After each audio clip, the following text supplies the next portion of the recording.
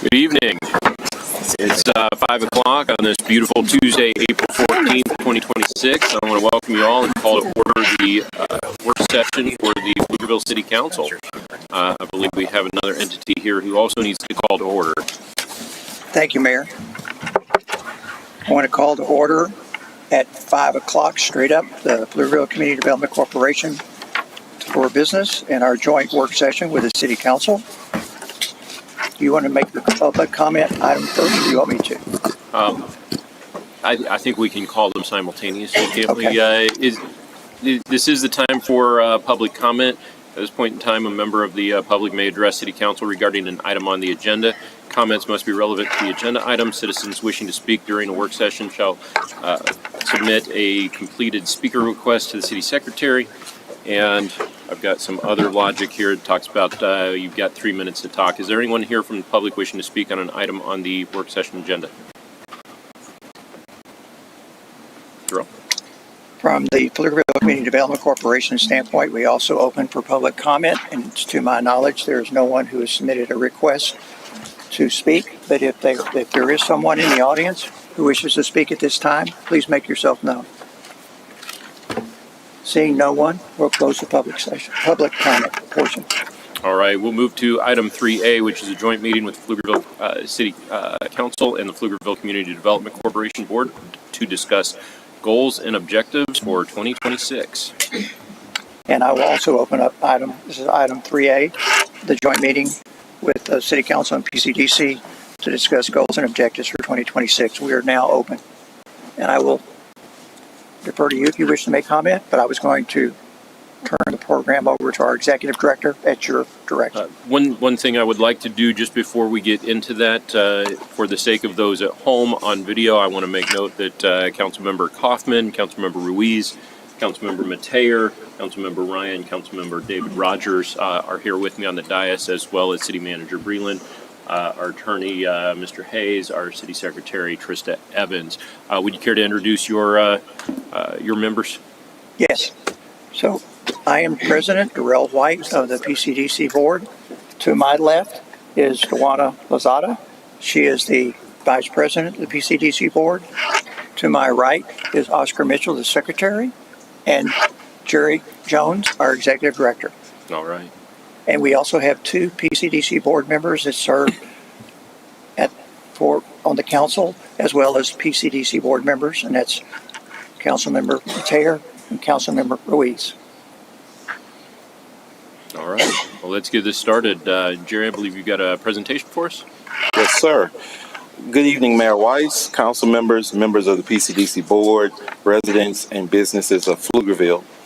Thank you for the opportunity to be here tonight. It has been nearly a decade since this community has had new leadership in economic development, and so much has changed in this profession and uniquely in this organization. Today, from a very high level, we will outline the goals and objectives for the work we are doing in 2026 and the continuation of this work for the remainder of the year. I want to be clear from the start. This presentation is not just about how we will capture economic development metrics throughout 2026, but also about creating awareness amongst our citizens and businesses of how we got here this evening, where we are today, and how we are intentionally working collectively to shape the future of this community. Allow me to introduce two of the board members who are not present with us. You've heard the presentation of the presenting of our president, vice president, and secretary, as well as our board members, Mateer and Ruiz. But we also have Mark Lee, as well as Adam Rosenfeld. It's a pleasure to serve this board, this council, and this community. I'd like to introduce to you all my team. I will start by introducing our most tenured employee at PCDC, Lisa Curtis, who started in January of 2025. She serves as my executive assistant. She has been a resident of Pflugerville for more than 18 years. Lisa brings nearly 2 decades of professional experience to PCDC. She served as the policy analyst and conference event planner at the Texas Workforce Commission. She holds a bachelor's degree in business administration from Southwestern University, Georgetown, Texas, basic certification in economic development from the Texas Economic Development Council, and is pursuing a master's degree in organizational leadership. We also have Andrew Yu, who started on March 30th, 2026, serves as the Business Development Director, who is also serves in the capacity as an Assistant Director. He brings 20 years of experience across both the public and private sectors, including nearly 13 years with the Fairfax County Economic Development Authority, one of the nation's leading economic development organizations. He is a graduate of Illinois State University with a BS in International Business and holds an MBA in Marketing Finance from Weatherhead School of Management at Case Western Reserve University. Andrew will head the business attraction for primary job-related businesses. Stacy Pfefferkorn serves as our Business Retention and Workforce Development Director. She joined our team in July 2025 and brings more than 10 years of experience in economic development across Central Texas. She is a graduate of Texas State University with a Bachelor's of Arts in Public Administration with a minor in Political Communication.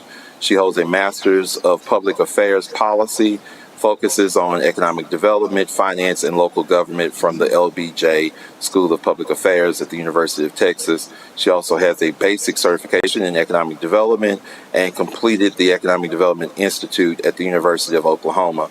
Upon her arrival, she was responsible for BRE visits and for responding to RFIs. She now solely focuses on the retention of primary jobs and workforce development, which ties to our educational partners. We didn't have to mention the Oklahoma degree. I was waiting for you to say that, but it gets a little worse. We got one other person, and I know you're going to say something about them.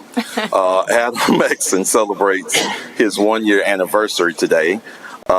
He brings nearly a decade of experience in digital marketing and project management, leading high-impact campaigns, driving measurable growth, and strengthening brand visibility. He attended the University of Alaska, Anchorage, where he completed certifications in fire science, EMS, computer science, and engineering.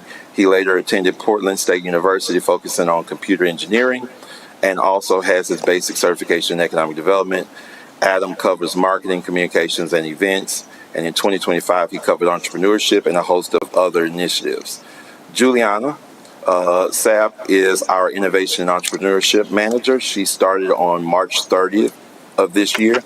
She brings a global background in venture development, corporate innovation, and investor relations.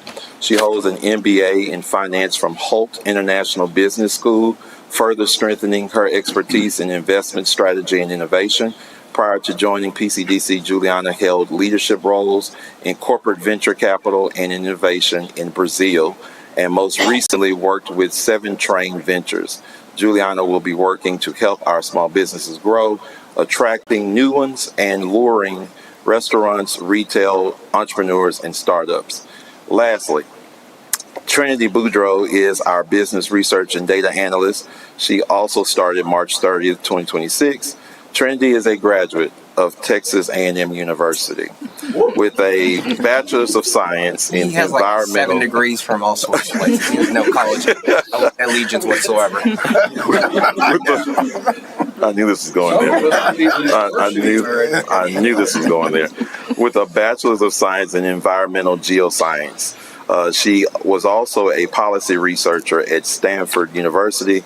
She recently served as a geographic information systems analysis. Trinity will serve as a researcher on our team and provide actionable insight to assist the businesses we seek to attract and retain. Thank you to each of them for their decision to join the team and bring their expertise to our community. When we talk about economic development, we are really talking about stability in our community, as areas of Pflugerville experience 2 different realities. There are aging areas and new emerging growth areas. Safety and retention of values in our homes and businesses that lead to generational wealth, and confidence in future of communities' economic development, economic ecosystem, and overall ensuring the long-term health of our community from a jobs and economy perspective. And that requires alignment between policy, strategy, and community expectations, which brings me to one of economic development's favorite topics, which is pipelines. Arriving here on February the 3rd, myself, I was excited to get to work. We had 3 staff members at that time: Crystal, who had been with PCD for nearly a decade, Lisa, and myself. In April, Crystal notified me that she was leaving. She was selected to serve in a different economic development role in a neighboring community, leaving Lisa and me. We searched for her replacement 2 to 3 times and successfully brought Stacy on board in July, brought Adam to manage marketing in April due to the marketing manager leaving before my arrival. During 2025, we still understood the mission was to fast-track business attraction in economic development. 60 to 80% of projects or jobs come from retention and expansion. So those are the businesses that are already here. 20 to 40% come from new attraction, the businesses that we attempt to attract to our area. Listening to council members individually and my PCDC board, I knew that we were a community that wanted to win. The projects we started with were Project Greenfield and Helios Impact Way expansion. In 2023, there were 17 requests for information submitted to compete for projects through Opportunity Austin and the Governor's Economic Development Office. In 2024, 9 RFIs were submitted, and even with me in the familiarization phase, we were able to submit 8 RFIs in 2025 thanks to Stacy. In economic development, we view the pipeline as real projects in which we are considered as a potential location for a project. These opportunities come from the site selectors, from the state governor's office, Texas Economic Development Council referrals, as well as Team Texas and regional relationships with bankers and other developers. And here's the reality. Cities today are not competing on interest alone. They are competing on readiness, meaning the availability of utilities and workforce, clarity about who the city truly is versus where it would like to become, the execution of how fast we can move the projects, and the interaction with site selectors, their knowledge of our community. Our job is to ensure that Pflugerville is not just considered, but selected. These are the goals of the PCDC. This is based off of the 2040 Comprehensive Master Plan by the city, as well as the SEDS 3.0. When you put these together, the following goals are: become the city that attracts and grows the most concentrated amounts of high-quality businesses in the region per capita by 2035, become the leader amongst cities within the region that is developing a skilled and resilient workforce pipeline, invest in projects that enhance infrastructure and strategic development for sites that show significant return on investment in sales and use tax, property tax, and job creation, establish Pflugerville as one of the top 3 most recognized and sought after business locations in the Austin MSA by 2035, leading the region in employer interest, brand visibility, and economic competitiveness. And lastly, become the leading inclusive growth and quality of life city in the metro region by 2035, which would significantly bolster and support our economy.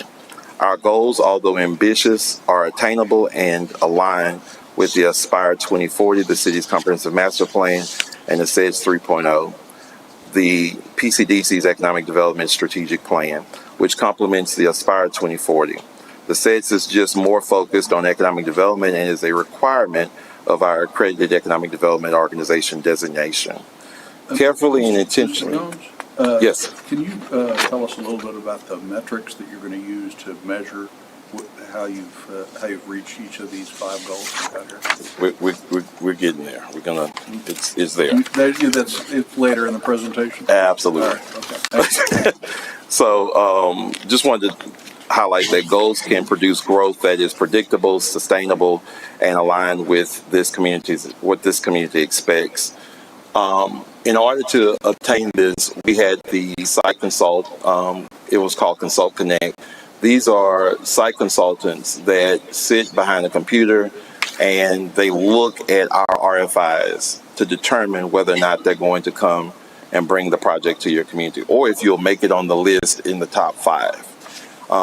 What we quickly picked up was that we needed to get in front of these site consultants in order to start to lure them to our community.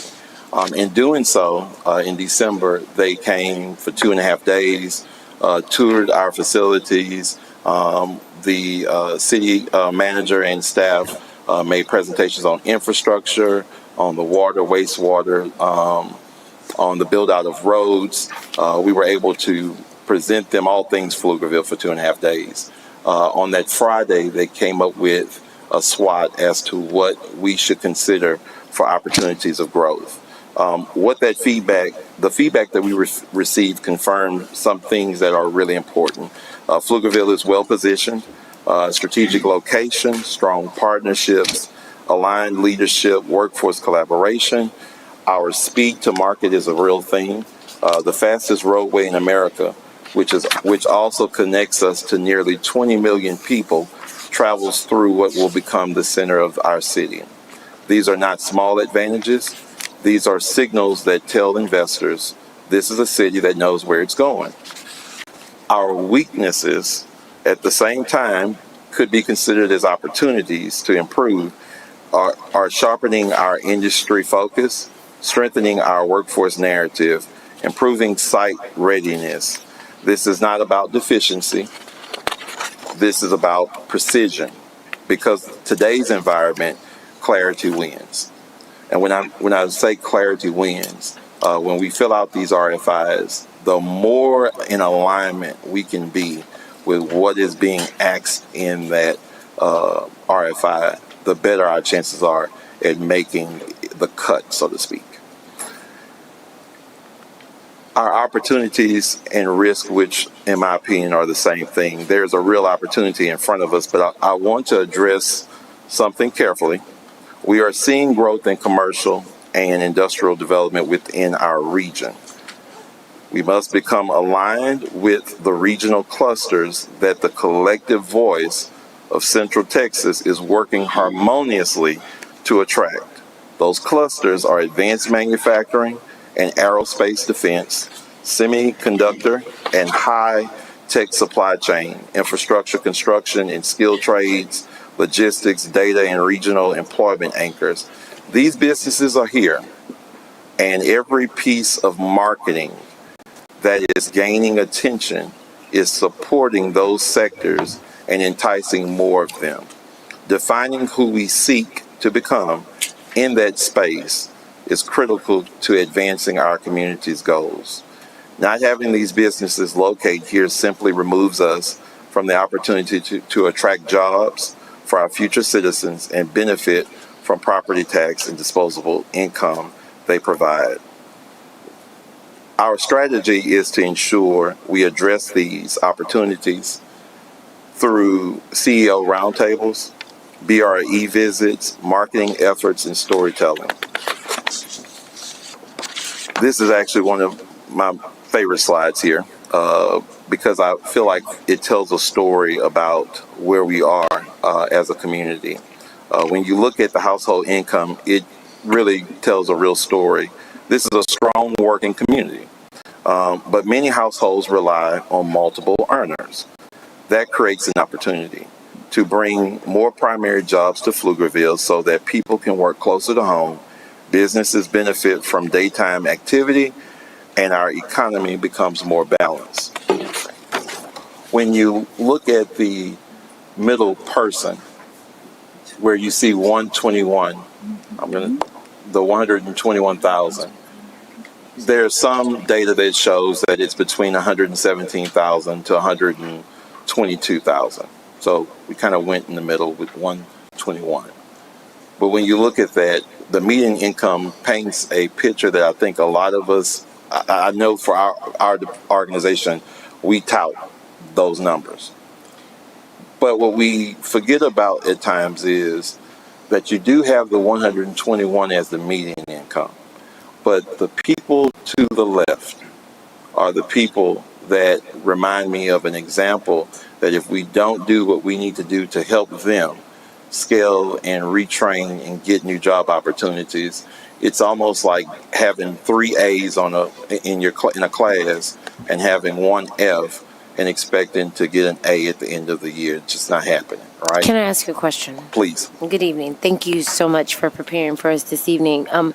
One of the questions that came up for me immediately was, how can we measure those who live here and actually work here and or apply for jobs here, if that's one of your KPIs, key performance indicators?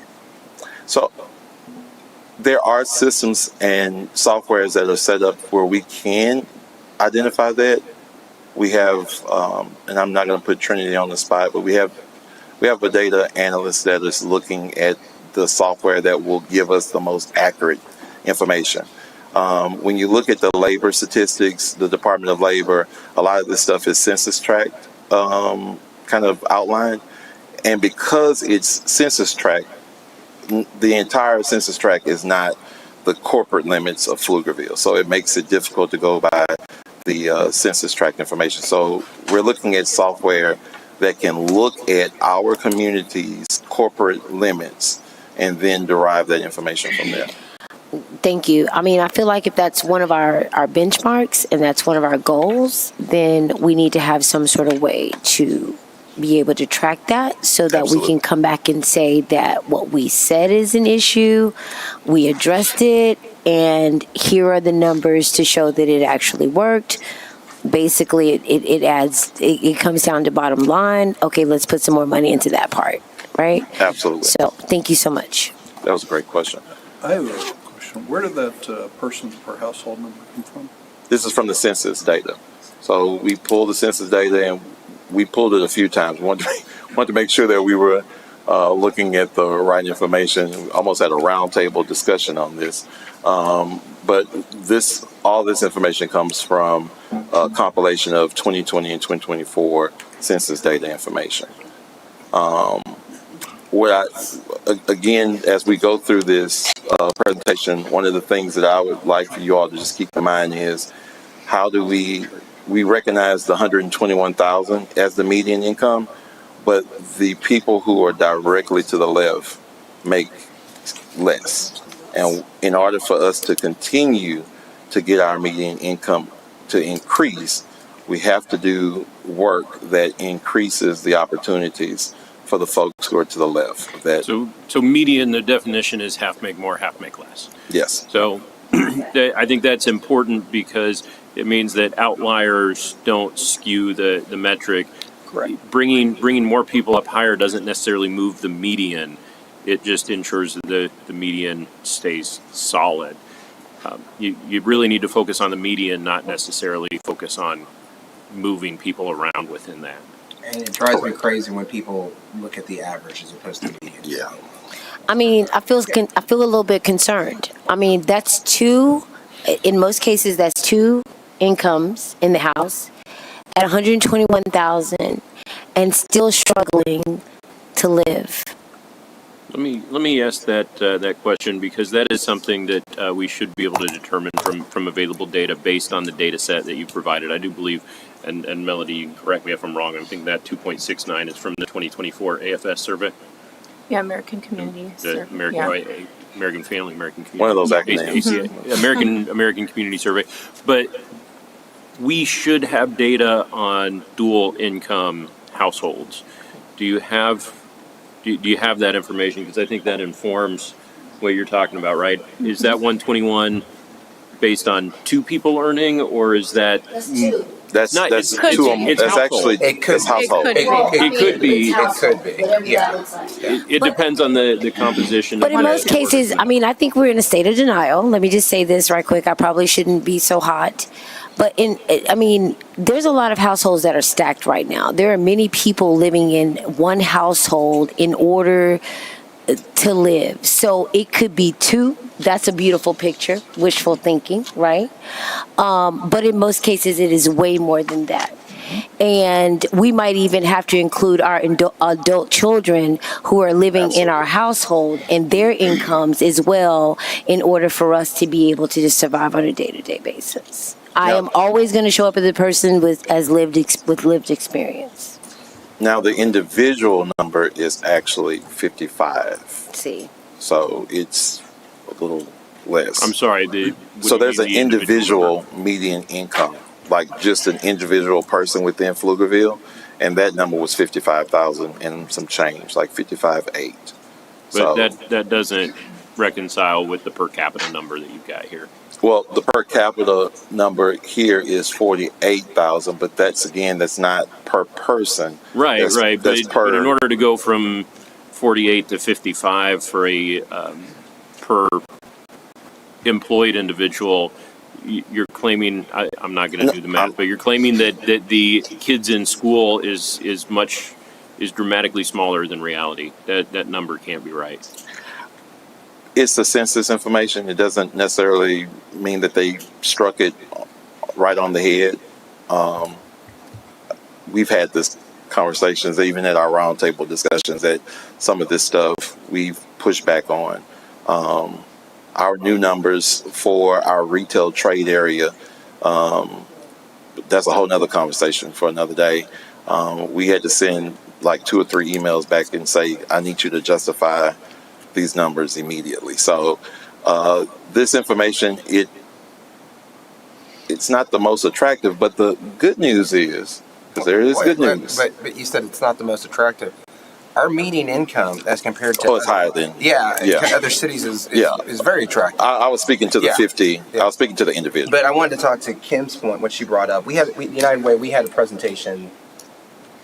Oh wow, it was all the way in October 9th last year, about what it takes to live in Central Texas, and just to survive, not any extravagance or anything like that. It's $96,652. Yeah. And so when we talk about these kind of wages of these folks right there, accordingly, you're right. Like, I mean, it's just not enough. It's not enough, and we, and this is not a Pflugerville problem. Just to be clear, this is a region problem as a whole. And so you are having folks who are living in different areas, folks who are whose kids, as you said, staying at home, living back at home, and any other things from that. Now, you said this was a survey. Yeah, I'm guessing a lot of these homes, if you're going to do these surveys, they're not going to respond. Absolutely. They're just not. And these are probably the homes that aren't responding to what you're asking for these surveys. So she's that aspect. Now, that doesn't help with you looking for strong data points, and that's why she brought up how are you going to do that.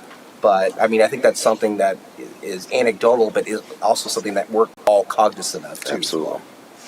And, I mean, when I think of PCDC, I think about workforce and, in the work that I do, housing stability means we have to really step up our workforce development, right? Because some of those systems that have been in place that many of us have been dependent upon are not necessarily going to be here. They're not sustainable. Yep. And so just a thought, not really a question to answer, but like, how long is it going to take for you to get some workforce development that's really going to make it so that you can really live in the space where you work and stuff? I'm just being honest. No, that's a fantastic question. I will tell you the one area that is the biggest struggle is the affordability of homes. Anytime you go past 30% of your income to house you and your family, you are already headed in a bad direction. There are some places that have it worse than Central Texas. 96,000 is how much you need in order to make it in Central Texas. If you make $99,000 in Orange County, California, you are poverty. There was a study that came out that said that if you make $99,000 in Orange County, California, that you are considered impoverished. So just to put it in perspective, there are opportunities. We aren't that far off from being able to resolve some of that or alleviate it. One of the biggest things is going to be housing types, identifying more affordable homes. And when you say affordable, I know affordable has a negative connotation, but affordable is actually more relational than it is someone's situation. What may be affordable to one person may not be affordable to the other. And so whenever someone's using that term affordable housing, what they're saying is not to miss the middle, not to miss the folks who need townhomes or the folks who may need the tiny homes. Now, I can't fit in any tiny home. I've tried. But for those who can and who need that as an opportunity, that's going to be important. And so we are seeing, this isn't just a Pflugerville thing. You're seeing ADUs, additional dwelling units, being built on homes, in brand new homes are being built for two reasons. One, the builder knows that it's not affordable anymore to have a mortgage. And so what they've decided is the best way to do this is to have that person be able to purchase the house and then rent out the ADU, and not even give it to the children, because the children living inside the house where the food is, right? They don't need an additional dwelling unit because that means they have to purchase and provide things for themselves. So they're living in the actual house and they're renting the ADU so that they can pay the mortgage. So Jerry, could you help me understand? You're talking about the housing type and affordability. How do your goals move the needle on that? So our goals moves the needle in the aspect of working on workforce development, and we'll get to that slide. But the biggest piece of this puzzle for economic development in today's time period is disposable income. After you've paid your bills, what do you have left to spend on frills? And that is how restaurants, retail, and developers are making decisions on where they locate their businesses.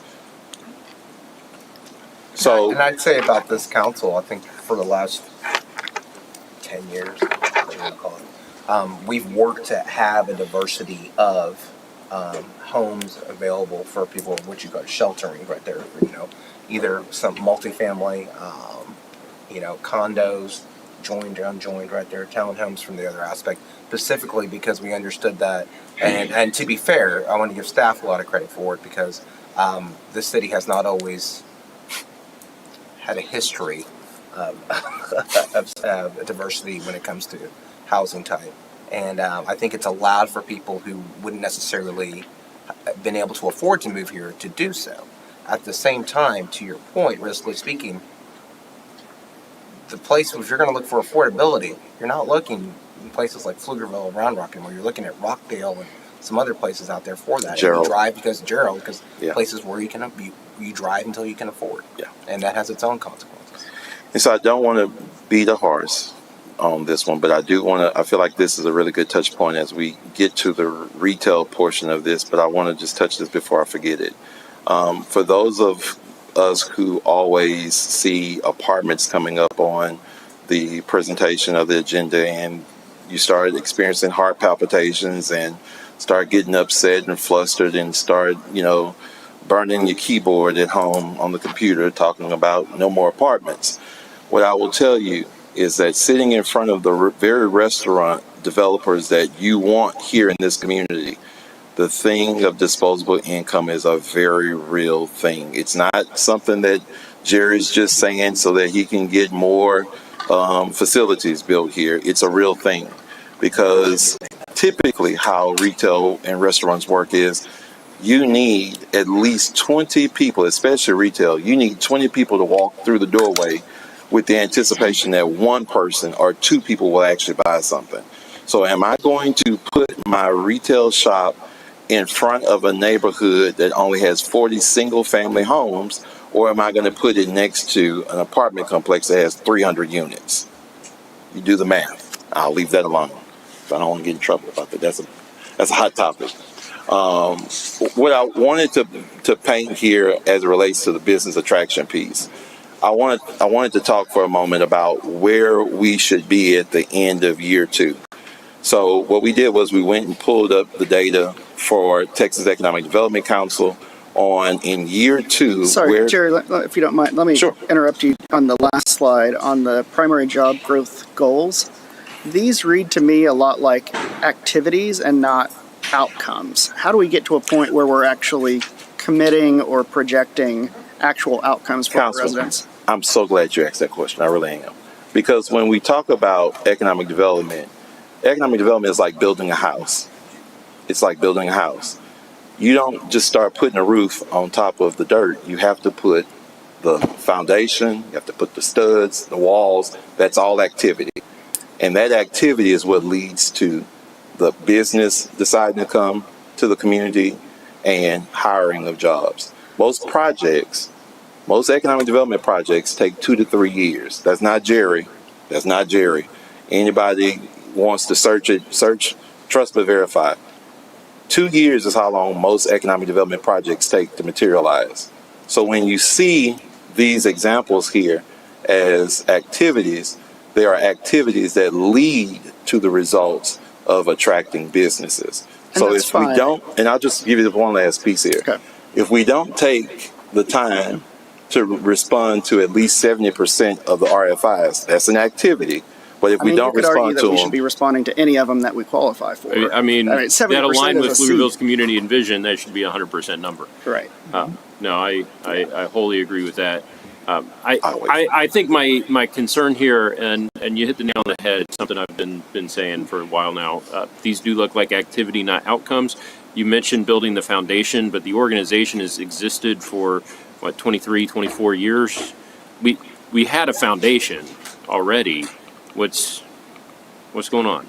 going back to the slide where I highlighted that there was 17. So when we talk about The organization existed. The organization had a foundation. I expect you came into an organization and picked up where they left off. that goes back to the conversation of the pipeline. The pipeline is the foundation of economic development. Do you have the pipeline in this deck? Also, the organization That's what I'm- is the people, and Jerry stepped into a situation where, Mr. Jones stepped into a Jerry's situation where fine. all the people were gone. So he's had to rebuild the organization from the ground up. Now, thankfully, we've had some continuity in the board, but the staff, ain't nobody there that was there a year and 4 months ago. So he is rebuilding the foundation. And if I could touch on that, when we talk about foundation, economic development relates to pipelines. How many projects are in your pipeline? Earlier when I stated that there were 17 the RFIs were sent out for 17 in 2023. There was 9 in 2024, and there were 8 in last year. Out of all of those projects, the only projects that still remain as active are 5. Those are the only ones that remain active. One of the projects was this is in 2024, one of the projects was between us and one of our neighboring cities, and they chose our neighboring city. And so when I talk about foundation, when I talk about activity, what I'm saying is, as an economic development organization, when you come into a pipeline of having projects that are ready to go, if you don't have projects that are ready to go, you then have to do this work here of doing RFIs. And just to touch for a second. Can I ask one question? Please. Here? I guess I could ask. I don't know. Go for it. How many, like on average, how many projects should there be in a pipeline a given year for an economic development corporation? First year? No, I'm just in general. Like you just said, so your expectation, literally what Doug. How many was should saying, get added to the pipeline in any given year? Yeah. At any point in time in the organization's maturity? Yeah. So in year 2 of an economic development director coming in, you should complete, at the end of the second year, you should complete at least 1 to 2 projects. That kind of goes back to this one here. Or because the way you were articulated it, it was there were, like you said, 5 active projects when you came in. Yes. But then you said you should have 1 to 2 complete. So, are you saying like out of those 5, theoretically in that case, you should have 1 to 2 of those completed in there, or is the completion a project? Like, I mean, I think what's the That's issue great. is what's the definition of? So complete means that that you've been selected. That's what it Okay. means. Okay. That you've either received a BRE project, that you either have got an expansion project underneath the What does belt. the acronym stand for? BRE, Business Retention and Expansion. Okay. So you've either secured a retention project or you've secured an attraction project.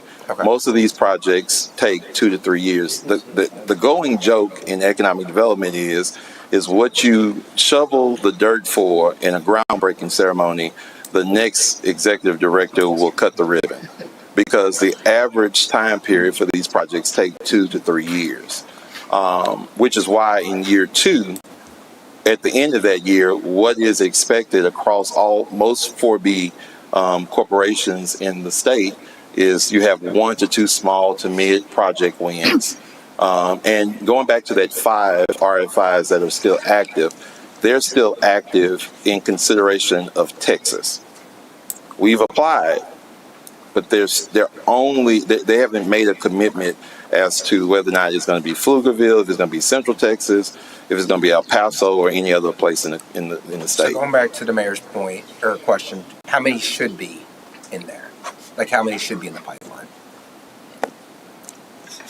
Yeah, I mean, if our win rate is whatever number you want Yeah. to say it is, right? 10% Yeah. or 5% or whatever it is, then we need a pipeline. Yeah, much like you were saying with the Yeah, retail and- business, 20 people come that in the make door sense? to get one Correct. cell. So it makes sense. So how many do we need to have in the pipeline? In year 2, it's a little bit deeper than just pipeline. I expect You in should year have 2, 2 how many are you going wins. to add to the pipeline? Right.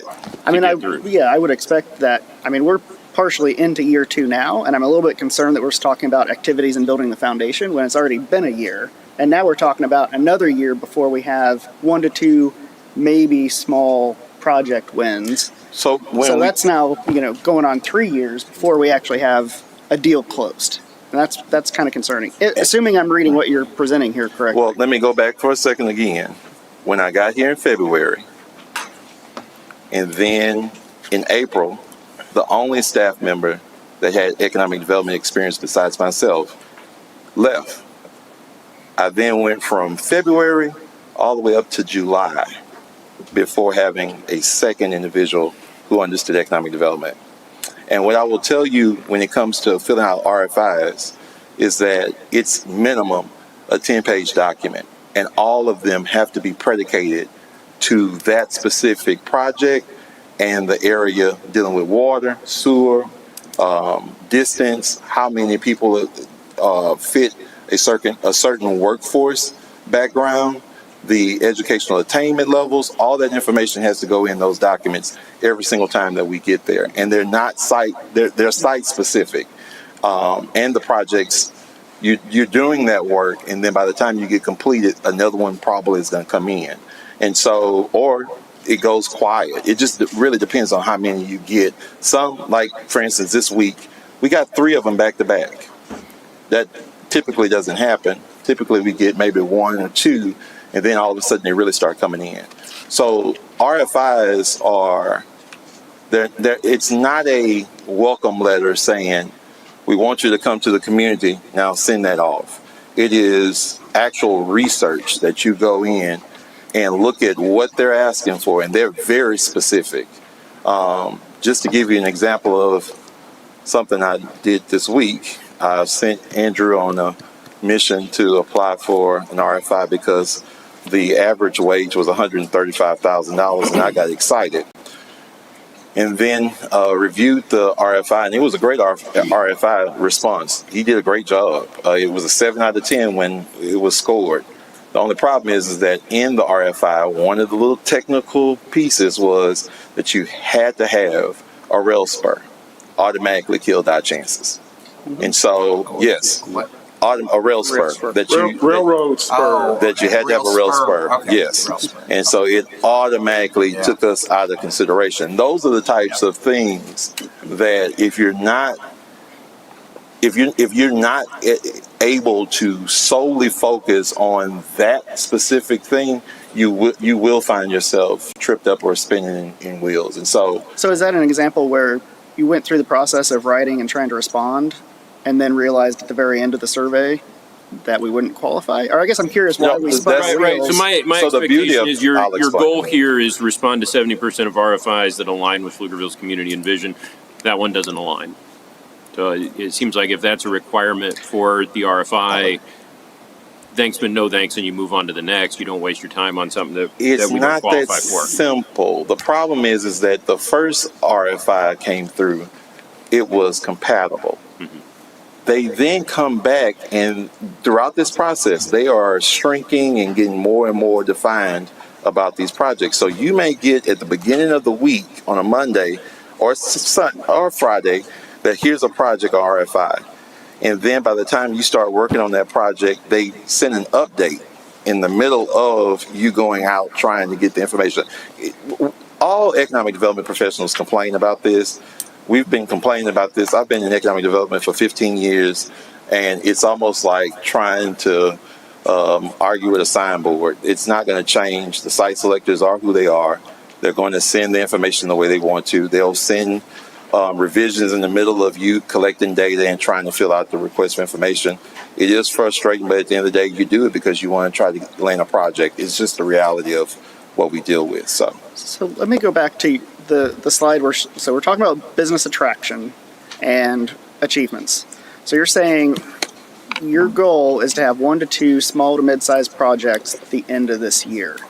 what The- Do the we next have slide. those? what this slide here shows is we went and aggregated information and pulled from Texas Economic Development Council. Oh, so this is not actually our goals. This is just generic goals? This is sharing with you that in year 2, at the end of year 2, for a second year executive of an economic development organization, this is where that organization should be accomplishing What as is it that relates to based on? business Where does attraction. that come from? This is the 4B Texas Economic Development Council. They do surveys all throughout the year, and Okay, they also so- aggregate the information. So then let me ask differently Go though. ahead. So if this is just a benchmark, the next slide where you have your goals doesn't mention this stuff. And so that's where I'm getting tripped up now. Now that I realize that this is just a generic slide and not what we're trying to do, now I'm confused about even more about the next goal slide. Because again, it's activities, and my secondary question to that is if we're going to go and Which slide are you talking about? You talking about this one here? this way, yeah. Well, either way, it's all connected, right? So So this one, if we're going to go out, let me just play this out. Oh. So if you're going to tell us that, we should be expecting 1 to 2 small to medium sized deals by the end of 2026, it'd be the end of 2 years. And we're going to start doing these activities. Are those businesses in our pipeline already? I would hope that Are they you talking would about the be. two? If you're telling me, yeah, so if you're telling me that an economic development deal takes 2 to 3 years, and we're going to have 1 to 2 of them in year 2, and if we don't already have those opportunities identified, then I'm worried about how we achieve that. Granted, you don't have that goal on here as a goal, but I think it needs to be, right? We need outcome-based goals and not activities. Councilman, the two that in most 4B corporations would get at the end of year 2, at the next council meeting, you all will have the 2 already to review and approve. We've already hit this benchmark that most 4B corporations hit at the end of the year. We're hitting it at the beginning. You keep saying that, but hold on, let me clarify. The Economic Development Corporation has existed for 23, 24 years. So yeah, it's your second year, but we had interims, we had continuity. My expectation is that we're not benchmarking on year 2. We're benchmarking on where the organization is in its maturity. I will say one of the things that strikes me, your slide here is primary job growth goals. That's going to encompass both business attraction as well as retention and expansion, I should say. Attraction and expansion. So, Mayor, can I ask a clarifying question? Are you saying that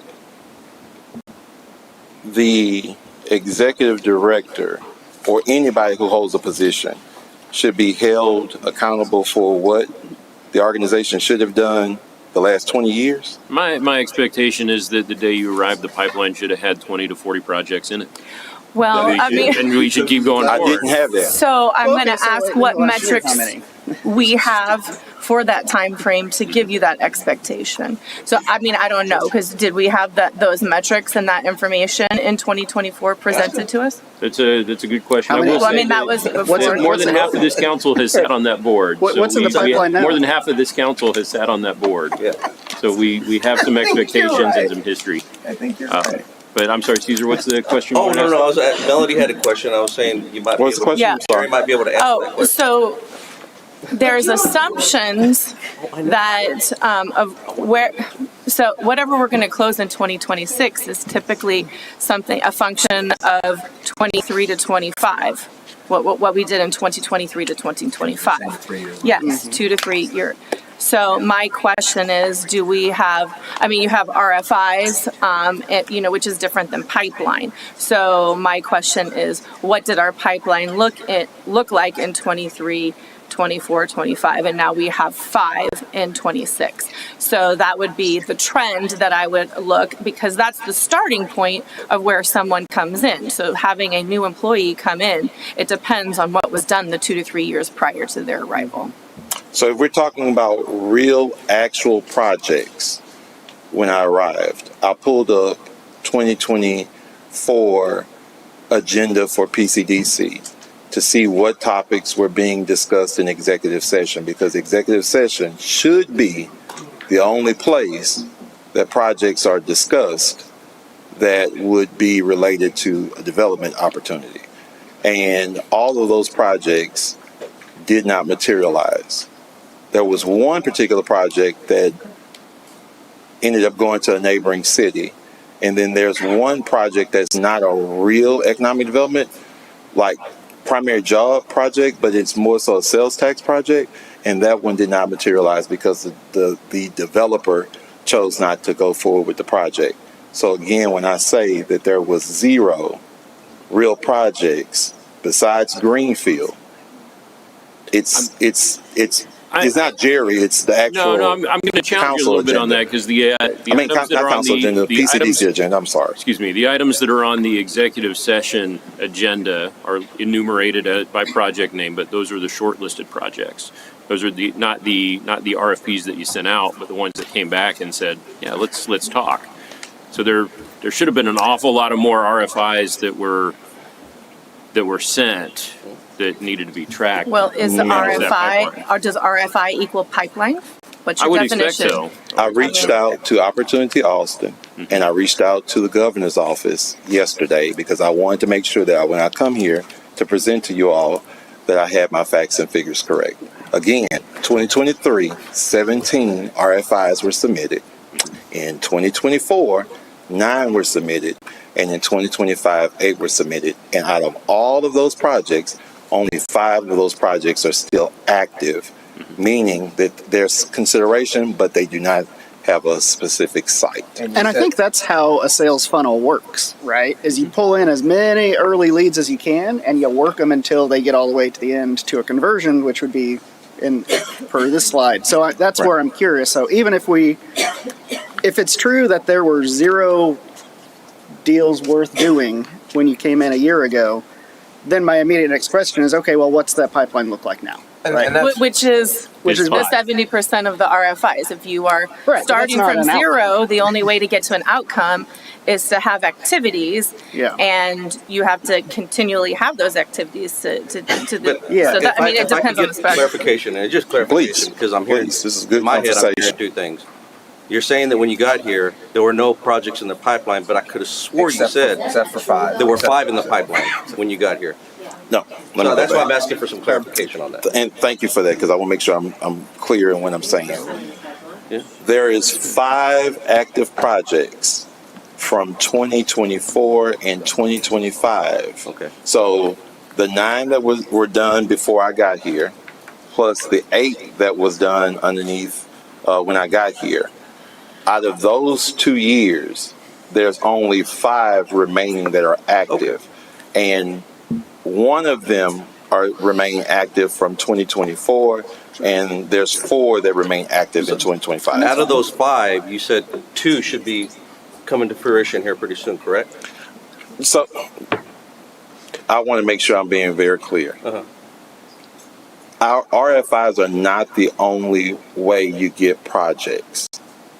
You also can meet up with bankers, which is something that we've started doing, and bankers say, hey, I know this developer who's looking to locate here, yada, yada. Or even I've had council members reach out and say, hey, go and talk to that person. I think they're interested in I would doing imagine some business. Venture Fest would identify some businesses who are looking to open a location or move a location. Darrell, you may remember this. I remember early on in my tenure at PCDC, one of our goals was specifically to identify a Pflugerville-owned business that operated elsewhere and bring them into city limits. And we identified at least 2 of those. One houses your office at this point. Yeah. And another one, I think, is one of our largest sales tax generators. So I mean, there can be targets like that. Absolutely. They can come from anywhere. They can come from hunting and farming, right? Correct. So several ways to do that. I would really like, I think we're falling a little behind. Yeah. I want to get through this and the next item. So if you could take us through the rest of your goals, and then I think it'll be an opportune time for us to go around and recommend any changes, amendments, or guidance that we have when we get to the end of this. And Jerry, this is exactly it. I'm less interested in relitigating everything. What are we doing moving forward? Correct. And It is moving forward. yes. Oh no, that's great. That's what I was saying. Yeah. And part of that is for us to be able to be more cognizant of, like we asked that, the number in the pipeline, et cetera. And if you don't have it now, that's perfectly okay. Just get us something where we can understand what we should be anticipating for that. Because to Melody's point is that, okay, listen, if we're going to use some metrics, then let's Use the right ones. Absolutely. And let's make sure that we have the solid numbers now, so we're all on the same page. So we're not guessing about what was there before or what was there after, but like moving forward, what does it look like? So then we have this conversation in a year. What does it look like? Does that make sense? No, it makes perfect sense. Okay. Cool. I would like to know the disposition of the 23 or the 17 from 2023 and what happened with them in that report. And we will Yeah, we will ask. The frustrating piece is a lot of times they do not give us the answers, but there's nothing wrong with us did not asking. respond or whatever it is. Yeah, but we can at least ask them, and all they can and say many is times no. we won't have I'm sorry. Many times we won't have a corporate name to understand, where they actually landed. That's Hopefully true, we can too. at least figure out what happened to them, whether they decided not to come to the area or come went to a neighboring neighbor. city. Yeah. I'm sorry, goals. So for 2026, and obviously we're already in 2026, so we're underway in this right now. 100 primary job-related site visits. 2 of the projects that I was just referencing to you all that's coming to you all for a vote next council meeting came based off of the interaction of a site visit that we did, a BRE visit, and then also a relationship that preceded our team. And so having these types of visits that allows our staff to go in and talk to these businesses and just express to them, hey, we're here, we looking to assist, what are you experiencing? Are you having a hard time hiring employees? What are your needs? What are your hindrances and what are your opportunities? We are continuing to update our HubSpot. HubSpot is our CRM. It's how we collect information on who did we go see, when did we see them. What does CRM stand for? Customer relations management tool. Cool. Thank you. And then also gauges our outreach and engagement. And then also to continue building partnerships in education and workforce development through the PEC. The Pflugerville Pflugerville Employment Coalition is the piece of the workforce that was spelled out in the workforce study that was commissioned last year. Stacy is taking that document and trying to bring it to life, working with not just Pflugerville ISD, but she's also brought in partners like Texas State, TSTC, as well as Austin Community College. Also, I'm sorry, I thought I heard somebody. Oh, no. No, go ahead. Go ahead. Yeah. Formalizing apprenticeships in Pflugerville ISD, and mapping pathways for future labor needs, and then also hosting the Governor's Small Business Summit. This is the direction that we're going in for Juliana, who's the Innovation and Entrepreneurship Manager. Our goal this year is to submit 60 packages to retail and restaurants that have been on many lists for quite some time. We now have the ability to attend trade shows that are centered around that, as well as send information to lure and attract those potential businesses to our area.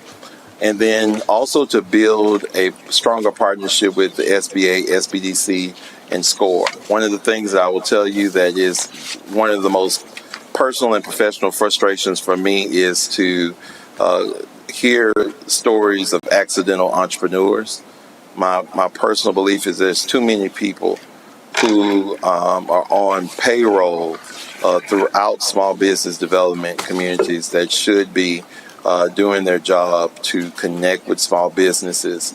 And so we have had conversations all the way up to the deputy regional secretary for SBA in order to identify how can we pull these organizations together to be more intentional in how they do outreach and engagement with small businesses in our community.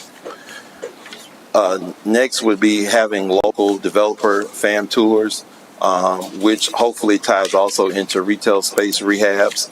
One of the things that we've noticed is developers are more geared towards coming in and purchasing already built strip centers because of the cost that it takes to build new buildings.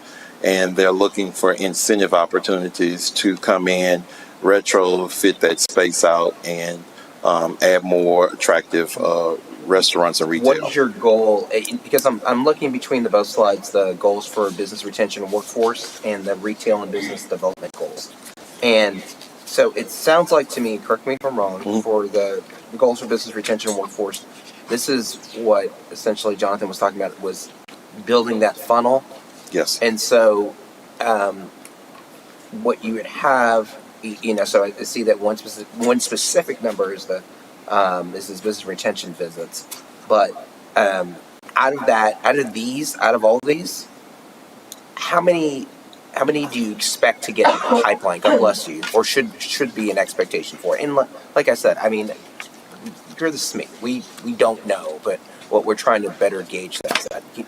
Does that make sense? No, it makes sense. Okay. And the same thing for when I see retail space rehab, which I think is exactly the idea, because I think one of the reasons that drives me nuts is that we have all these amazing restaurants and all these places here, but people don't like the storefront. That's just what it is. They don't realize it because that's a very real thing. Do you know the number of either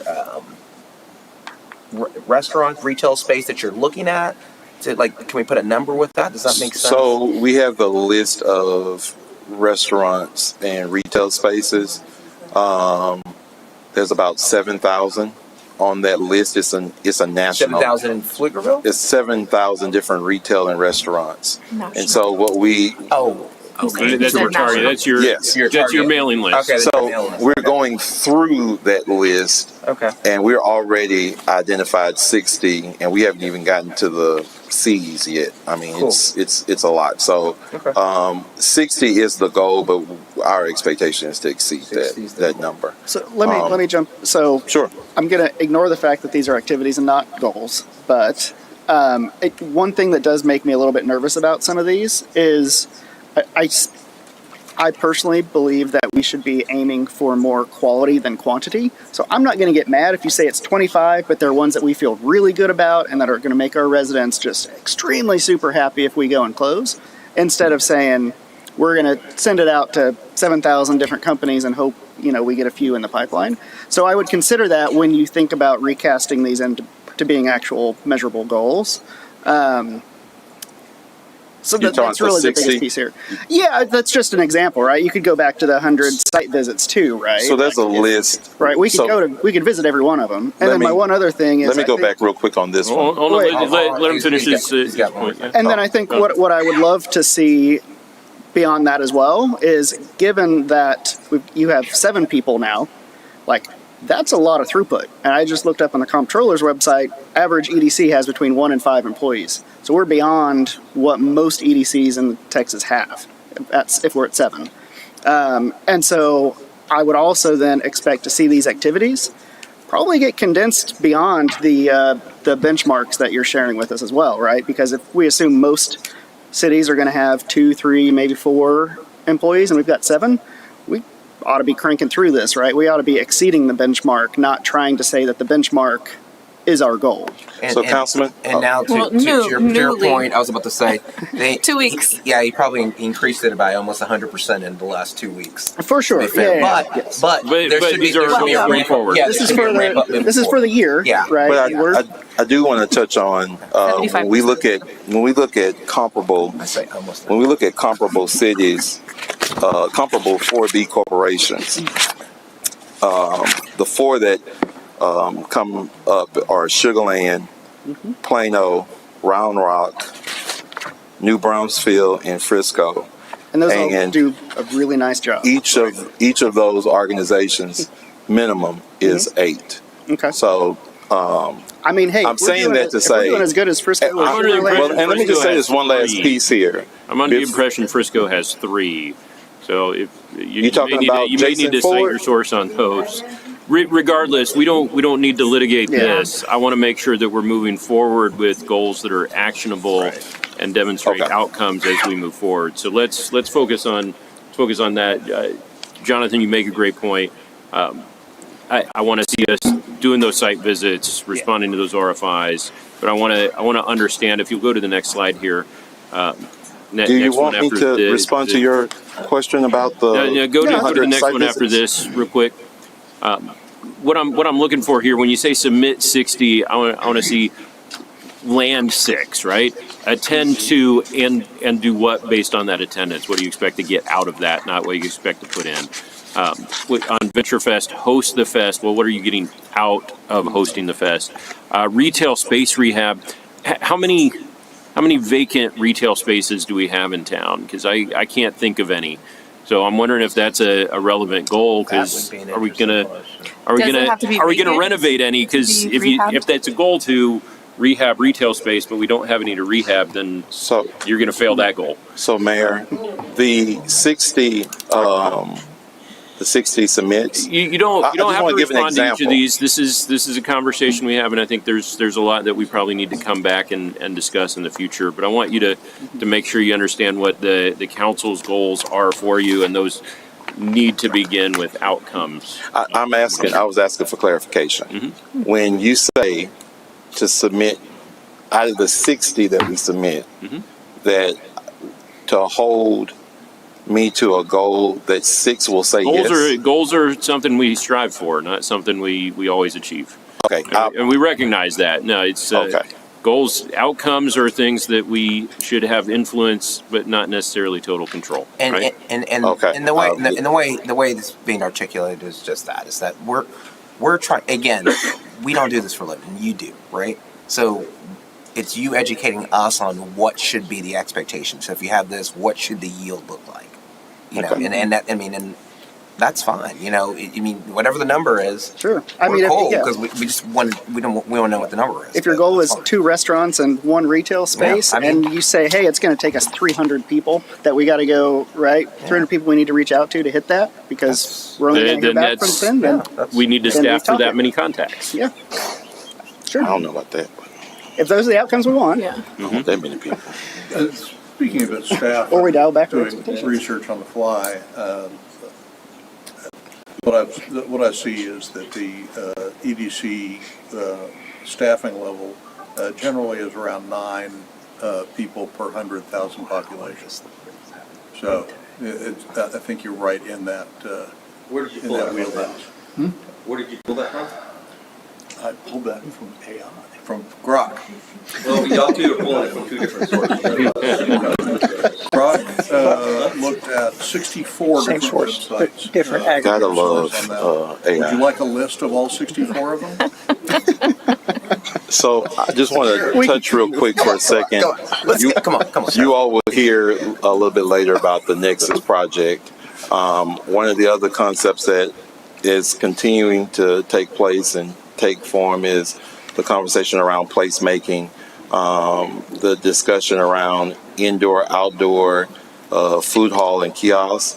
One of the things that I've continued to see here in this community is that there is a huge desire for restaurants that, and I love Raising Cane's. I absolutely love Raising Cane's. But folks would like something a little bit different than fried chicken. That is just their preference. And so one of the things that we are noticing is that developers are not building new facilities for anything less than national chains. And if you notice, anything that has been built, Why is that the case? Is it because that's a guarantee there you ROI? go. Is that what it is? It's Okay. guaranteed dollars. So let me ask you this, because we do. I mean, I think one of the biggest parts of your presentation is going to be with JLL, so we can get to that. Yes. Can you go back? I'm so sorry. Can you go back to the consult placemaking? Can you make sure whatever? I mean, that's good because you're right. Because I think that's something, and I've heard that from staff too. They've tried for years. This is something that we're really interested in. How would you measure whether or not you're making that goal outside of, oh wait, all of a sudden we have an outdoor-indoor food hall? Is there any other, how would we know that you're making ways toward making that a reality? Well, for starters, you would have to get a consultant that identifies if there's information that's already available. That'd be great, but a consultant would outline what what's prohibiting us from being able to have a private developer come in and just do it without a partnership, right? That provides us the information that we need to know going in and negotiating with developers on PP3s, public-private partnerships, as to what we need to bring to the table to shore up what they would need to feel comfortable making that investment and bringing that type of development to the community. So essentially, what I would suggest is this: is that staff has definitely done research. I know this person in the green right here is explicitly. Oh wait, It's the whole room. There's a lot of green here today. Serena for sure. I know that. Absolutely. Because it was a conversation we had years ago on a place, and I saw it like that. Talking to them, see where they are with that. So then you have that baseline. Then, just like you said, looking at the consultant and seeing if a P3 is necessary or not. Because I know that, the places I've visited about that, what's been amazing about that is that the various different food choices and the outdoor music that's available to that, which I think is another key landmark for that as well. And I know you haven't said it yet, but I know that you said it to us as a board. You're looking for places inside the city right now as we speak to go ahead and looking for these anchor spots, correct? And this is just an example. This is at the Amazon Q2 facility in Arlington. They took a space here right out front of the Amazon. Arlington, Virginia, or worksite. Arlington, Texas? Virginia. Okay. Yeah, definitely Virginia. And so each rooftop that you see is a different restaurant or business. And then there's the water bar in the back. I'm sure they only sell water back there. But you're allowed to be able to enjoy a glass of water at the water bar and then eat and shop and dine in those areas. But this is the type of development that right now, this very moment, is even what we would call only typically drawn to urbanized areas like the Austins. And so there is a gap that is going to have to be addressed in order to lure that type of development to this community. And this is just another angle. And if you wanted to go extremely, out of whack, don't hold me to this picture here. but this is just an example of where you can go from here or you can go from that. This is our entrepreneur hub. This is in its second year. It's still being tweaked and developed. What I will tell you is that we aren't even scraping the surface on entrepreneurship. And I'll dig a little bit deeper on that, but not at the moment. And when I say not even scraping the surface, our counterparts in neighboring cities are really doubling down on investing in entrepreneurship. And that is something that we are already experiencing a lack of investment in suburban office space, but you do see it in some of our other communities outside of the Austin. Well, there's city also a limits. lack of investment in office space, period. Correct. Right now. Correct. But suburban office space is different, and it's a little bit more centered around co-working space. We know the drive is there. You can go to coffee shops throughout this whole area, and you will see people on their laptops working on their business or working on their school efforts or what have you. So we know that the drive is there for that. So would you think like a place like the new city hall would be a good place to have an incubator or some other stuff where you can start to get some of these small businesses, some aspects where, just like you said, you go to the coffee shop and you see people on their computer. I mean, it's a complaint I hear. I'm sure y'all hear it all the time. It's like, hey, I want to be able to have a co-working space here in Pflugerville because I'm running my business and I'm hanging out at the coffee shop more, 5-6 hours a day doing that. No, there's supposed to be one opening up on 45 in Pflugerville area. Well, it is. That is the industrial version. So it is opening, hopefully, on 45. That's Workflex Hub. I just reached out to Joel a couple of days ago, and he seems like We have the WorkFlex space, and we have the third spaces.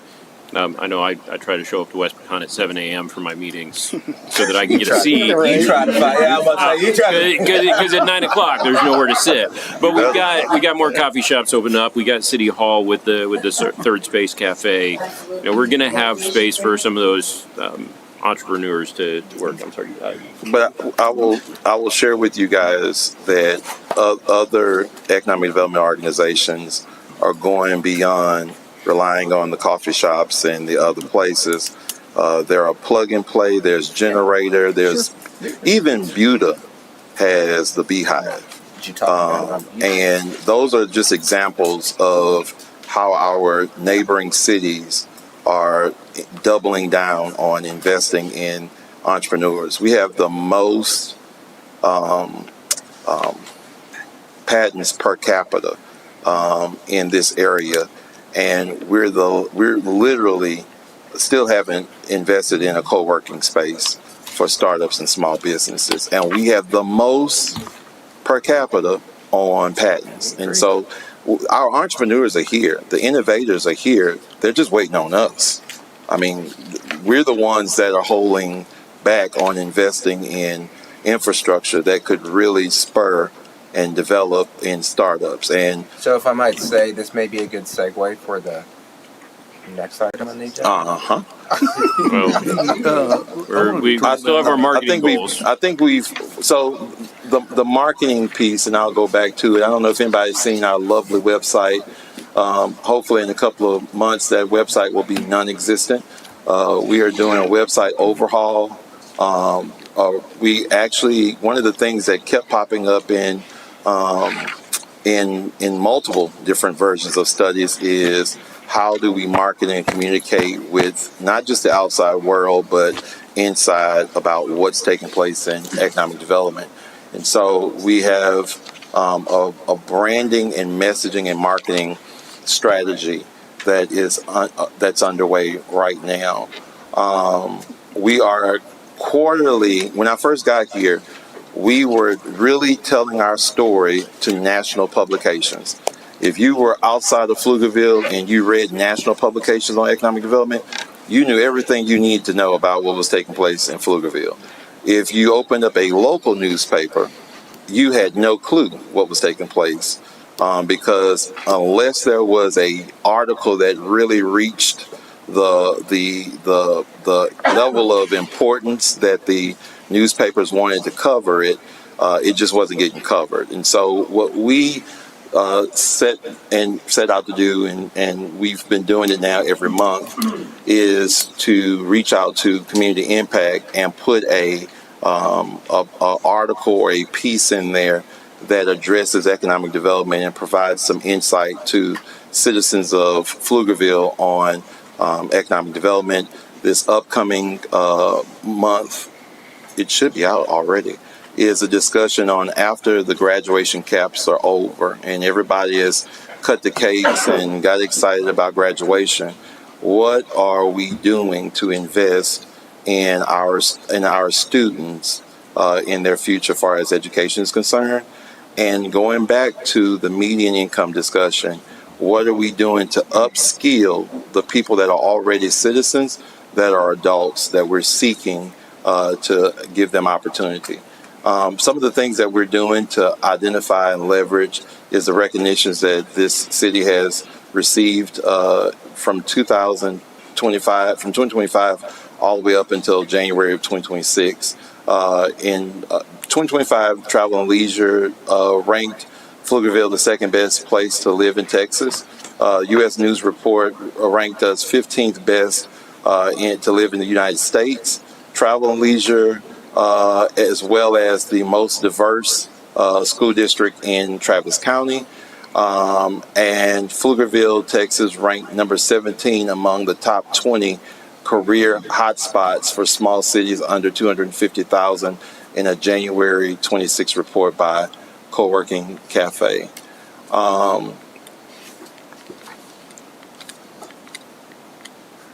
So in August the 20th, we will have the Governor's Small Business Summit here at the Pflugerville Marriott.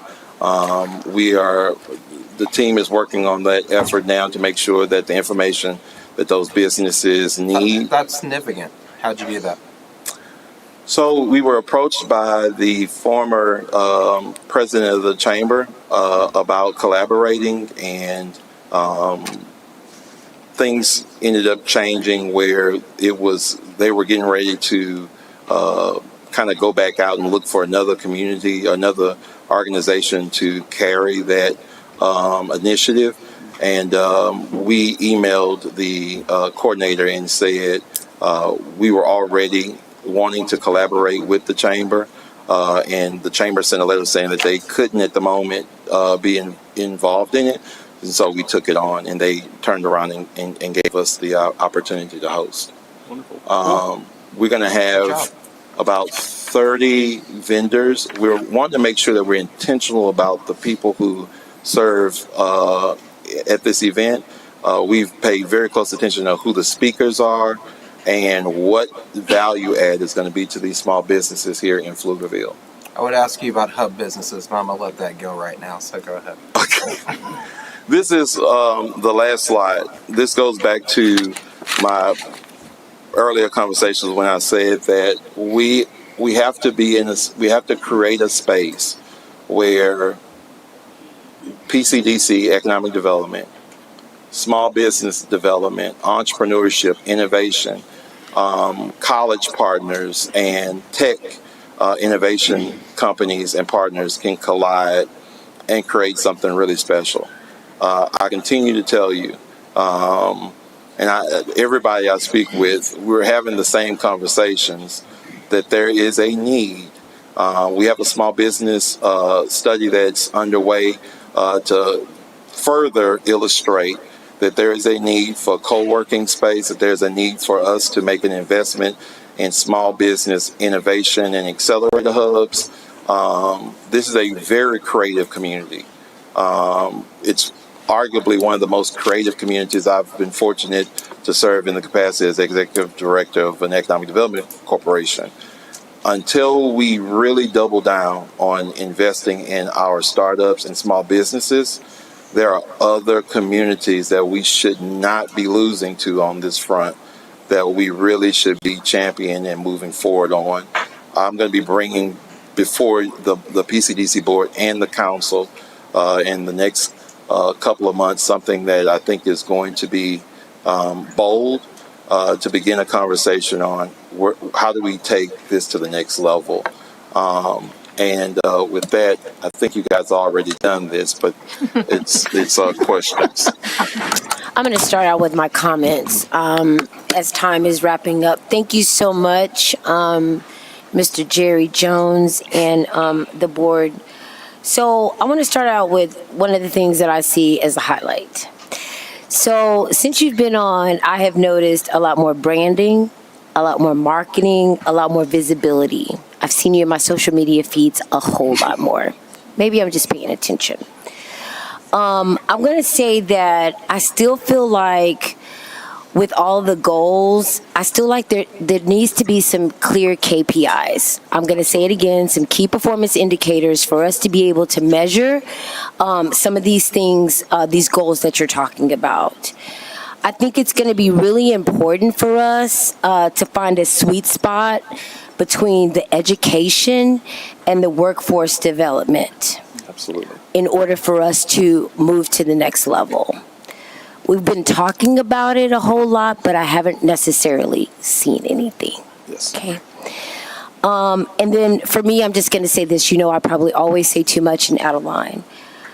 But I feel like there needs to be less surprises on the agenda.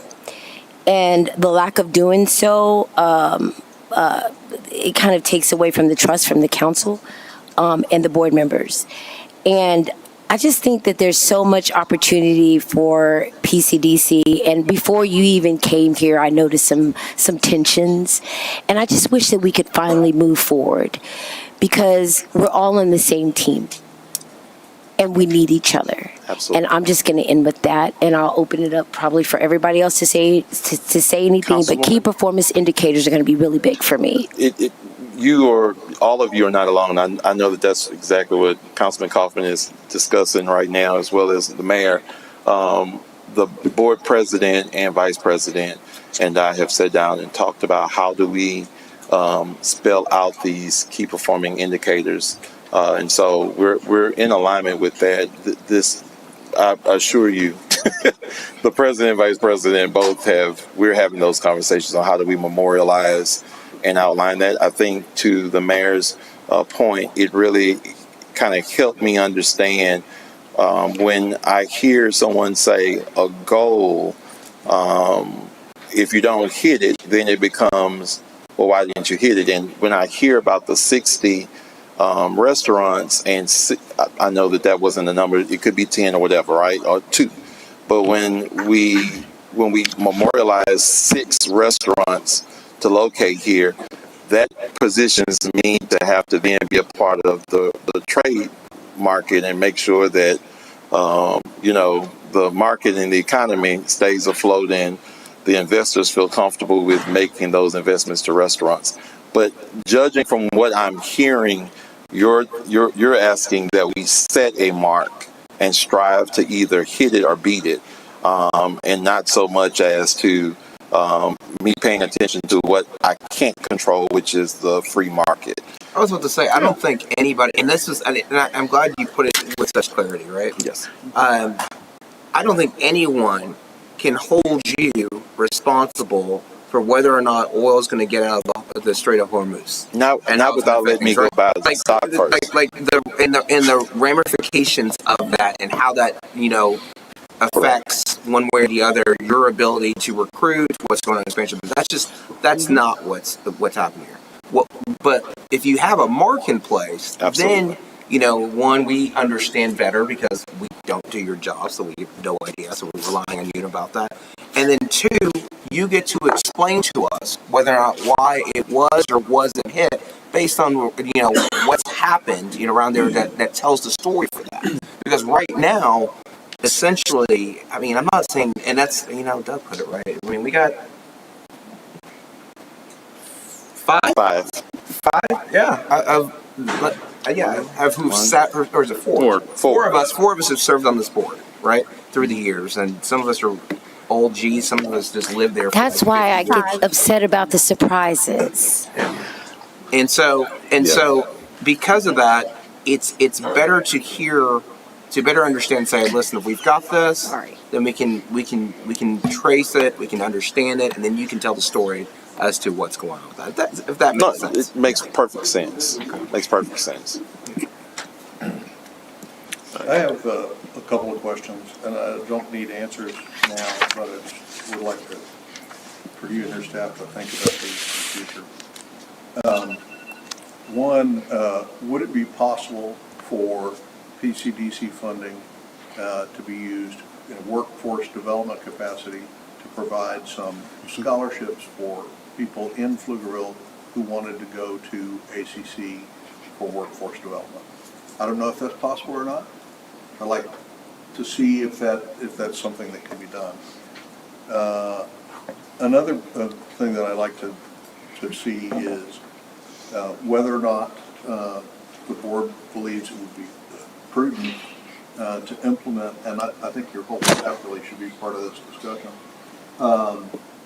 a policy that the PCDC does not subsidize any development outside of the 2013 city limit area without participation from the ESD. Oh, absolutely.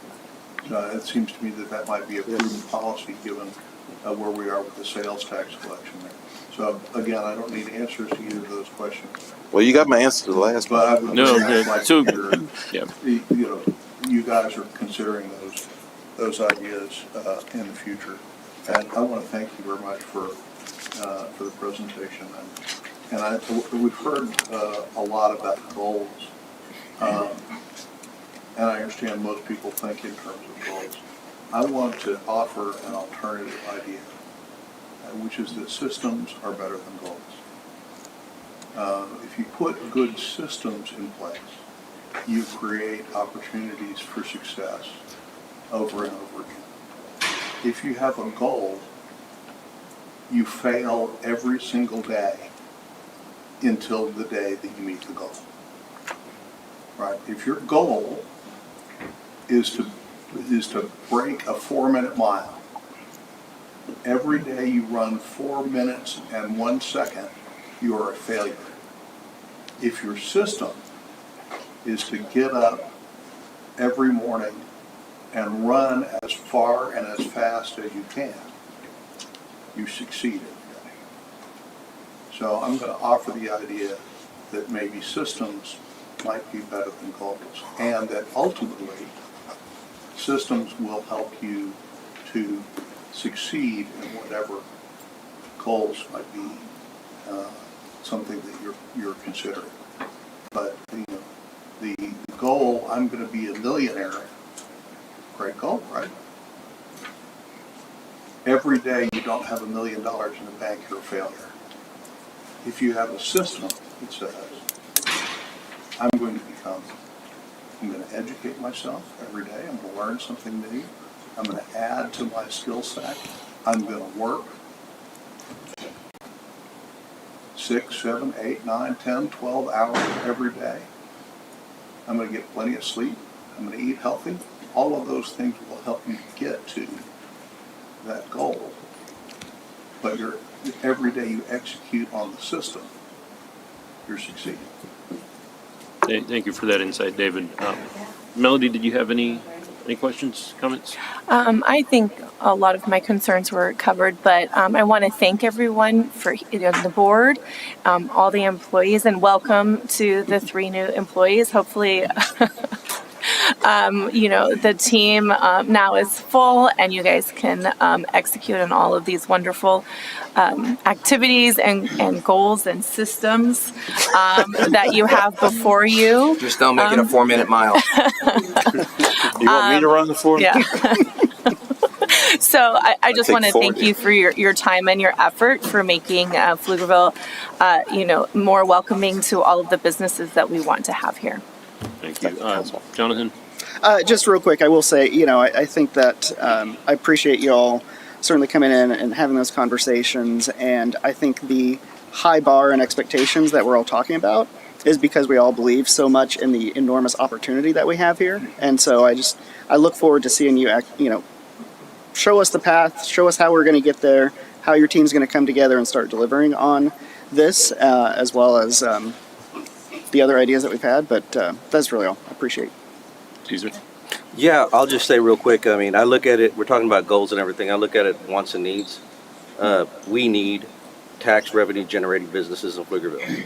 Whether that is small business or big business, however we achieve it, we need this because that offsets our taxes and it helps bring down our taxes if necessary and eases the burden on our citizens. So that is an expectation that I want to see this coming year. We have a full staff now. What I think is a want, and this is just me, I think a want is the entrepreneurship.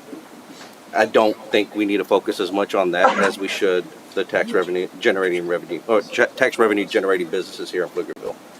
And so I just hope that going forward we hit more things in the pipeline to achieve that goal. You and I have talked about that quite often. So that's always been a goal of mine. And I'll just say, remember, you get up every day, you put your shoes on, and you strive for a goal. You're never a loser. You're always a winner. All right. Just a quick couple of things that I think are much more operational, something that I believe we discussed when we did this last year.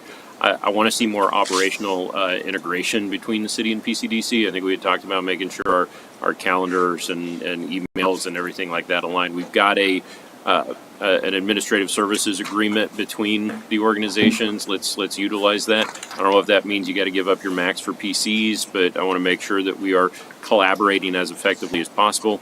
And to that end, we have identified space in downtown East in the new city hall that I think would be ideal for collaboration.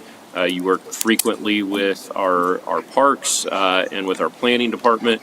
I think the collaboration would be ideal to be operating in the same space as much as possible. So we do have space available for you in City Hall, and I would love to see you move into that just as soon as we do. And with that, I know we've still got JLL here that we want to hear from. So can we? How long? We got 24 minutes, 23 minutes. They only have an 84 slide, 84 page. 84? Okay. It's just 84 pages. They can get through that quick. So I'm going to move on to item 3B, which is a presentation by JLL, the owner's representative for Project Nexus, outlining the vision, goals, and objectives that align with the stakeholder engagement strategy for Project Nexus based on feedback from the PCDC board and council. I believe this is still your joint meeting as well. So Correct. So I will also open up item 3B. As the mayor just read, is identical wording in the PCDC agenda. So we will go with that as being appropriately read. And once the presentation is closed, we get to the work session, I will call the adjournment at that time. all right. Thank you. Welcome. Feel free to introduce yourselves. Thank you.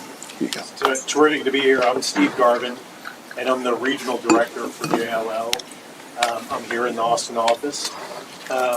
It's a pleasure to be with you all today, and I'll let my other colleague, Zach, introduce himself. Hi, everyone. My name is this is Zach Orig. I'm a project manager with JLL. Yeah.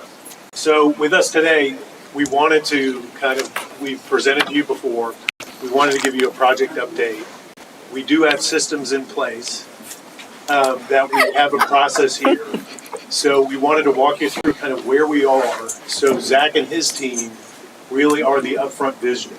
So with any development, we are going to look at kind of the community, what is the vision, what is our goals, and then following that, which we still are doing in the process, is, and especially our group and my team, is looking at kind of the market today, what can feasibly be there, and kind of from the visioning, we take that and look at the market study, we'll do pro formas, where we stand on that, and then to guide you through that whole process. But right now, we want to take you through, we had very productive meetings with Jerry and his team, and we wanted to take you through the visioning, which Zach is going to do today. Yeah, happy to be here. I think I'll preface really with this. The intent is that really to give you all an update, but also to let you all know that this document serves as a North Star for this project, right? So every time that decisions are being made in the project, that this document, that this visioning document not only serves as our working document that shows that we are aligned per the RFQ that was released and that we responded to and were awarded, but that we have done the work to show that we are aligned, right? So to start, and just as a quick thing, is that this is the exact presentation that we presented to the PCDC board. It is an executive summary. It is not representative of all the work that we've done, but it is, really the spark notes, if you will. So a couple of quick things, just to start with what we heard, right? So we heard during this visioning session that we held with PCDC and members from the city that we have 3 main community aspirations and 4 main key concerns that really manifested themselves into project goals, which I'll present on the next slide, right? So the first, what we heard, is authentic identity, right? How do we produce extraordinary development that reflects Pflugerville's unique demographics and character while prioritizing local and regional businesses over chains, right? I heard that was part of the discussion as well. How can we begin to flip that narrative, right? Knowing that we do not have all the answers at this point, but we know we want to work towards it together in a partnership. The second is the economic catalyst piece. So that the project should be a regional destination that generates sales tax revenue, job creation, and tourism through meeting, event, and convention space. This also applies to things like third spaces, right? The third is quality of life. Third spaces for community gathering and full service amenities leveraging the Lake Pflugerville proximity as an environmental asset. Now, 4 key concerns, right? We can't just look at what we want. We have to also look at what potential concerns are, right? So the first is stakeholder alignment and managing community expectations throughout the process. We want to make sure that whenever we're in front of people that we are providing clarity, right? That we're not just spinning our wheels. So we want to make sure that we are walking with not only with council but with the community throughout this process. The second is securing adequate funding and navigating market volatility. I know there's a mention of gas prices, right? We cannot control all those things, but we can equip you all for success, right? In terms of how decision making is being made. Finding the right educational and institutional anchor partners was a big topic of discussion that we had as well, and then ensuring walkability, connectivity, and effective lake integration. So all of that was manifested really in 4 main strategic goals that we created with the city and with PCDC. The first is market-driven programming. All of this must be validated against components, against demand, right, that the market says. This means we should not be overbuilding, right, that we should be responding to what the market demand is. The second is economic growth, and I touched on this a little bit already, but we should be defining success through measurable sales tax growth and job creation targets. The third is regional destination. We want to design signature experiences and quote-unquote money shot moments. Think of those as your Instagrammable, your social media moments, the things that really lean into the identity of Pflugerville. And then lastly, authentic character, prioritizing local businesses and partnerships that reflect a genuine Pflugerville identity. Can you go back to that second bullet point? And that was created in conjunction with speaking to Executive Director for PCDC, correct? Yes. Okay. And so I just wanted to make sure we point that out because that's part of the conversation about what we're saying regarding what are measurables that we can look at and go from there as well. So. Yes, and part of this is that we had a great document to start from, a great vision already, and that was Pflugerville 2040 Guiding Principles, right? So, I'm not going to speak too much depth around these 6 items, but we want to make sure that the development is diverse and equitable, right? Who is coming to the development? We want to make sure that it's welcoming to all, that it's community oriented, that's fiscally responsible, right? And that is responsible of any funds that are being used for it. Environmentally sustainable, really leveraging the assets around it for it to be a welcoming environment, safe and healthy, right? And then lastly, economic opportunities for all. So really this slide just represents that we did study the guiding principles that were created beforehand, going into the visioning session. We also looked at the mission statements, right? So we looked at PCDC's mission, which really to become a regional employment center in the areas of business retention, expansion, and attraction. And then we also studied Pflugerville's 2040 vision statement, right? Pflugerville is a unique community. It's a modern and charming community. It's diverse. It has an atmosphere of inclusion, vital infrastructure. All of that to say is that they need to find that it needs to find itself ingrained in the project as we begin and really continue working on it. And so this is the vision statement. It is to create a vibrant 53-acre regional destination that 1, enhances quality of life in Pflugerville, 2, fosters community engagement, and 3, drives sustainable economic growth through thoughtful planning, public-private partnerships, and a collaborative phase development approach, right? Knowing that this is our vision statement, this helps us make decisions down the road and helps us, when those wicked problems arise, right? Where we, have to make decisions that are tough and have to prioritize different things. So you heard as we were speaking earlier quite a bit about the difference between activities and outcomes, right? Those KPIs and the strategies. Where in this process are we identifying the goals for this project? Because you've got the mission. I love the mission and the vision there. But I want to make sure that we have a good definition of what we expect, what our goals are accomplishing. And I think you're going to get to the timeline here in a minute. And I want to make sure that this council, adopts those goals. Are those goals in here tonight or? Yes, so it was in the appendix, but it is here. So as part of our visioning process, first, really, we want to understand the difference between a goal and objective, right? So a goal is a general guideline that might explain what you want to achieve. And an objective defines a strategy or implementation to attain that identified goal, right? And so really with this, for example, our first goal was develop market-driven programming. The objective would be then to validate program components against market demand, right? So the second, create a sustainable placing campus for future residents of Pflugerville. That would mean use native plants and water-efficient systems to minimize infrastructure strains. So the objective really speaks to, it accomplishes the goal through an identifiable, more specific item. And I'll continue walking through these. The third is generate local economic growth. How do we do that? That's define success criteria around specific sales tax growth and job creation.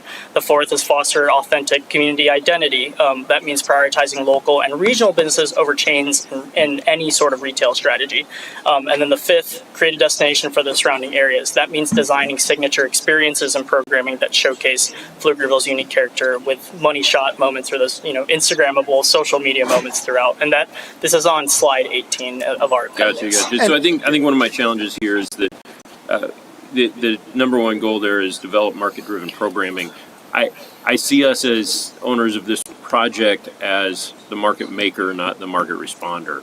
So I do worry about, obviously we need to build something that is going to be successful, but the fact that we are building it means that we can turn it into what we want it to be rather than what the market says it should be. We often find that what the market says we should be, we can outperform it dramatically here in Pflugerville. Right, yeah, and I do think, so the market tells one story, right? What tells another story could be what actually fits on the site, right? Another part of the story is also what the community says, and a lot of our charge here is making sure that we are taking all of those things into account. And I don't know, Steve, Yeah, and that's where it comes out, where we're going to look at those things like, what is the market doing? We understand that y'all could enhance that site, and there's other goals involved. But then seeing what a developer or what the market's going to come and what it could bear might bring upon new ideas, and then y'all have your own ideas, and that's where things could really get interesting, and that's where we want to make sure that we have everything buttoned up on the front end with the vision, and then go through the process or the system, like you said.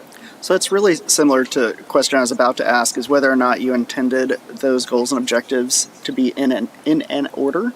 Because if they're not, that's probably a conversation that you should have with us and have us agree to, because that's going to be really important as you prioritize your work going forward. Yeah, absolutely. Sorry, and that was also a question. As well as It is not in order. It is not in order. Okay. We're gonna blow all those out of the park, right? And then really, I think a great partnership is one where both parties are able to hold each other accountable. So what we were able to provide to the board during our update was really an outlook towards the end of the year, right? With the ultimate goal being to answer this question of how do we equip a developer for success through the RFQ process, right? And how, to Jerry's point that he spoke a little bit about earlier, is like a developer can only respond to so much information, and that you can really control that process if you really put the work on the front end into creating a really great RFQ. And so what we're after here is there's a couple of slides that I'm just going to walk through how we are holding the RFQ, the documents, the deliverables, right? How we're going to deliver them throughout this year, up until that developer selection. So we've you'll see the yellow arrow is actually in April, but we presented this to PCDC's board originally, right? So we're on that 4/14/26 City Council meeting, but we're shooting for a draft of our vision and development strategy really towards the end of this month. That becomes a living document, right? And the reason that we do that is because we don't want any of the data or things that we're capturing to be just one single point in time. We want it to evolve as we hear different feedback, as we hear feedback from you all, as we hear feedback from the community. And so we basically are delivering a draft and some sort of deliverable every 1 to 2 months. So you'll see that first draft really by end of April that will really work with PCDC to really refine. And then we'll be building it out with things like site analysis, with things like engagement summaries and site concepts, market data. And so really going into the summer, we have a big halfway point around the July where we're beginning to put together, beyond the vision and development strategy, information related to how we procure, how we implement, and things related to the financial model. And then really, as we begin building out that living document, as you can see, towards the end of the year, it gets a little bit dicey with the holidays and things like that, but we really want to shoot for really hard deliverables that can be put into the RFQ by early November, really with the intention for target developer solicitation going into January. One thing I wanted to just encourage y'all to do as you go into the strategy, especially for stakeholder engagement, is to spend time with staff. We have done over the last couple of years a ton of engagement across the community, across just about any topic you could think of.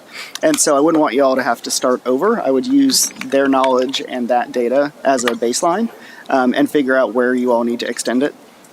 I'm curious what you said you want to make sure you had a nice and tight RFQ, right? What components make that? What drives that to make sure that actually comes into fruition?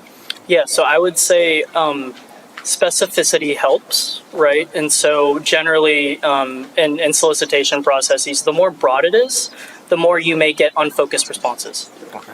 So part of this process is making sure that we're working with PCDC and with you all to make sure that whatever document that is, you are getting very specific developers that want to respond and are bought into the vision that we've laid out.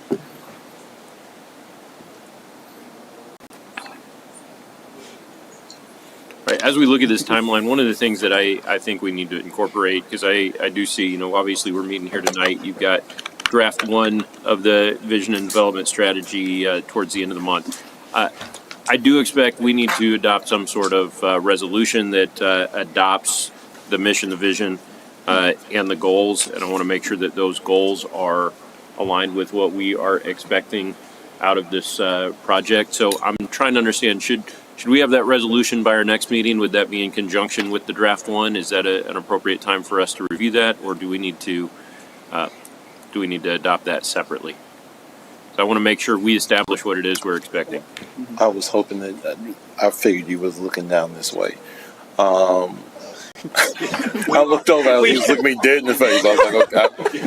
So he's more than likely probably looking this way because we wanted to begin the community engagement piece at one of the signature events that Pflugerville puts on, which is Sites of Pflugerville. Mm-hmm.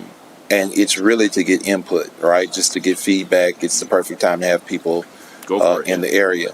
And so if that's not out of... I think you can give feedback with, while we're still refining the goals. I think that's fine. Okay. Yeah, well, then, you can gather data before you turn it into action. Absolutely. Perfectly fine. The only thing is I would ask you is, since you're driving this bus right here, I saw the timeline, very ambitious. I like it. What things may hinder the ability to execute it? I know DJ knows me too well. that you may not be able to make it. So, because I love ambition, I love everything else for it, but we also want to make sure that we set our own expectations for anything that may hinder that ability to execute. Yes, yeah. So I know that so we presented the timeline. It is ambitious to your point. It also does not mean that it cannot change, right? So if there's different events that I would say, to answer your question directly, is that probably the biggest thing that where we may need to spend more time or revisit is how we're engaging the community. Okay. And really what that looks like from not only from a strategic standpoint, but really like who it is we're talking to, what sorts of specific feedback we're really looking for.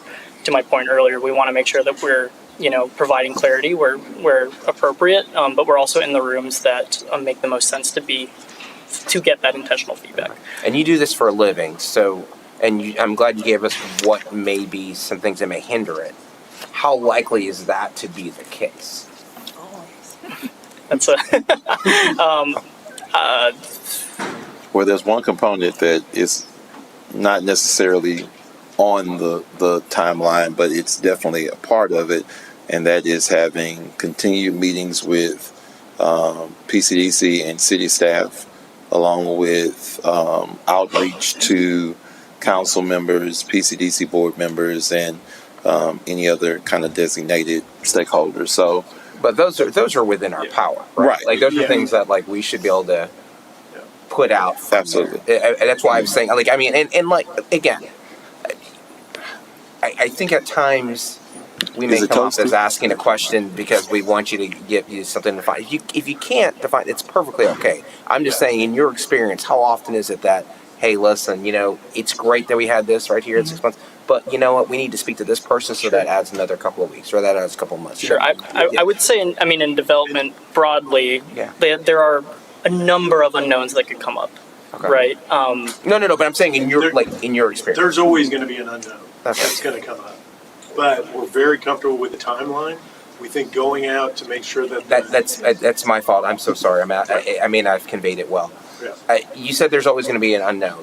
What I'm saying is that, so how likely is that going to be the case regarding the necessity to expand that timeline? Does that make sense? Not that you said there's do the unknowns cause the scope to creep, cause the timeline to increase? Yeah, yes, obviously, if there's something comes up that we need to speak. So what you're saying is this is a goal.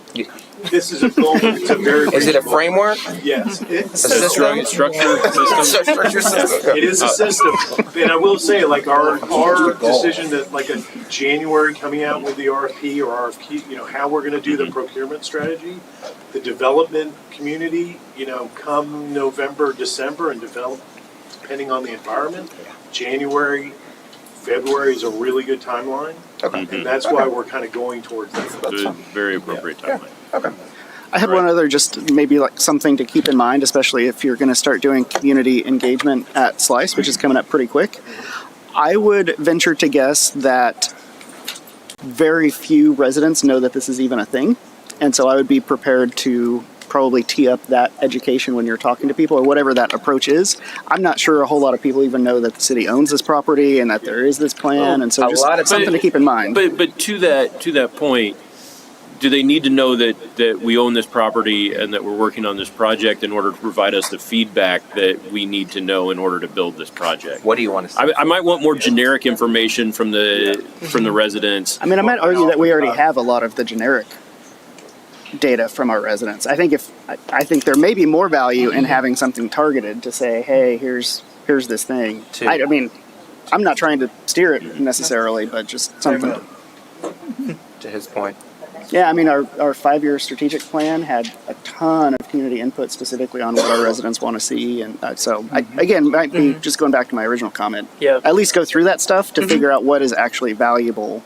In your engagement. Yeah, this isn't your first rodeo. We understand. So it's more like, okay, listen, you idiots. We know what we're talking about over here. Yeah, and our goal is not to do any, redundant work. We know that there's been a lot of, efforts towards community engagement already, and we really are leaning on, our partners at PCDC to know, okay, maybe, there needs to be a little bit more engagement here, or maybe, we should go talk to this group because they were not engaged in a previous engagement. So it is kind of a both-and approach, flexible, right? Because we want to make sure that we are not going too fast, right? But yes. All right, Zach, I have to ask you: have you conveyed everything that you wanted to? We do have this posted on our regular agenda, but we're wrapping up on a work session. You're welcome to stick around and present further, but it would be later in the evening. Have you conveyed everything that you need to us at this point? Yes. All right. So my expectation is that at our hopefully our next meeting we have a resolution from PCDC with the vision. and the goals, and any feedback that we can provide into those goals would be very appropriate. Anything further as we're at 6:59? No, that's a good point. So let's again to Zach. Yes. To Zach's point, let's make sure that we have. My suggestion would be that we have him here if we're going to have that resolution, so we can have that conversation. Because Zach, you're based here in Austin. I'm based in Atlanta, but we have a local team. You're in Austin. Okay, we can have representation. Yeah. They'll be I hate here. telephone, so it's like All right. They're more than happy to be here. They're excited. They'll be here. All right. With that, we're going to adjourn our work session. I will tell the folks in the audience here that we were probably going to take about a 4 or 5 minute break to take care of ourselves, and we will return to our regular session here momentarily. And Darrell, let me do that. Go ahead, Darrell. And it's 7 o'clock. PCDC is adjourned. yeah, between you and Ken. No.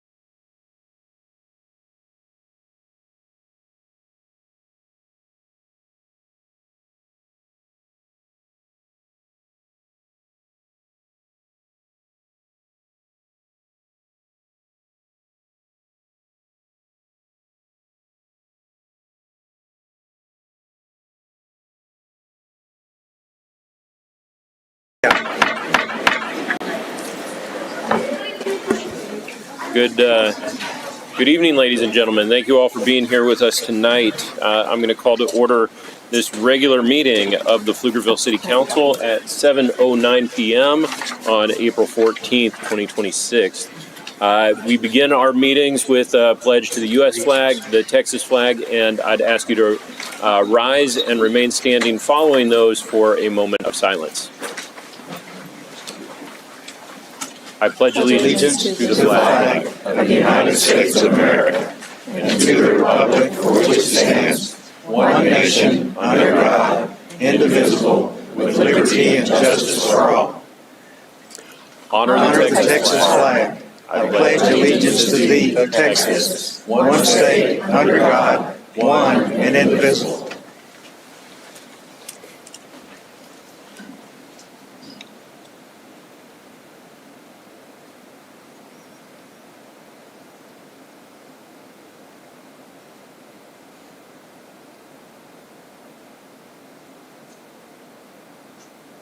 Please take your seats.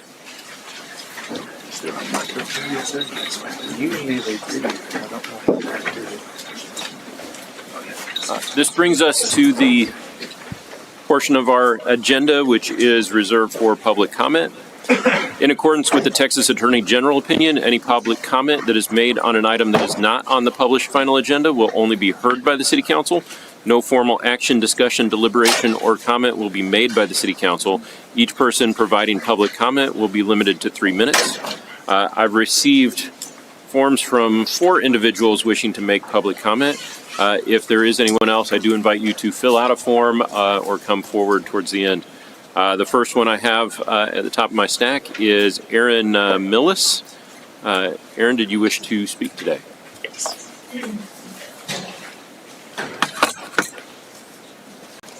All right. Good evening, Mayor, Mayor Pro Tem, City Council, City Manager, City Secretary, and Council. I am Aaron Millis, 509 Sunflower Drive, and I'm here to not talk about water. I'm here in my role as president of the Friends of the Pflugerville Library. The Friends of the Pflugerville Library, a 501c3 all-volunteer nonprofit, started 45 years ago when Audrey Deering and several other motivated individuals decided the city needed a library after the bookmobile stopped servicing our area. Their tireless work opened the first volunteer library, expanded it, and eventually purchased the land that our current library sits on today. The library is now a city-run facility with an amazing leadership and staff, and the Friends continue to support them to this day. Audrey is one of Pflugerville's champions, and her passing in late 2024 was a loss for our organization and for our city. The Friends petitioned the city to name the original portion of the existing library that Audrey worked so hard to make happen for her, using the new naming rules introduced just a few months prior. City staff assisted with navigating the process to get it to the point that the proposal was brought before council in May of 2025. This council approved our request in Resolution RES 1325 at the May 27th meeting. As of early this past week, the signage and plaque have been installed to the specifications outlined in the approved proposal. The timing is fortuitous as the Friends host our annual meeting this month. This is when we give an update to the public on our finances, what we've been up to, and it's when we honor outstanding teen library volunteers. We will close that meeting with a dedication of the newly named Audrey T. Deering Wing. I promise we're going to keep the parliamentary procedure to a minimum, and I'm inviting you to attend the meeting next Tuesday, April 21st at 6 p.m. at the Pflugerville Library. Thank you, and I hope to see you all there. Thank you. Thank you, Aaron. Sounds like a great organization that our council members should likely be members of as well. I believe we have one up there on the dais. With that, the next individual I have registered to speak is, I believe this is Leslie Wall. Leslie, you have Good evening, 3 minutes. all. Thank you. I am going to cover water and waste. So anyway, there were some of us that came before the planning committee and this council 4 and 5 years ago. Yep. And we indicated that all the development that was being approved, we did not have the support systems to support it. But we said yes anyway. And we see where we are now. The water system is based on the revenue that is supposed to be paying the bonds is now at $224 million based on bond review board, and that's for the close of year 25. We don't know where we're at 26. The total bond indebtedness in 21 for the city was $298 million. Total now is over $1 billion. How in the world are we going to be able to pay for continued water, wastewater, streets, and so forth, without doing what we suggested and said was going to happen 5 years ago? You've got to raise our rates. And we've all seen those rates go up. Now, I don't mean up a little bit, I mean significantly. I heard back then so many times, we're going to be as big as Corpus. Well, thank goodness we're not Corpus right now. Corpus is only in debt $1.9 billion. And yet they have a population base in their metro area of 450,000. We can argue whether we're 65, 66, 72,000, whatever. They're 5-6 times our size, and yet their indebtedness is only twice ours. We have a problem with debt. We have a problem with where it's being allocated.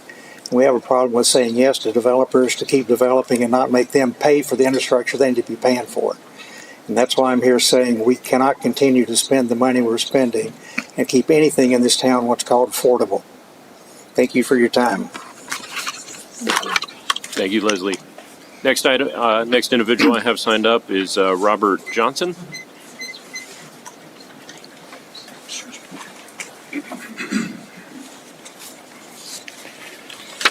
Good evening, Mayor and City Council.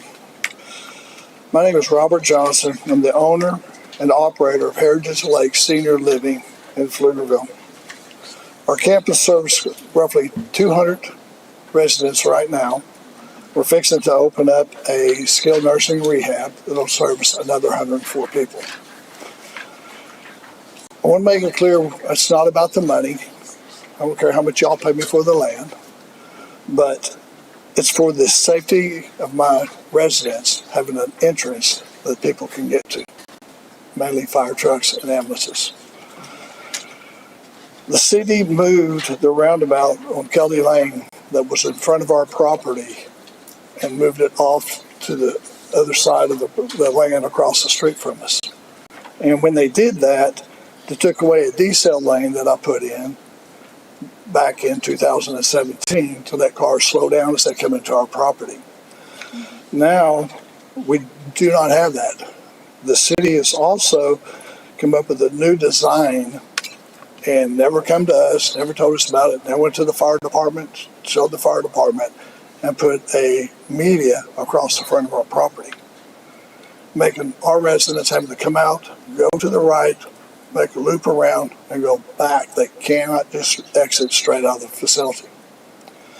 The other part about that, the worst part about it is the fire trucks with no entrance to my property. They can only come from the west to enter my property. No one can come from the east. So if there's a wreck on Kelly Lane, they can't get to my property.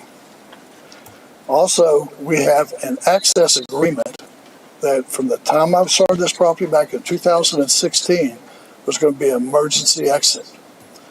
Now, they're taking it away. On the new drawings, they're taking it away from us, and it's not there. And it's not right. We met with the city, tried to work it out. We had a couple of calls on Zoom.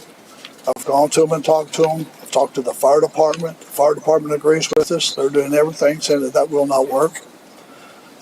And then talking to the city, we thought we had it worked out. And then I get a call last week that the city council has voted to go ahead and do eminent domain and take my property from me. We can't have that. I've got too many seniors in the community. We have a fire truck and ambulance come to our property once, twice a week. When I'm completely finished this project, we'll have over 500 seniors in our community. And all we're asking for is a lay down curb in front of our property, which would allow the fire trucks, if there's a wreck, they can come from the other directions and cross over onto our property and leave us the emergency entrance. If something happens, they can come to my property. It's not an exit for us. We'll put the fence up. We'll put everything up that needs to be, so it's only an emergency exit. But this is something we've tried to do. Our community is thriving. It's doing well. We have lots of seniors. We're fixing to put in a pharmacy, another clinic there. But with what they're trying to do, it's not safe. All right. Robert, your time's expired, but I do invite you to meet with our staff to discuss those concerns. We've talked to the staff, and then we got where we're at. So, Thank you. Next individual I have is David Armistead.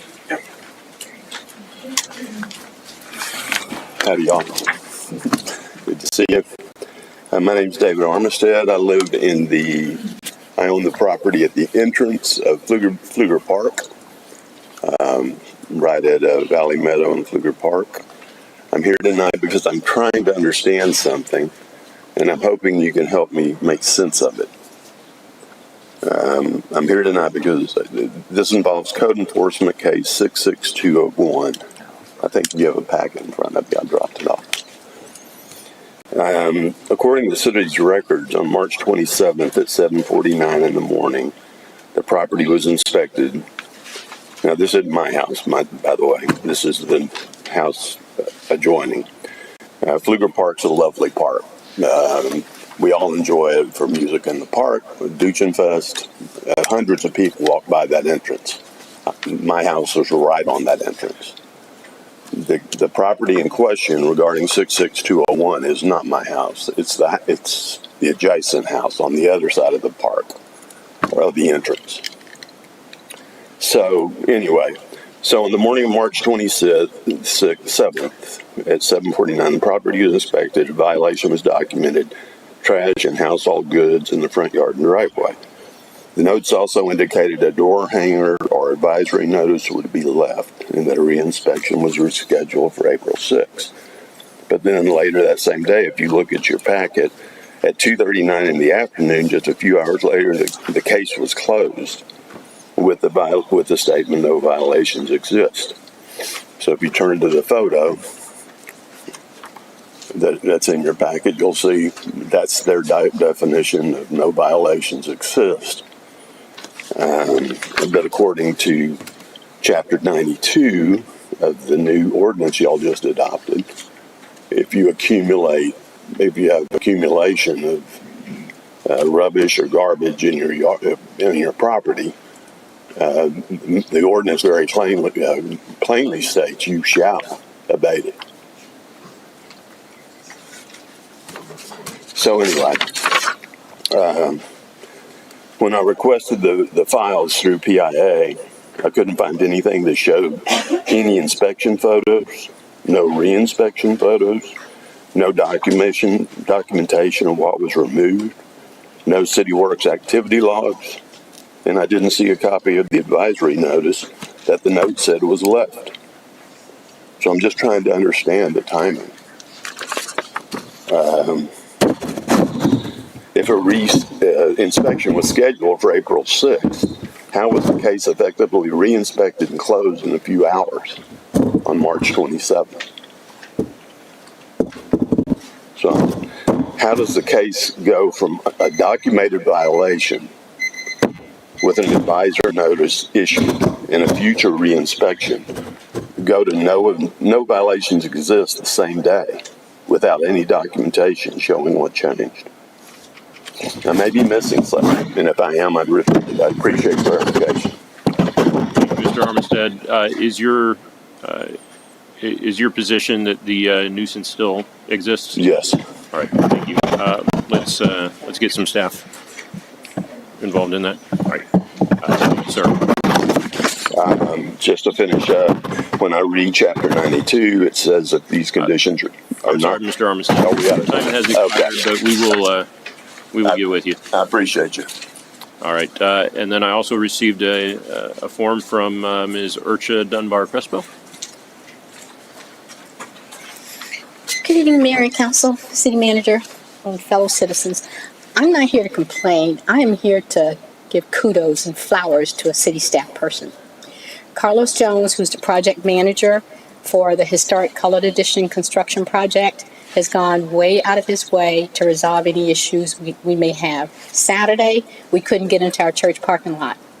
I called him and he took care of it. And you don't get that kind of customer service anymore. Today, I called him because I was trying to find out who owned the wastewater line for my house. And he could have very easily said, call Southwest, call Texas, doesn't belong to the city. But instead, he went the extra mile again and said, hey, here's who you need to call, and they should be able to answer whatever questions you have. And I just say, that's what customer service is all about.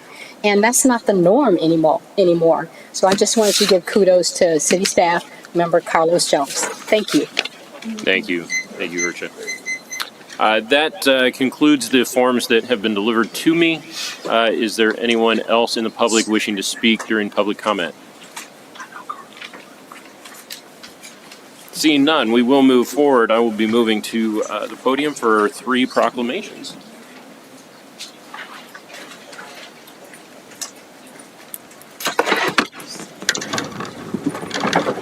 Thank you, Krista.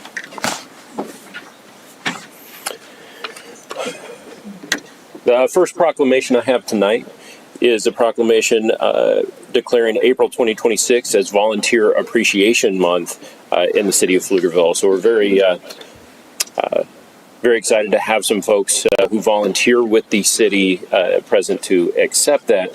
But I think it really speaks to us. This community has a history of coming together, doing what needs to be done, and stepping up to take care of things. So Volunteer Appreciation Month is an opportunity to recognize and honor the countless individuals who selflessly invest in the lives of others. Volunteering one's time, talent, and resources improves the quality of life for all residents in our community. And the city of Pflugerville would like to thank those who give of themselves and encourage all residents to become involved in volunteer work. So therefore, I proclaim April 2026 as Volunteer Appreciation Month in the city of Pflugerville. Representatives from the Friends of the Library are here to accept this proclamation.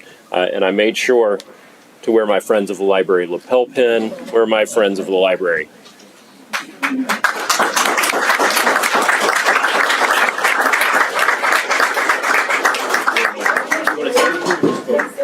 All right, let's get over here with our friends. I will say one thing. The meeting is open to all next week, so the invite wasn't just for council. All right. Come on, my friends.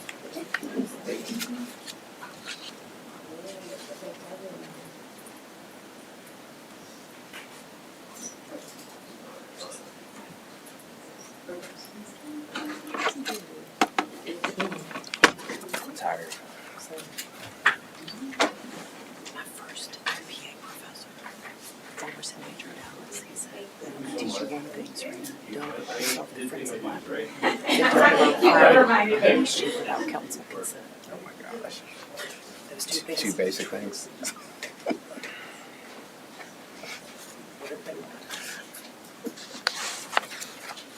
All right, my next proclamation is incredibly meaningful to me. This is a proclamation declaring the week of April 12th to April 18th as National Public Safety Telecommunicators Week in the city of Pflugerville.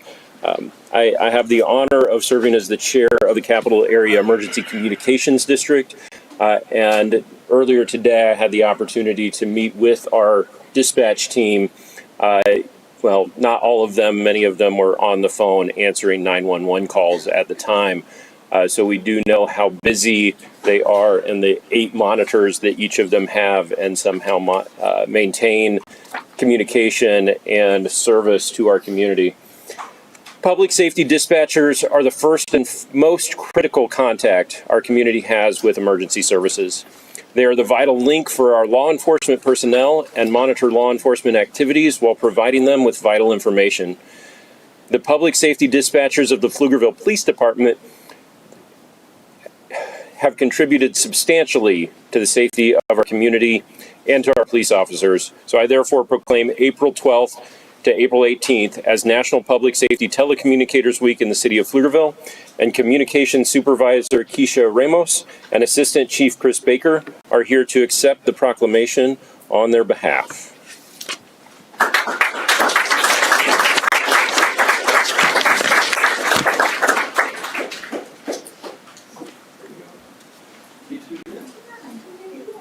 I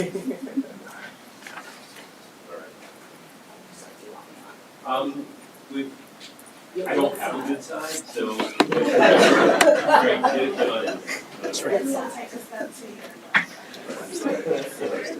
All right. Yeah, they just slow next day. That's what I mean, Trump should have kids was yesterday. What's today?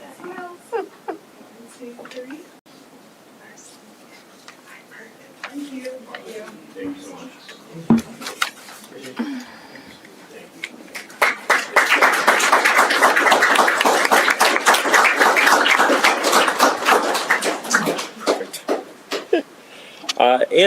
My final proclamation of the evening is also declaring the week of April 12th to April 18th, 2026 as National Animal Care and Control Appreciation Week in the city of Pflugerville.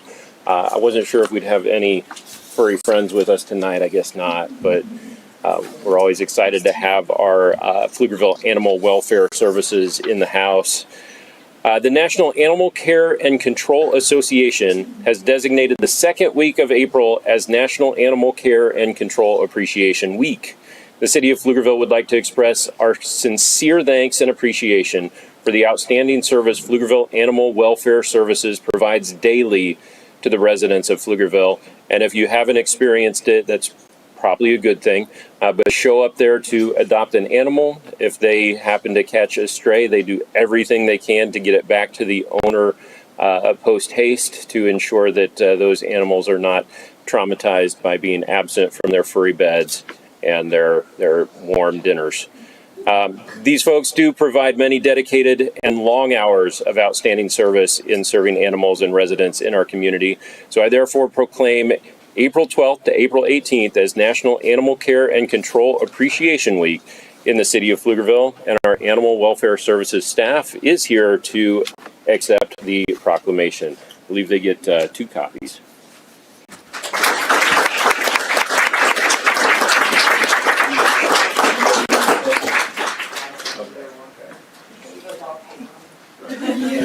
Are you going to this event or is this? Okay. Because I can't see the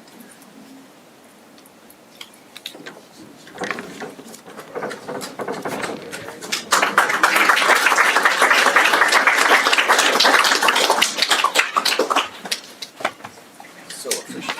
Hey, you did great. Tristan getting my documentation back to me.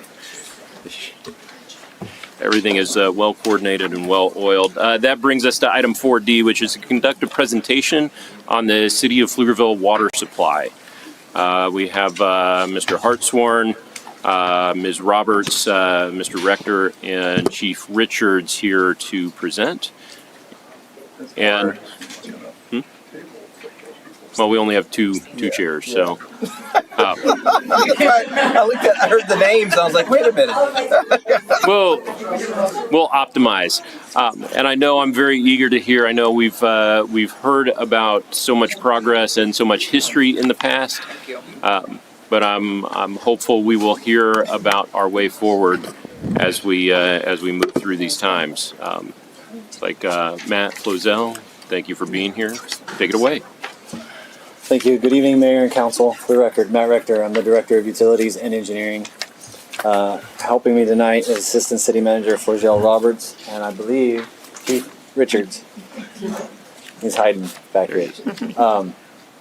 So we talked about it. It's going to be an update, just a quick update compared to our prior presentations. Just a recap of where we are and what we've done. So March 4th, we declared Stage 3. March 11th, we had the temporary bypass in operation. March 17th was the 5th break, and March 18th, we were back in service again. Just a recap here for you, and I know that this is slightly outdated because it says April 12th on there, but we had to get everything wrapped up and put into the presentation. So as of April 12th, we were at a 631.18 elevation. Remember, our target goal is 633. We're pushing to get to that 633 elevation. And what is the elevation today? Yeah, what's it today? When I checked it this morning, it was 631.31. Wonderful. Okay. Wonderful. It's called progress. It's Yes. it Toward keeps a goal. climbing. Keeps Slow climbing. and steady. Yeah. Slow We and have a steady. system which involves water. We haven't met the goal yet. I won't say what that means, but we're working towards it, and we're making great progress. We are making I'm progress. glad to see the conservation efforts and the interim construction getting us to where we are today. Yeah. Our citizens get a lot of credit for what's going on. Yeah, digging in just a little bit. So this orange line you can see here, this is kind of how the lake has varied over time as we've gone through this project, going all the way back to the first break in September, and then leading up to, again, as of April 6th, you can see we were approaching that 630 elevation, and now, as I've shared, we are over that elevation. Speaking of the conservation, this is what we've seen. So you can see there when we started, we were. If we went back further behind this 3-1 date, you would see that the line was trending up, and then on March 1st, we hit that 6.1 MGD trigger, and that's when we started. We announced we were going to stage 1. And then a few days later, we went into stage 3, and you can see pretty much from there on, we've trended down towards that 4 MGD goal. And again, just to remind everyone, the reason we came to that 4 MGD goal was looking at what we typically do in a winter situation when we aren't watering our lawns and washing our cars and doing all that stuff because we stay inside because it's winter time. And with that, I will turn it over to Ms. Roberts. So here on this slide and also on the next slide, you'll see photos of the construction progress that our contractors are making. So on the left, the far left and the far right, those are the 42-inch secondary raw water line that is being constructed. And in the center, you'll see the temporary bypass. That's the 24-inch temporary bypass water line. That is holding steady, and that is the line, as a reminder, that is the line that is carrying the flow from the Colorado River up to Lake Pflugerville. And here are some more photos of the progress our contractors are making. Again, this is showing the magnitude, the size and the magnitude of the pipes that are going in to show that it is not a small feat. That we're doing or that our contractors are doing. And also on here, I just want to remind everyone that we have an upcoming shutdown. It's scheduled for May 27th. It will be a 2-week shutdown. So again, we are encouraging the conservation efforts so that we can reach the 633 elevation and we can have our shutdown. What does that shutdown mean for our citizens? What do you mean? Yeah. Hopefully nothing. Yeah, but no. So the goal is to reach that 633, yeah. return to stage 1, and we will be in stage 1 for a little while with the current environment. But that shutdown then means the lake will likely draw down. It will. While we finalize the ultimate resolution and new construction, right? That is correct. Is that it? No, Okay. that's what Sorry, I didn't mean to That's answer what I for was you. wanting you to say. Okay. Well, I want to make sure our citizens are aware that, and I will tell you, there was a time we had that 5th break, and we notified everyone immediately, even though it was resolved in less than a day and a half.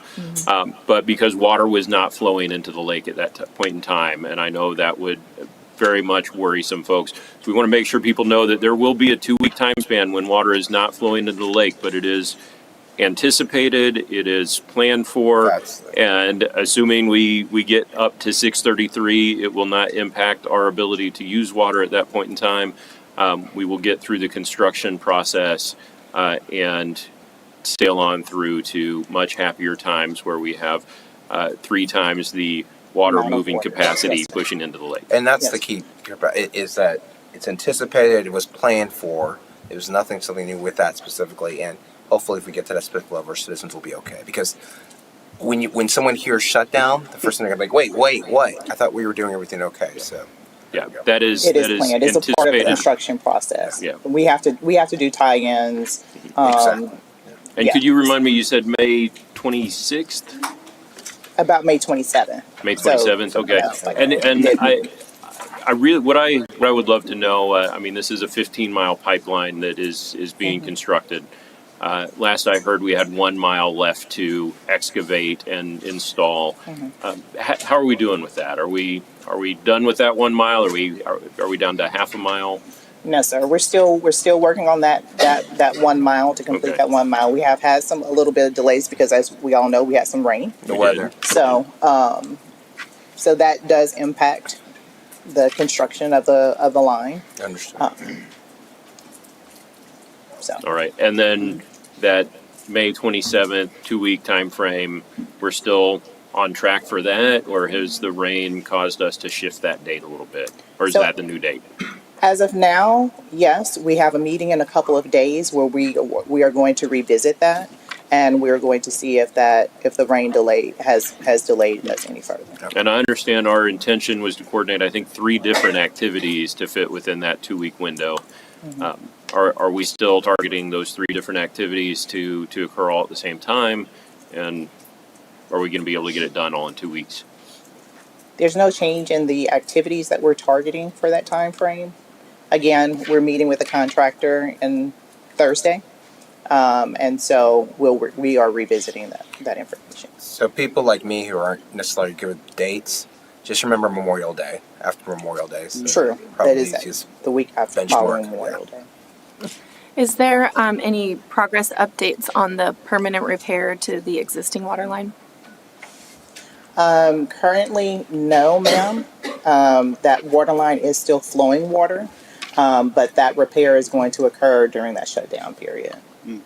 Okay, so the actual repair is during the shutdown period, and there's not going to be anything prior to that? No, ma'am. So right here, the center photo, Is that our bypass line? that's the over the bypass creek? line. And so that's how it is currently looking.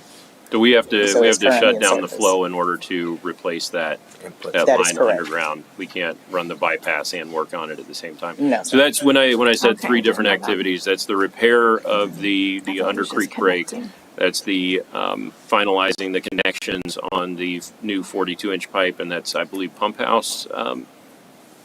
We do have the pump house. Yes, Yeah, the that's pump station. finalizing the pump house. So all 3 of those were originally anticipated to require their own shutdowns, but we've consolidated that to make it happen all at once, get it all done, and the minimal impact to lake levels and the potential of our water supply. Which is important because then it's us utilizing our resources to the best of our abilities and leveraging to put it at. Absolutely. Did that answer your question, Councilman? It did, but I had a follow-up one, but then I lost it. Oh, sorry. Go ahead. Go ahead. No, I'm trying. Oh, yes. Have the materials arrived for the permanent repair? Because the last time it was mentioned that it was going to arrive in mid-April. Are we able to procure everything that we're going to need for the permanent repair, and it's still scheduled? On time? Have the materials arrived yet? No. Yes. Okay. So when we last presented, we were waiting on the shop drawings and the lay plan. Technical terminology for drawings, basically, from not only our engineer and the contractor, but the pipe manufacturer. That has all been figured out. All the materials have been signed off by all the engineers. They have been ordered, and we are in the window that the manufacturer agreed to with our representative on delivering the pipes, and they will be on the ground in May. Okay, so there's no hindrances, at least right now, regarding when the deliverables will actually occur. Correct. Cool. All right. Is that being manufactured locally? Is that, how far does it have to go to be delivered? I don't know the exact location of where their plant is to answer that question. I know that they will have to ship them, but the plan right now is that all the materials that we need to be able to repair that 30-inch line will be on the ground, ready for us to start building in May. Cool. All right. Are those manufactured domestically, or are they being shipped Yes. internationally? Yeah, Yes, I they're can't remember if there's a plant in Pennsylvania Texas or Ohio or pretty sure I believe there's somewhere here in Oklahoma, Texas. maybe. I don't know exactly where in Texas. There's one in Oh, Texas. in I Texas. feel like there was Okay. something in Alabama that was when we originally ordered these. But yeah, not too far away. Definitely domestic. So do we Not have going through the Strait of Hormuz. information about the updated costs for the permanent repair? We received the cost proposal from the contractor yesterday. We are vetting that with the owner's representative and the design engineer to make sure that everybody is good with that before we proceed forward with it. And I anticipate that both the owner's rep, our team, and the design engineer will all push back on some of the items, as is typical in a construction type setting. And so once we kind of finalize it amongst ourselves, then I'll present it to the city management group and we'll bring it forward for council consideration. Okay, so it's first amongst you three, then the city management group, and then it goes from there. Okay. Yes, sir. And then I did have a question about stage 2 water restrictions, because a few people were asking some questions. And I couldn't find it easily for myself when I read the document. Someone had mentioned that in stage 2 that we were allowed handheld watering. Is that true? Or is that only allowed on stage 1? Handheld watering? What do you mean by handheld? Oh, I'm sorry, like the outdoor with the hose or something, you know, because there was mention of it in the previous stage. So someone was sharing information that it was allowed in stage 2, and so I didn't see it. I just wanted to, if you need to get back to me on that, that's fine. Yeah, well, I don't have the ordinance memorized, so can we? Sure. Yeah. You're welcome to bring that back. It was I believe, I just wanted to spell any. I believe misunderstandings. drip irrigation is one of those that may be somewhere in there as well. But our goal is not to go to stage 2. Our goal is to ensure we get to stage 1 as quickly as possible to minimize the impact of those late May shutdowns and ensure that we can maintain stage 1 throughout the duration. True, but people were wondering if that was allowed, and then why couldn't we do that? So I just wanted to get clarity. So yeah, just like the goal is to go stage 1 Stage if necessary, stage 2, and then get back with the information. The worst thing is to ever get bad information right. So whenever you get information, we're good. Thank you.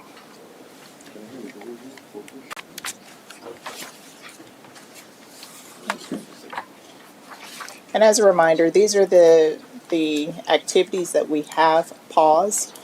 The city has paused to ensure that we are doing our part in conserving water. So none of this has changed. We are still conserving water. And I'll hand it over to Chief to give an update on the enforcement activities. Good evening, Mayor. God bless you. I was surprised by the numbers. The citation numbers. Yeah. So today we've issued 82 citations. Okay. Of that, 19 are businesses and the others are residential runs. The effort continues with code enforcement and us to partner together to get compliance. We're after compliance, that irrigations be turned off. Of those 82 citations on April 8th, 8 of them actually went to the first docket for court. All right. 7 of those were paid or made arrangements to pay. 1 is going to a bench trial.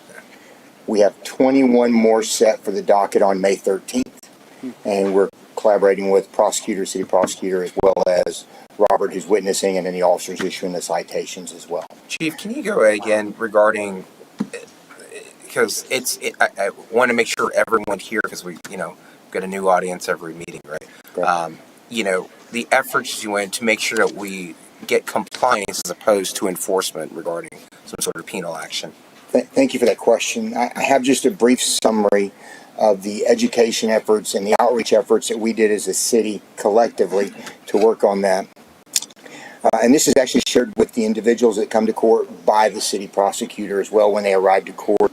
Just the highlights: 4 PF alerts to 24,000 subscribers, 7 smart water messages to 14,000 utility billing customers, 60 social media posts, Facebook, Instagram, Nextdoor, YouTube, and X, 250 plus restriction signs across water service areas, including traffic signs put up indicating we're in a stage 1 restriction, 57 new items, local, statewide, 42 responses to media requests, 2 press releases on ongoing website updates, 3 key to the city e-newsletter highlights, 1,251 clicks on water restriction related links that we've provided, flyers at every city facility and fleet vehicles, emails to HOAs and HOA leadership 2 times, reminding and emphasizing the the stage 1 restrictions, and then text and phone call notifications on restrictions to utility billing customers. So all the billing customers that have their phone registered to the meter device received text and phone calls letting them know that we are in a stage 1 restriction, no outdoor watering. So we've really tried to go through all those as much as we could. Sorry, you said Stage 3. I'm sorry. I'm tracking the numbers. Try not to bounce like a ping pong ball. But it shows the fact that we haven't been reactive, we've been proactive to meet people where they are, where they gather information, and have numerous redundancies in place in case someone may not check one certain venue or data line to be cognizant of what's happening. Yes, sir. And there's still instances where we find situations where there's been a death in a household and a family member may not know or be elderly, may not have been the one. So we still apply the reason and logic to working with our community members and making sure that we have the best interest of the whole community at heart when we do these things. And enforcement's not the desire, but that's what it takes for us to get compliance. It's what we need to do. Cool. And Community Impact ran a story about this. Are there other print publications that are out there that run stories on? I only know the Community Impact. Okay. I did have a question. What documentation is used to verify that there was a violation? And did it happen more in each case? Did it happen more than once? Were they given a citation on the first violation that was noted, or was it a second violation after they were given a warning? Thank you for that question. So the instruments are used, the bulk of our violations have been observed watering patterns. So the irrigation pattern that sprays on the driver of the sidewalk from them going off, we have photo images of that. The other information that was leading us to where to go and investigate water usage is from the Water Smart data, where it registers a consistent pattern of what appears to be an irrigation turning on at 2 a.m. in the morning and turning off at 6 a.m. with set water usage that occurs repetitive times through the week. And so that information is fed to us, and then we go verify that and look for it. So it's not just off the irrigation data that citations are issued. It is the actual observed, your sprinklers were on, or there is a water pattern that's left on the sidewalk or the grass, or your neighbor knows that we're in stage 3 and they called in because they're watching your irrigation run. And so there's been multiple avenues, but all the citations have been, except for the one that we were unable to observe, but we relied on the data from the Water Smart with 2 specifically large businesses that chose to disregard the restrictions and move forward. And they have been cited. And they were well aware of the communication that I was able to review showed that they knew they were in a restriction, and I think without too much, we'll risk it. So, and is that data available to the people who receive the citation so that they can see that for themselves? Yes, ma'am, it is. Okay. They get the photos, they get all the evidence, all those things are shared with them. Okay, and then are there occasions where code enforcement goes to the property to deliver a notification about the citation, or is it all electronic or text or email warnings? Thank you for that question. Code has made notifications still today, making warning notifications to some residents on observed or what appear to be observed violations. And then there is also electronic. The citations are delivered by officers based on code enforcement's observation or report and evidence of said violation. And then that's either left with the resident, left with the utility billing customer. It's actually emailed to them, they get a text message, and they also receive a certified mail copy. So everyone does get a personal delivery to the location? Some form of certified mail confirmed delivery mechanism occurs. And in the case that you're knocking on the door and no one's home, that citation is issued to the person who is on the water bill? Yes, ma'am. Left at the door, copy sent to municipal court sends a certified copy, they get an email, and they get a text. So there's multiple layers of redundancy to ensure that the meter owner or register is notified of their violations. So ultimately, realistically speaking, is that A supermajority of our citizens are complying. There are some folks who haven't been. Those folks who have been will be given the evidence, which is what you're alluding to show why, in fact, we believe they have, violated, what's actually Herbert as well.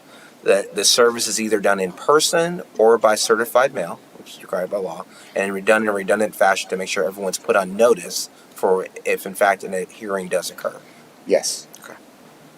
Okay, well, I told people this, and so I just wanted to make sure because there's people in the neighborhood, they say, we got this citation, we turned our irrigation off, we've checked it, and so I said, well, ask for this information so that you can see what happened.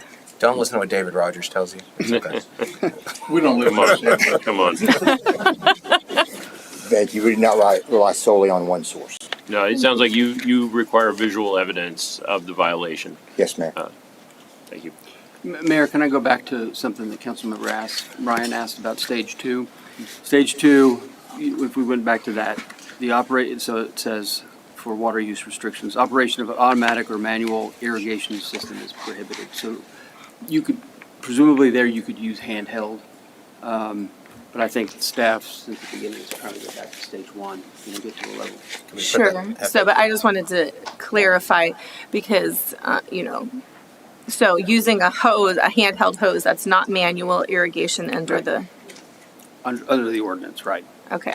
It just wasn't specified either way in stage 2. So, what? Nothing. Oh. Okay. What else do we have? Just a few more slides and we're out of your hands.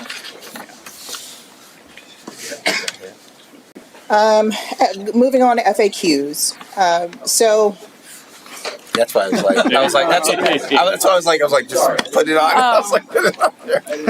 Well, but it didn't answer the question. One of the questions we frequently received was why didn't we move to stage 2 when the conditions allowed? And so, in a nutshell, it was for the greater good of the residents. Stage 1 benefits the residents, and so that is our goal, to ensure that we will benefit the majority, and that's moving to stage 1. So, moving on to the next FAQ, why didn't you start restrictions sooner? A couple of reasons. The first 3 breaks occurred when there were periods of low demand, so there wasn't a reason at that time for us to move to a different stage. When we had break 4 on February 6th, we realized, and just to remind everyone, break 4 was the break that occurred under the Boggy Creek. And so that's the one where we had to do the 24-inch temporary bypass water line. Excuse me. And so with that one, there are a few things. One, the time that it took to locate and repair that broken line. And also when that line broke, we started experiencing a high usage period because, started getting warmer. People started going outside a bit more and using more water. And then as well, we had the dive report that produced information on the lake depth. And so that's when we realized, we need to move to a different stage, which was stage 3. We still communicate. We continue to communicate and remind everyone of our conservation efforts. So we've had 98 total social media posts, 65 news items from 45 responses to media requests, and 5 Key to the City e-newsletter highlights. There have been over 2,000 clicks on the water restriction related links from the 5 Key to the City newsletters.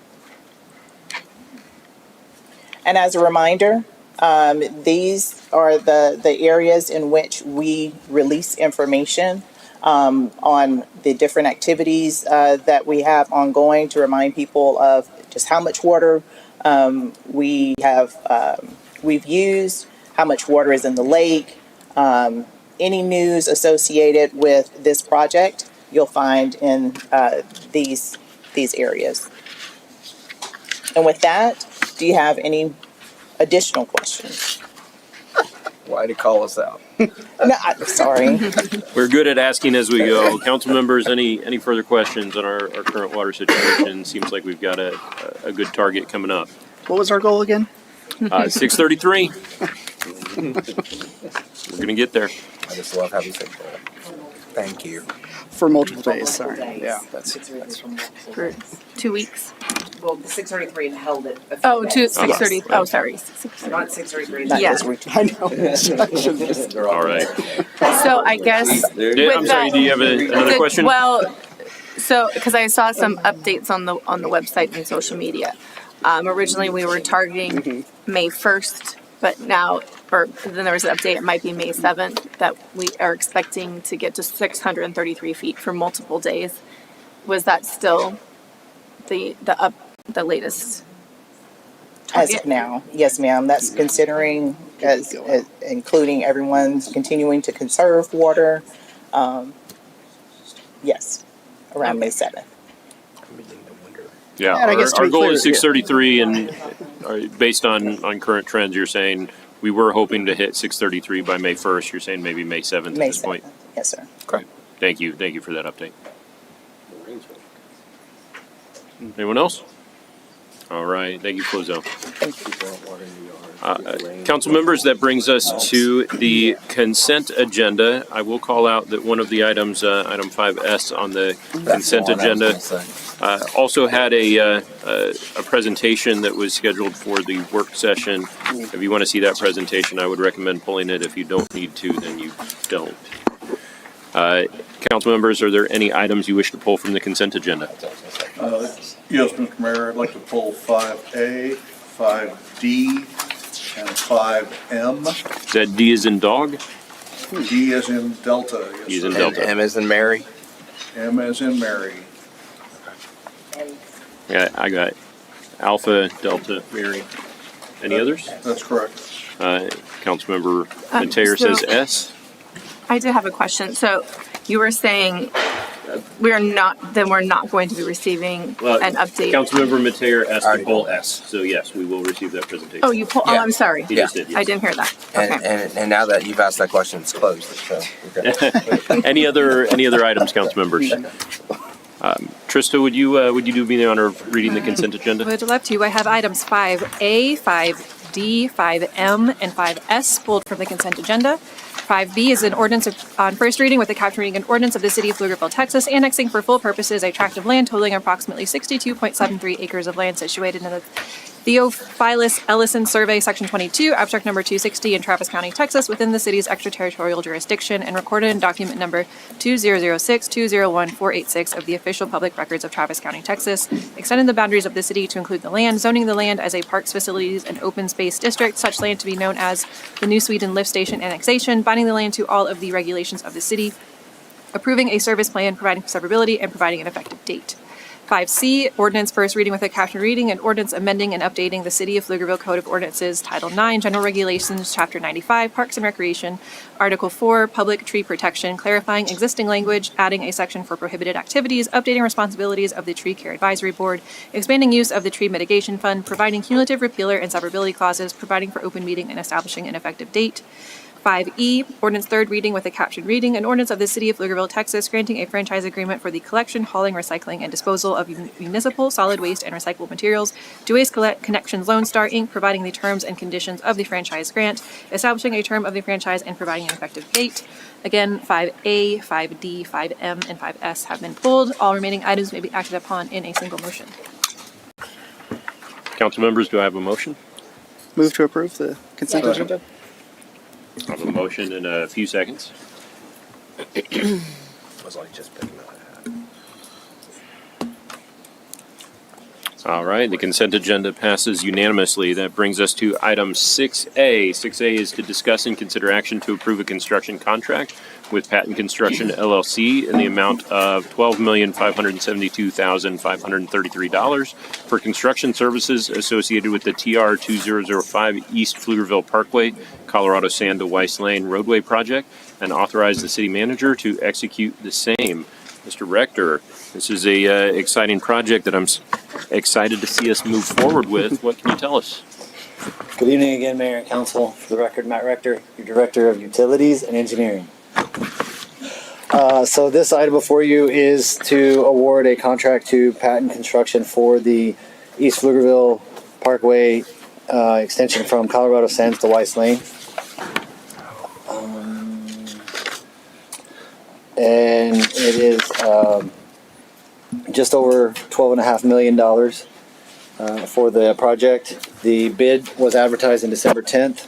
The pre-bid was on January 8th. Bid opening was March 3rd. We had a total of 8 bids received, and the project is supposed to take a total of 510 calendar days, 480 days to substantial completion.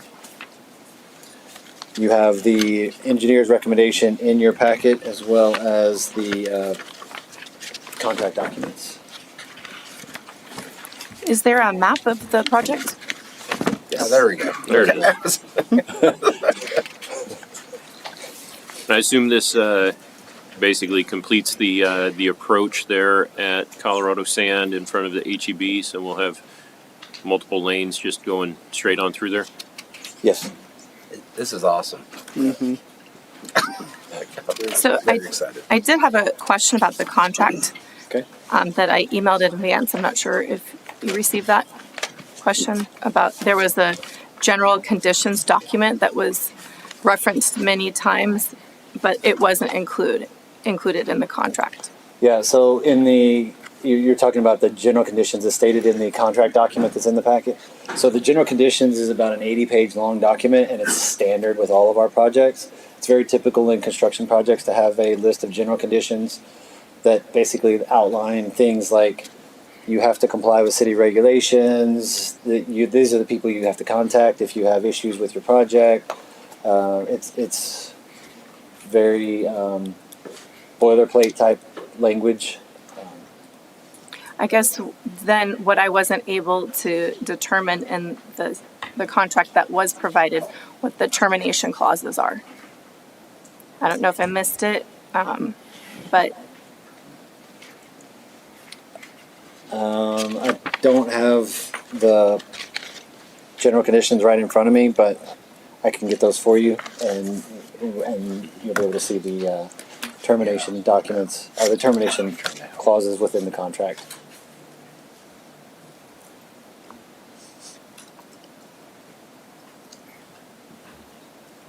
Any other questions on this item while pending that information? So your concern is that you believe the contract's silent to termination? yes, I checked a few things, 3 things, and that's one of them, and it wasn't in the contract provided, so. We can get Seems you like the a fairly significant omission. I'm glad you caught that. I was hoping that requesting it earlier on Monday that we would get a copy of it so I could check that out. And to be clear, you're concerned that there's no termination clause. I'm trying to understand in what scenario that would be acted upon in a road construction. Is that typically a clause? Do we typically have a termination clause in the contract, or is it in the general conditions? Yeah. Okay. Did you manage to find one? No, I didn't. No, I missed that question. And this contract, I think, has been in the pipeline before I got here. Okay. So, you don't see a termination clause? It's not. I don't know if it's in the standard conditions. I see severability, but I don't see termination. I mean, there's also liquidated damages in here, right? Which would be a pretty common recourse if something happens. Yeah, but is in here. And not the same, but Yeah. That's a significant omission. Well, Should be Well, generally, we that. even when the contracts are long, they are fully included in the packet. Okay, so that sounds like something we need to fix before we get a final approval. So my question, Mike, is this: is that obviously that's something would be standard boilerplate in our contracts that we can just go ahead and amend as such to add specifically to this. And I'm guessing, our surmise, that even though it's understood between both parties that would be a regular condition in there as well. Do you believe that we have to go back to the other party to tack this, or do you think that we can approve this with subject to the addition of the clause and have this taken care of? I think it may be covered in the standard conditions. We'll make Okay. sure it's in there. I mean, Okay. I think you, to answer your question, I think you can make a motion and approve this, and I will make sure it's in there. It's got to be in there. Okay, that's Yep. fine. I like that. You like that? Will you like that in the form of a motion? Yes. Motion to approve 6A as presented, subject to the addition of a termination clause. If so absent. Yeah. Second from Caesar.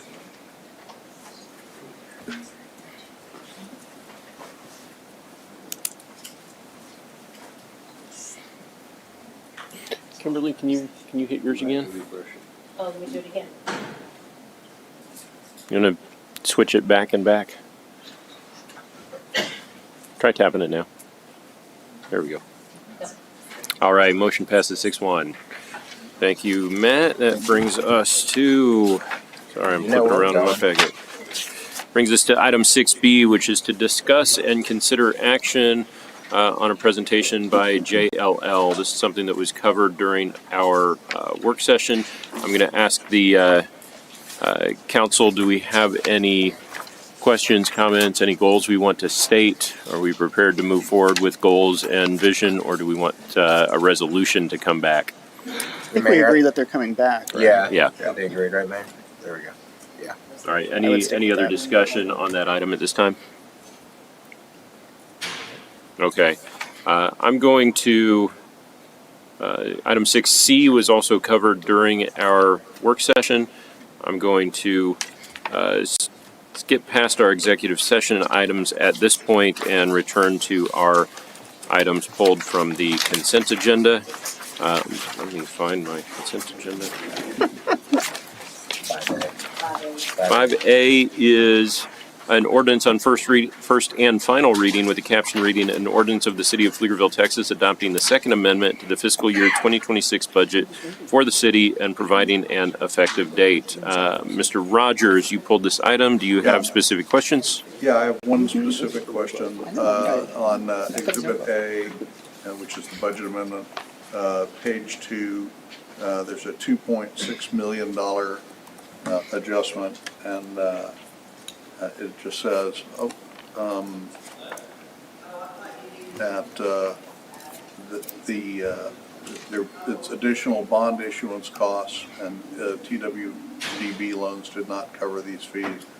I'm curious why that wasn't budgeted for earlier. What's the communications issue? Yeah. What happened there? We don't normally budget for bond issuance costs. That's not something you've seen in our budgets. I haven't historically budgeted for those. Normally they're considered part of the process of issuing bonds, and I don't usually worry about them. These were high. The costs were higher. And we've created a new debt service fund now. And so between the WIFIA loan that we closed in December and the Texas Water Development Board loans that we closed in February, I felt like it was appropriate to get this on the budget and get the appropriation made for this fund. Okay, so It would be an expense of ours. No So matter improved what, but transparency. That's fine. I want to make sure that I understand what you said, so I'm going to repeat it back to you in my language.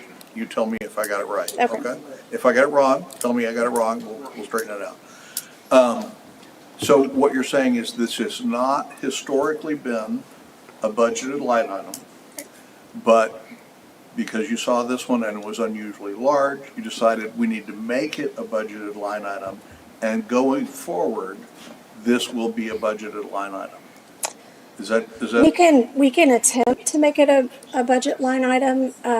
The costs vary so much between issuances. I would be kind of shooting in the dark as far as what those costs would be. The Texas Water Development Board fees are a lot more than just a traditional bond closing. Okay. I was not aware of that, and so that's why this amount is a lot more than we normally see. So is there something that we can do in our communications with bond counsel to help make sure that we anticipate what these We can try. fees are? Sure. Yeah. Okay, because $2.6 million here, $2.6 million there. Pretty soon you're talking about real money.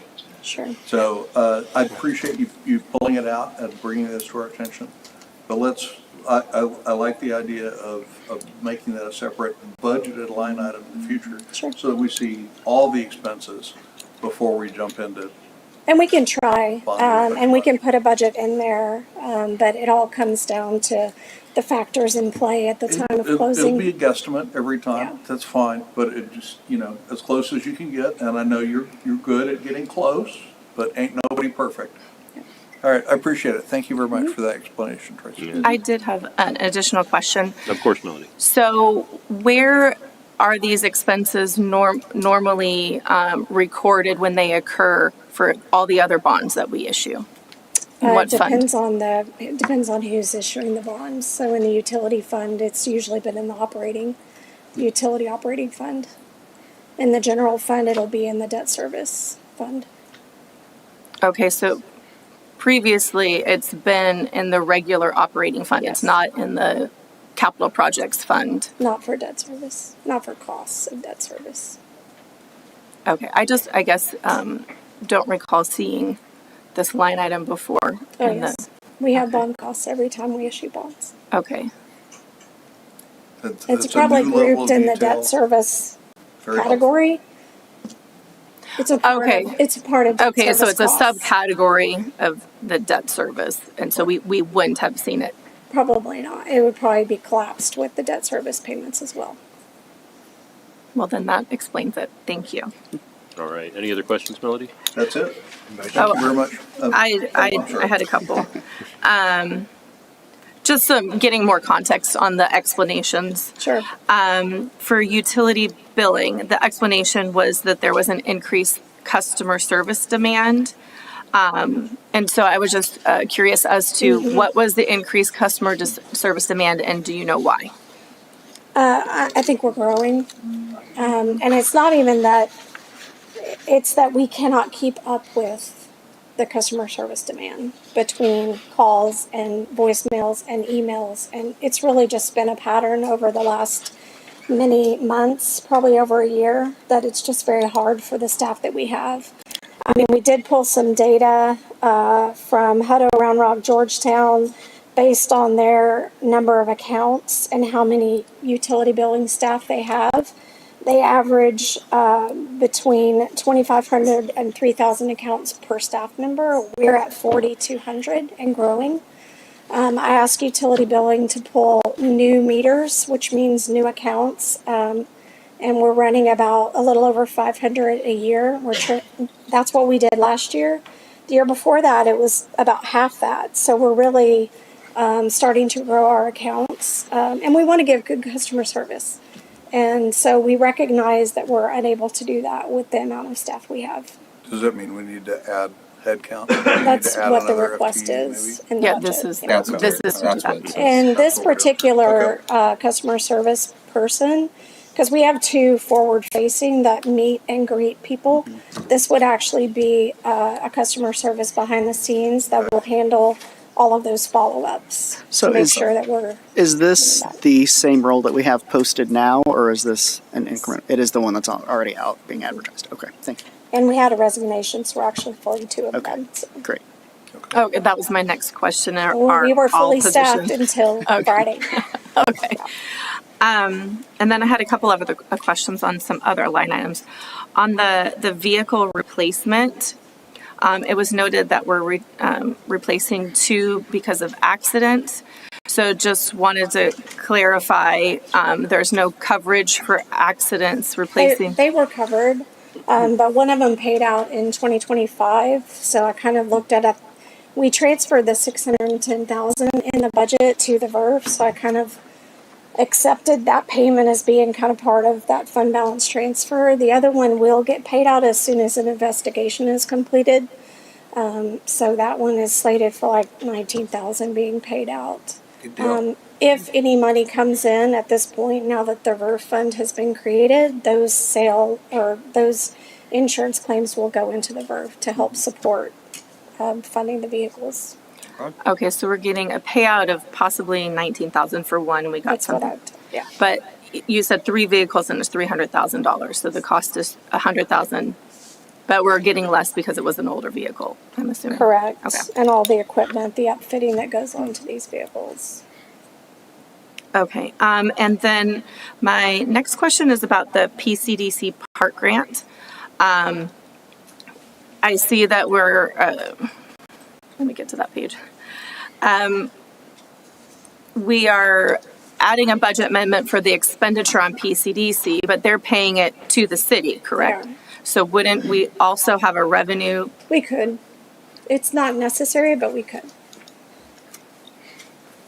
Okay, so you're not adjusting, you're not doing a budget amendment for the revenue? I haven't put it in this amendment, no. And I looked back, the Wells Point expense was already in the CIP for the year. Yes, in the city? Yes. Okay, and then so I'm assuming possibly the TERS is the same thing. The TERS, it's an interfund transfer that we're doing from. We're actually paying for it out of the TERS. Oh, we're so- paying for it directly out of TERS. Okay. And that would currently wasn't budgeted for paying for was- the parking structure? It was not, it kind of got approved after the budget process was complete, the TERS board, and then came to council. So that's why I'm, correcting the budget. So the at this expenditure point. was approved as It its was. own item, but this is This is updating just the fixing budget that to reflect fund. the changes that we've made to it since then. Correct. Okay, I thought the parking structure was approved in the cost of downtown east. A portion of it is. Not the whole thing. Remember, not the whole thing. 8 million was, Okay, so part of supposed the to come parking from the structure TERS. was in the budget for downtown east. Correct. But the other part for TERS was not in the budget. the TERS is helping support the total cost of the parking structure. Does that reduce the city's expenditure on it's not offsetting, it's not funding part of it, it's It's strictly in helping, addition? it's helping support getting the parking structure. I love how you say support. Okay, so bottom line, part of the parking structure cost was in the budget and part was not. And that's why we're doing the amendment. The portion that the TERS was paying for was not in the budget. Which makes perfect sense. It was approved afterwards. Yeah. And that was, I believe that approval was also part of a, let me say, a solidification of the total cost of the parking structure. Yeah. Because I believe we saved some money Right, I think it on came a in few of in the portions. October or something. Now, when you say approved after the budget, you're referring to when the TERS approved it? Because the council approved the No, I parking think the structure. parking structure had a separate contract amendment with And it came in- the it contractor. came There was a like, later I think, amendment to October. that project. Yeah, it was literally an amendment to the project, and they gave us the rationale as to why that. Okay. But there was also Yeah. a recognition that the total cost of some of the other project pieces was coming in less. So we literally saw Yeah. we saw a cost savings. So what are we going to do with that? And I thought that Yeah, was the I- highest and best usage of it. At the time, though, I thought the entire parking structure was already in our budget. So I guess, No, because I think we had to make a decision about whether or not. I think we amended this. Yeah. It was, costs were, There was some. there were surface lower costs parking on that some we portions of the switched project and out. higher costs on other. We saved money on Right. City Hall and the rec center, but the parking structure was gonna cost more. So we got the TERS to pay for the more, Yeah. and now that's reflected in our budget. Yeah. Something that we've already approved as that, in that change order. Yeah. Which I still think is the best usage. and it was $8 million more than our original contract. That's how much I we just are. work here. Okay. That's how much we are paying for out of the TERS. Those were all my questions. Thank you. Mayor, entertain a motion. I will. Motion approved 5A is presented. Second. I have a motion, choose your second. John. There we go.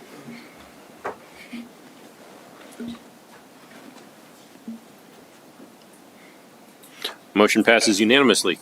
That brings us to item 5D, That is an ordinance on first reading with the caption reading an ordinance of the City of Pflugerville, Texas, authorizing the lease of city property located adjacent to and northeast of New Sweden Church Road and consisting of approximately 72 acres. Such property to be used for farming, providing cumulative, repealer, and severability clauses, providing for open meetings, and establishing an effective date. I don't know who came up with this idea, but that's smart.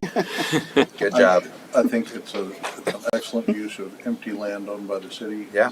But I really think we should have a presentation for the citizens, because I know if we don't, we're gonna get a ton of questions. Why are you leasing 72 acres? Why are you in the landlord business? So let's get an explanation for the record. Mr. Record? Good evening again, Mayor and Council. Glad to have you back. So for the record, the purpose here is, this is the farmland that we actually just annexed. And I believe it was one of the items on this agenda. And the idea is, we're not actually going to be starting any real work on this project. So why not get money? The rest of the year. And this farmer has been using this land since before we bought it. So why not lease it out to him and let him continue farming it until we're actually ready to use it? Yeah. Is this a market rate lease? This is a fair price for the property for the lease? So I've done some research on that. What we're charging the farmer is $50 per acre per month. And that's actually above market for the Travis County area, based on the research that I'm not a farmer, I'm not a land expert. I did research on the USDA's website to see what market rates are for ag property rentals, and we are actually above the market rate for what we would do in Travis County. Which is we're fine. So wait, we're overcharging the guy who sold us the land? I did not say that. Mayor, would you entertain a motion? I would, as long as Mr. Rogers' questions have been answered. Mr. Rogers' question has been answered. Yeah. All right. 5D is presented. I move approval of 5D. Yeah, second. I second that. There we go. You got Kim. Thank you. Sometimes less is more. Motion passes unanimously. That brings us to item 5M. 5M is a professional services agreement with Walter P. Moore and Associates for professional engineering services associated with the Lake Pflugerville Phase 2 project, PA 2402, in the amount of $1,831,821. I believe this was also Mr. Rogers? It is. I don't need an explanation. I just want a record vote. Okay. Motion to approve. I did have a question. Melody, what was your question?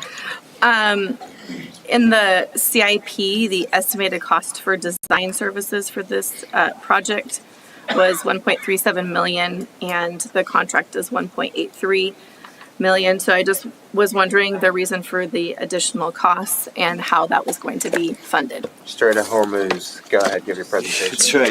That's right. So, partly is the economy. So those are based on 2019 numbers, and we use cost escalators each year. But the other part to this is that construction administration has typically been in the construction budget on our CIP. We've made that change. So the CIP you will see soon, construction administration's in design. It's the design team doing it, so it makes more sense. Cool. Okay, so the additional portion that's construction administration part of the contract is That's correct. Now, I just wanted to clarify what you said, because the CIP was from the 2026 CIP. Right. And so are those costs not adjusted each year for market They're rates? adjusted. So there's escalators on there. It's just tough until you get into negotiations and scope and fee. You just don't know. The escalators didn't cover the it's escalation. Definitely budgeted more than it was in 2019, but you try to estimate once you get there. And it's going to be pretty close. Our estimate is going to be pretty close once you add taking the project to completion. That's where most of the additional funding comes from. So the line in the CIP now is it going to say design and contract services, or is As of right now, it's in the design line, and you'll see in the CIP, the design line stays with construction through the years on the CIP. okay? So that will indicate not design is continually happening, but that it's the other The portion of it. administration Okay. Correct. Thank you. You're welcome. Mayor, would you entertain a motion? Any further questions? Yes, I would. 5M is presented. Second.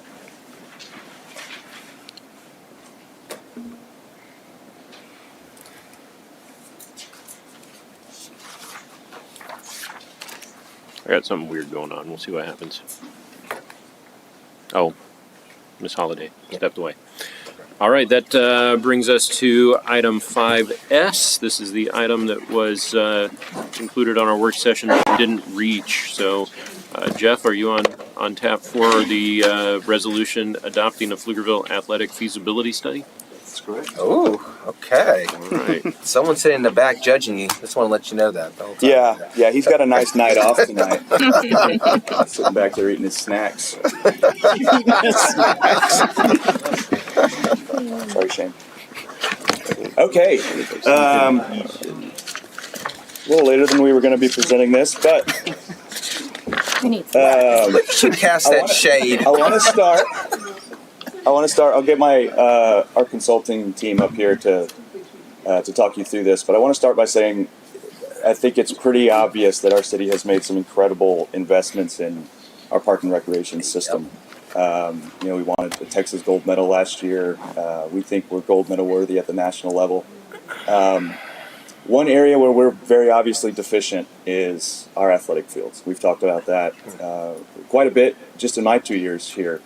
And so as part of the Parks, Recreation, and Open Space Master Plan, it identified that, of course. And then an action item was to do a feasibility study and see where we need to get for the future, right? And I say for the future, we really need to get caught up for the present and think about the future. And so I've got Chris Tribble and Chad Davis here from Park Hill to talk you through what they've done for us over the last couple months. Okay, great, thank you. Council, thank you very much. My name is Chad Davis. I'm a partner at Park Hill. And in light of the day's events and the time, I'll try to make this as quick as possible. So this is a great picture of the 1849 park. And as we started working with staff and the Parks Department, we started asking the kind of questions that we use for analysis of what the demands are and what the growth and the projections may be for these types of services. In this first slide, what I want to share with you, the data, just the facts, man. We know more and more that that we have more access to data, and it tells a more absolute story. So we don't want to be speculative on these things. And what was the transformative aspect that allowed for you to access the waitlist hour request data? What was the? Yeah, because it's unknown. We didn't have any waitlist data. Right. Yeah. Exactly. Yeah. Exactly. Yeah, And we only just started tracking it. Yes. That's what. Exactly. So, and that's what I wanted to highlight here was that we did start asking staff, do you keep track of the denial of these types of services to those constituents within town? And they said, we actually don't. Now, one of the reasons we did show this in the graph is that we wanted to show that in fall 2023 that they allocated actually 2,663.75 hours of field time. And then what you see is that dropped in 2024 because there were some fields that were being worked on and they were not at capacity. But what is really admirable on behalf of your Parks Department is that in the fall of 2024, they actually increased the number of hours on the existing fields by doing more intense maintenance. And so it's just kind of like your own front yard, live grass. Talk about that, because part of the concern has always been that because of the high usage of our fields, erosion would occur and the lack of availability for them to recover. What was the change in the actual either skill set or the actual maintenance level that allowed for us to get what? I'll help you out on that one. Okay, Yeah. so more than two times the amount what we got. Yeah, we before. now have Ryan Sanders Turf that's contracted to take care of Ryan Sanders is in Ryan Sanders? As in Nolan Ryan and whoever Sanders. Sorry, Mr. Sanders. Or Mrs. And so, or Mrs. Sanders. And so, yeah, we've been able Dallas to. Cowboys football player with that name? Yeah, keep going. I don't know that it's him. Okay. We've been able to take much better care of our facilities. We still are limiting the amount of play because we want to make sure that that investment stays intact, right? But you can see here, our staff has done a good job of doing that, balancing maintenance and playability and safe playing surfaces with getting as many of these organizations onto the fields as we can. And a huge part of that, again, is going back to RS3, assisting with the maintenance. They're much more scientific than we in the Parks and Rec world are. They're not maintained the same way that a regular park is maintained. There's a lot of science. And Are we just talking about 1849? Are we talking about 1849 and Wells Wells Point? Okay. Because I think it's very important to make sure the public understands just how much of a effort you have made to make Wells Point at the same level as 1849. Right. Additionally speaking, I think it's also important to make sure that people understand that usage for games and practice, there's no derision. It's just usage in general. Right. What about the Fennig fields? So the Fennig Field is maintained, I believe, by goats. No, there's humans out there. It's an allocated, it's an allocated facility. It's not maintained quite to the same level as Wills Point in 1849. I'm off tonight. Not anymore. Yeah, so it gets a quarterly service from RS3 with some oversight on horticulture, so some nitrogen, some pre-emergent. It definitely doesn't get the service that we give Wells Point or 1849. We also can't protect it. Like, you can't. We allocate fields out there, but anyone can go out there and play, and we appreciate when people go out there and play. But because we can't allocate those fields, you don't want to put a full time of investment in there without some sort of fence or structure that would keep people from wearing it down the hours that we weren't allocating. Which would hurt the ambiance and the of the actual utilization of that area. It's about protecting your investment and making sure these fields are safe for the people that you are allocating it for. So, but Fennig Field is included in the allocated hours. Yes. Okay, thank you. And one of the reasons as a consultant that we want to look at this is we want to see, is the department allocating the resource, to the maximum possible. We're all taxpayers, and we want to know that we're using, the resources as much as possible. In the fall of 2025, they were able to allocate about 7,462 hours, but what they started tracking and what we were able to find in the data that they had, and it's expanded in the report, is that they had about 860 hours that they were not able.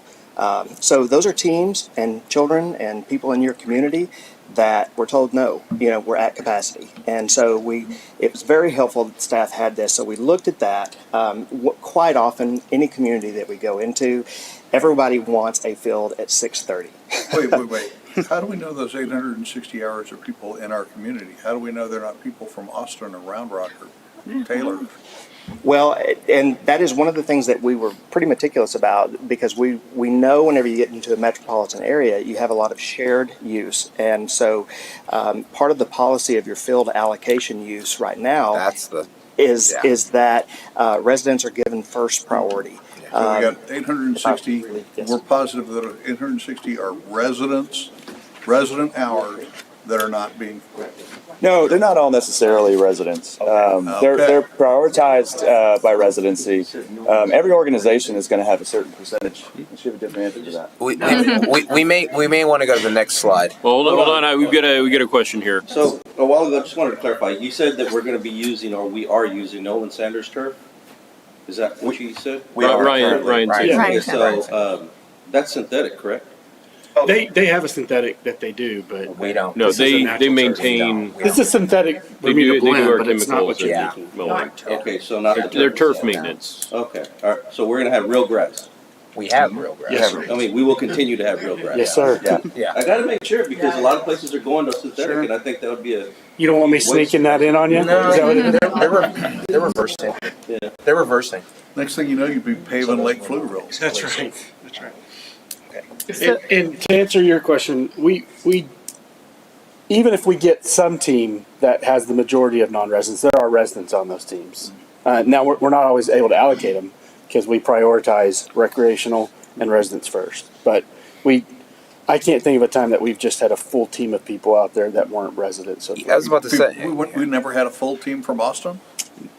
There could be a full team from Austin playing Cap City or playing Paisel, but no. Let's be clear. So there's a resident on the field. Yeah, you're speaking. It may be 6 We allocated kids from those Austin to a and 2 from resident. The game they're Pflugerville. playing against may be Exactly. a non. So they may be playing a team. They may be playing Lone Star absolutely. from Georgetown, but I it would be, guarantee the you that's home happening. team would be someone who is actually, anchored with somebody, a Pflugerville Sure. citizen. The way we allocate. Pflugerville citizen? Well, I'm sorry. Are we talking about a team where there's one Pflugerville person and 5 people They from Round Rock? if anything, I think we've been pretty strong. I mean, I'm just going to be blunt with you. Pretty zealous in our proactiveness regarding making sure that Pflugerville citizens are prioritized, and your children over for that as well. The Matrix, if there was one team that had one resident and one team that had 4, that team with 4 would be a higher priority in the Matrix. Okay, so these 860 hours, those are, every single one of those has got a Pflugerville resident on that team. I can get back to you on that. Okay, thank you. All right. I was going to say. So what about the allocated hours? We were just talking about the wait list, or the allocated hours.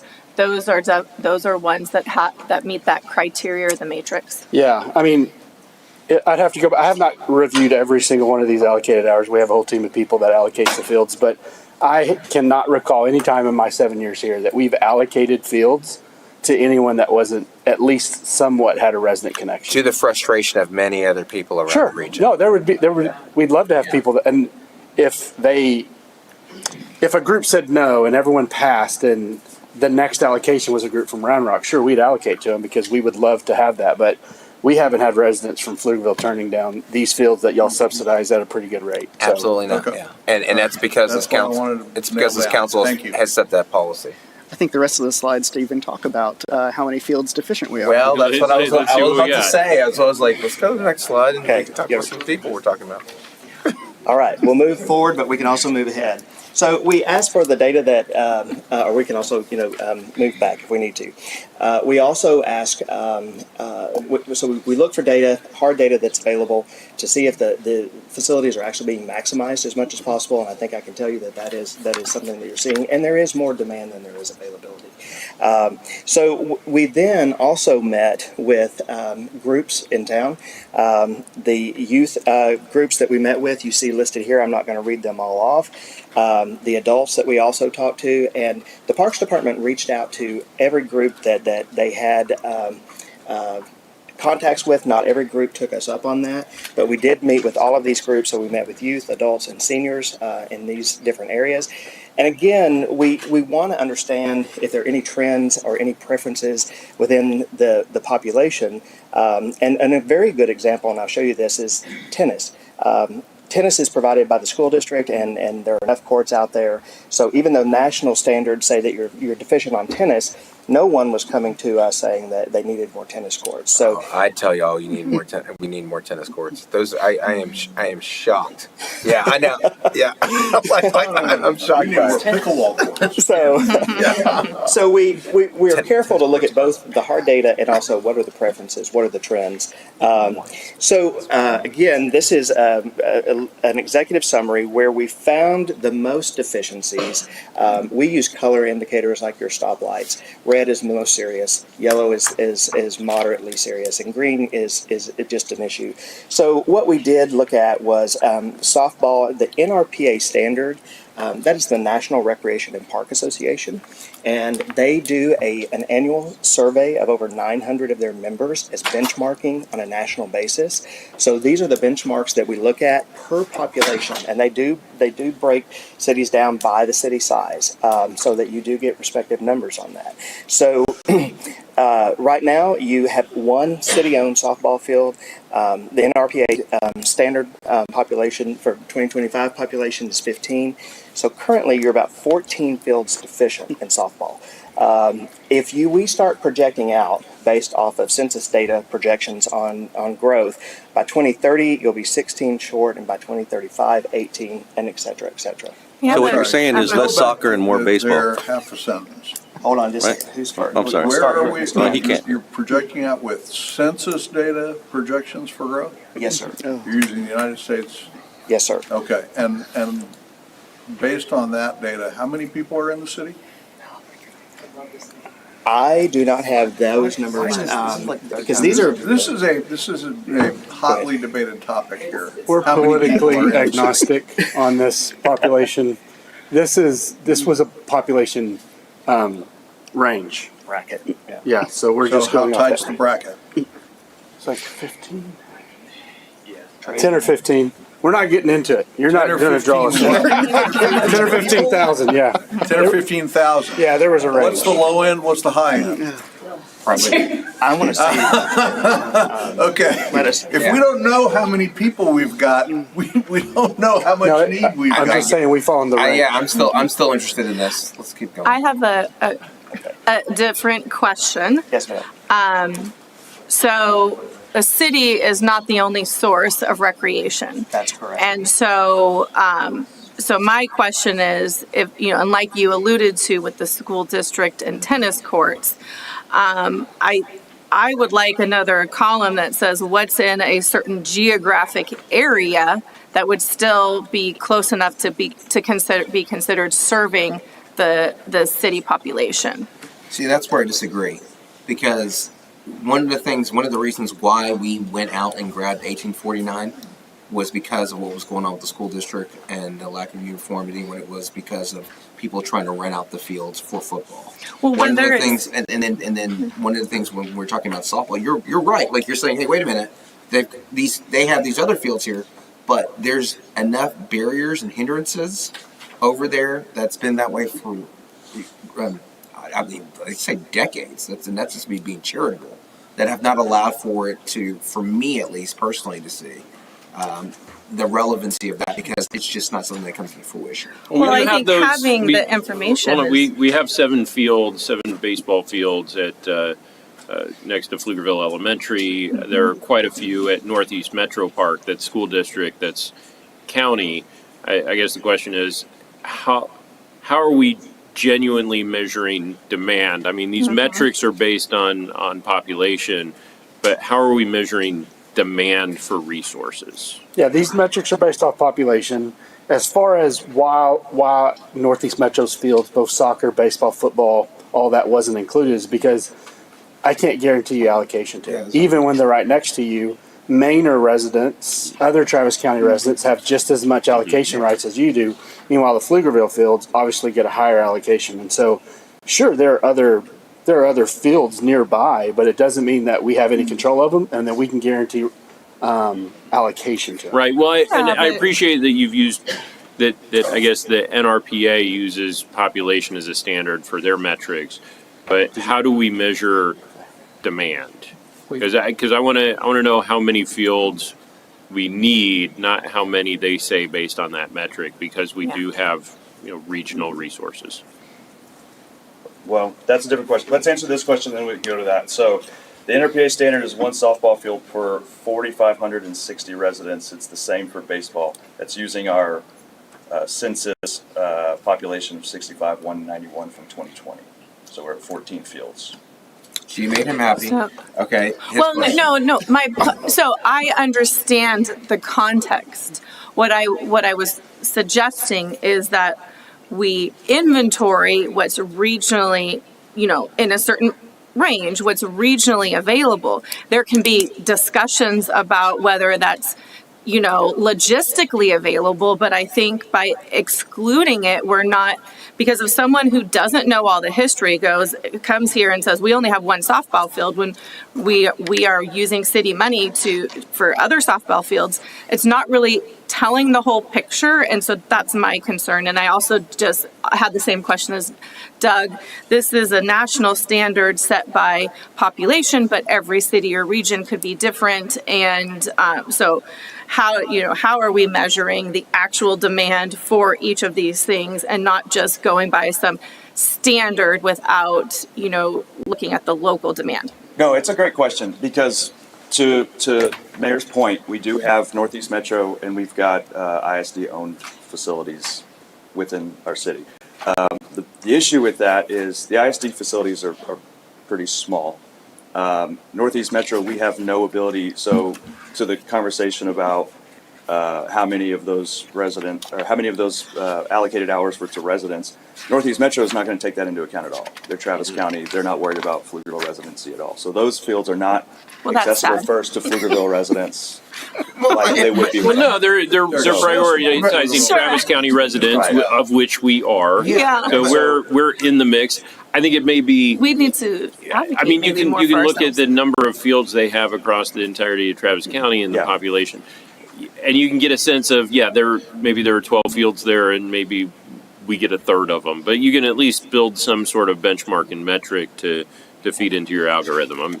Yeah, and I think to be realistic about this, we aren't going to get a facility that has 15 baseball or softball fields anytime. Oh, we know. So, The conversation. We're setting that expectation. I just need a Right. better guidance than population. I need to Yes, understand. and so they did get, and Chad can talk to it. They spoke with the local association to see what their needs are. Are they turning kids away? And the answer based on their. the answer is yes. And if we can figure out how many are being turned And away, in, we and want in baseball and softball, that's much more. Yeah. Oh yeah, I'm than sorry. it is We're in looking at the soccer. red slide. I know there's a yellow and a green coming up. Well, and I will point out, I think that the full report was included in your packet. And we did look at facilities within the geographic region, and in one of the appendix, they are also listed there. I want to ask, I'm a past municipal parks and rec employee. I'm also a landscape architect, and that's what I do now. What I want to maybe ask a little bit of your understanding on is, as a taxpayer, I pay a certain amount of tax. And if I am told that I get park and recreation services as part of that tax, and I'm a citizen of Pflugerville, or I'm a citizen of Dallas, or I'm a citizen of Beaumont, I want to know, well, am I getting, do I have access to those opportunities? If the response comes, well, no, we yes, you are getting park and recreation services, but we don't have enough of those. So we rely on you to go to the county, or we rely on you to go to, somewhere else.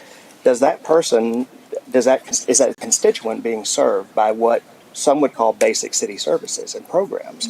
And so we had a good discussion with your staff and with the groups that, yes, we do have access to fields, but one of the things that we heard from parents was it becomes a decision on how far do we want to drive to get to certain fields, how much do we want to pay as non-citizens of other facilities, and that sometimes dictates us telling our children, no, we're not going to do that. When we live in a city that, we would hope would have a certain level of park. And so I'm not trying to be defensive or anything of that nature, but that's one of the things that, as I worked with our council whenever I was in the Parks and Recreation, I thought of that as a vital city service. And that is something that everyone across the city is paying for. And so one of the things that we did ask these groups is, how far are you driving? Taylor, Georgetown, Round Rock, of course. And so it does become another issue. San Marcos. So these are the national benchmarks. In the appendix, we do list the non-city owned facilities. And so that information is there. I don't want you to think that we ignored that, because that, especially in our Texas metropolitan areas, whenever we get so many suburban communities that are side by side, and a person doesn't necessarily know that a friend 2 blocks over lives in a different city, and they're going to have to pay a higher usage fee to be on the same, baseball team of a kid that they go to school with and they thought lived in their city. So we really try to be sensitive to that. It's hard for us in any situation to glean enough market demand information from the county, because they don't necessarily ask for which city are you from. They just say, are you a Travis County resident? And so establishing a demand of the market is really pretty hard. The first slide that I showed you, this data that your Parks Department is starting to collect is great. And more Parks Departments are having to collect this kind of data to be more absolute of, it's not just hearsay. How many hours do we have? What is our capacity? How can we get the most out of this? And then are we having to turn people away? And they're having to start documenting that. And I think it leads to very solid information for you to make good decisions, about the future. So one of the things that I will point out here, and I may have kind of gone off on a little bit of a tangent, is that if you're behind today, and we don't know exactly how many people are driving to other places, to actually be a part of if they're told we don't have the capacity in Pflugerville, but maybe you can get on in Taylor, maybe you can get on in Hutto, we don't know that without doing an exhaustive survey. But what you do know is your community is continuing to grow. You know that at some rate, if you're already behind, you need to start addressing that. I mean, you do have folks in your community that are interested in having facilities that are part of their community and that they have priority to. I'm going to continue to move through these. So you're deficient today of about 14 softball fields, about 13 baseball fields. I want to explain a little bit about the acres that we put in here, because one of the biggest components of this is you've got to have the land to be able to do this. When we list in that NRPA standard 2.22 acres per field with buffer and parking, sometimes, if we just listed the acreage of the field itself, you might get an idea that, if we went out and bought 1.5 acres, that's enough for the field. We have put an acreage count in here that does include parking and that does include a reasonable buffer per field. So if you say we're going to at least try to find a parcel that can accommodate 10 fields, you know that you need 22.2 acres. So we have projected that out just to show you the need in acreage, just to kind of give you an order of magnitude as you move forward and as you think down the road. So where you see 2.22 acres for softball, 3.22 for baseball, that is again being driven by the dimensions and the fields that we used from the user groups. These are probably your highest areas of need. Now we're going to go kind of to your moderate areas of need. You see tennis. Again, we went ahead and listed that because NRPA actually, if we use that alone, it shows that you're deficient today by about 10 courts. But I apologize to the tennis players who maybe were in the crowd. No one came forward on tennis, and even in the Parks Master Plan, that was not even identified with the exhaustive. I think for what's interesting about tennis, which is atypical to this whole conversation about the school district, is that those courts are made open for everybody to utilize. Even the ones at Connolly are utilized. You can just walk on there until 10 o'clock at night. Well, also, it's more of an individual sport, and you don't have to organize a team and have hours and do all of that. It is a growing sport as well right now. So, yeah. So it's a lot more popular the last growing. It's growing. It was dying, and then it's growing again. Yeah. But pickleball is not. Pickleball took it over, and now pickleball's giving it up. There you go. And Central Texas is, I believe, correct me if I'm wrong, Madam City Manager, the number one market for pickleball in the United States. Pickleball. That's true. Pickleball. So we Number one. maybe we can take some of these softball fields and turn them into pickleball fields. Yeah. Maybe. Pickleball's Maybe. number one. I'm in. Okay. I'm not hearing a lot of softball demand. I'm hearing a lot of complaints from baseball players. I want softball fields. We need some. But pickleball. I watch people from the city go play softball in Round Rock because we didn't have softball fields. We are quite literally. No, softball field seems reasonable to me. I do think we need to do some step development. I don't think we're gonna hit the target numbers immediately. We're going to College Station this Well, weekend. pickleball courts are also being provided by the private sector. Right, yeah. So they are, which is because I would imagine because it's easier to do it's that, and it's also more individualized and not team oriented. And it's pretty cool that we're building that little pocket pickleball court right off of Kelly Lane. That's pretty awesome. So rectangular fields, is that football? Yes. Well, those are fields that can be used. They're like the 1849 fields for soccer. And the nice thing about a soccer field is that we can break those down into different sizes. You can get certain size within a regulation size. And football, rugby can also use those fields. So there is the standard for that. Lacrosse, yes. And then, Mr. Rogers, Councilman Rogers, we do have pickleball on here for you, and a deficiency of 4 courts. So, but let me just kind of keep tracking through this because I think you understand kind of the methodology that we looked at. Soccer, you have 13 city-owned fields. So you're saying we don't have enough? Okay. And that right now, green. Yeah. Yes, green is just that. Yeah, is not as in dire shape. You're just deficient by 1 field of soccer, and so. Well, couldn't they use that rectangular field?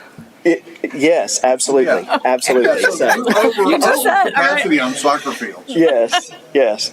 So we also looked at basketball. You're overcapacity on basketball. You're overcapacity on sand volleyball.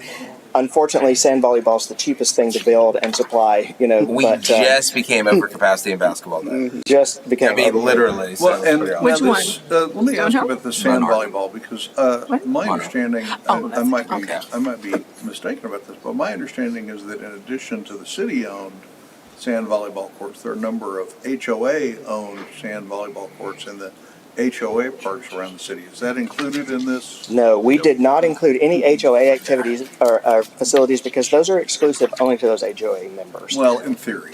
And it's not something that your recreation guests. department is Yeah. programming. Yeah. So Our sand volleyball court was open to everyone because there was no. The pool is really exclusive. The sand volleyball courts, on the other hand, are only theoretically Yeah. exclusive. okay. But it does address demand. Yes. Yes. I mean, it So does. even though help. everyone may not have access to it, the people in that community may have access to it, which reduces demand possibly on other. Exactly. And just one important note on that. So sand volleyball, tennis, pickleball, those are sometimes provided by development. Baseball fields, softball fields, soccer fields, you're not seeing provided. So you're saying we need to start requiring that for development? We've had those. Okay, there you go. Okay. Yeah. There's some cities doing that we're looking at. So You yeah. have to build a stadium. Well, I am curious when it comes to those facilities, and this may be later in your slides, but we've talked in the past about cost recovery models. And I am curious because it feels like what this plan is recommending, what this study is recommending is a pretty dramatic development of some fields. I'm wondering if we don't immediately see demand saturation, is there a cost recovery model for folks who are, outside the city to help offset the costs? Yeah, I mean, you're seeing cities. Someone just mentioned College Station. Yeah. They've done that really well. A lot of cities have Extremely well. used this for their heads and beds. I mean, they're building a lot of facilities that are used during the week by their local organizations, and they're used on the weekends to fill hotels. Yeah. And it's worked out extremely well from a financial standpoint. I And like we've gotten better. I like how competitive this group is too. With just no city's 100% everything, right? Like every city's going to have something they have less. We happen to have more sand volleyball, more basketball, more skate parks, and we have less of something else.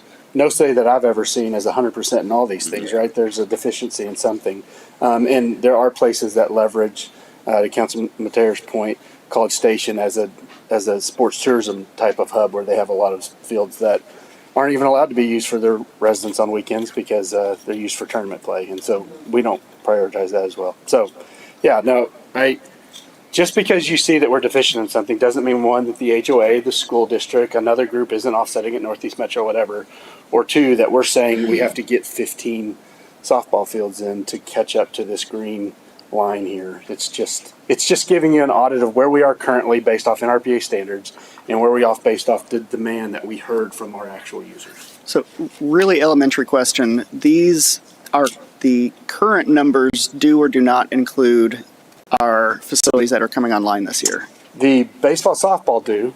Okay. And pickleball does. Yep. Okay. And the basketball? And basketball. Basketball, I don't know what Is that- basketball we haven't coming on. You put 9, I mean, where are these other I don't know. ones? I mean, Well, we have Geneva's Park, we have Heritage Park. We have oh, Stonehill so you're Park. counting the outdoor. We got Stonehill. Okay. Stonehill, yeah, these are all outdoor. Yeah. Well, I know. We're Yeah. like, These aren't indoor basketball court. I mean, this is a Rucker Park, so we're got. Okay, so let's go back. How utilized are the basketball courts? Because I would argue Oh. it is one of the Oh, more yeah. popular sports. in Yeah, the they world. get. Oh man, yeah. I never And see if anyone it's- at If we only have Stonehill. 8, then we need more. I mean, Well, if you I mean, incorporate- most of the basketball courts that I see when I'm out are being used by two different groups at the same time. They're each Right. playing Well, I half was going to court. say maybe like incorporating it with the tennis or the pickleball court.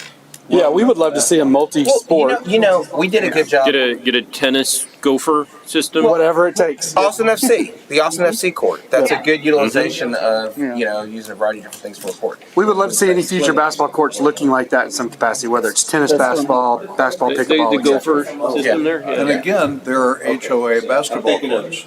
We're not counting those, and they are like sand volleyball courts, only theoretically exclusive. They are. They also are absolutely exclusive to the people that have been asked to leave. Right? At any one time, if someone's out there playing on it, they weren't supposed to be, or there was a rental, or a pavilion, or birthday party, etc. But that happens so, on city stuff too. It does, absolutely. But we can allocate those. Yeah. Right. But, I mean, is it a demand exceeding the supply problem? Maybe not. If we're not counting those, I mean, maybe we should only count those as a 50%. But if we're excluding it entirely, we're getting an inaccurate picture. I totally get it. Just like aquatics, there's a lot of HOAs, there's a lot of backyard pools, there's a lot of HOA pools, but I only manage and allocate the ones that y'all have given me ownership of. Yeah.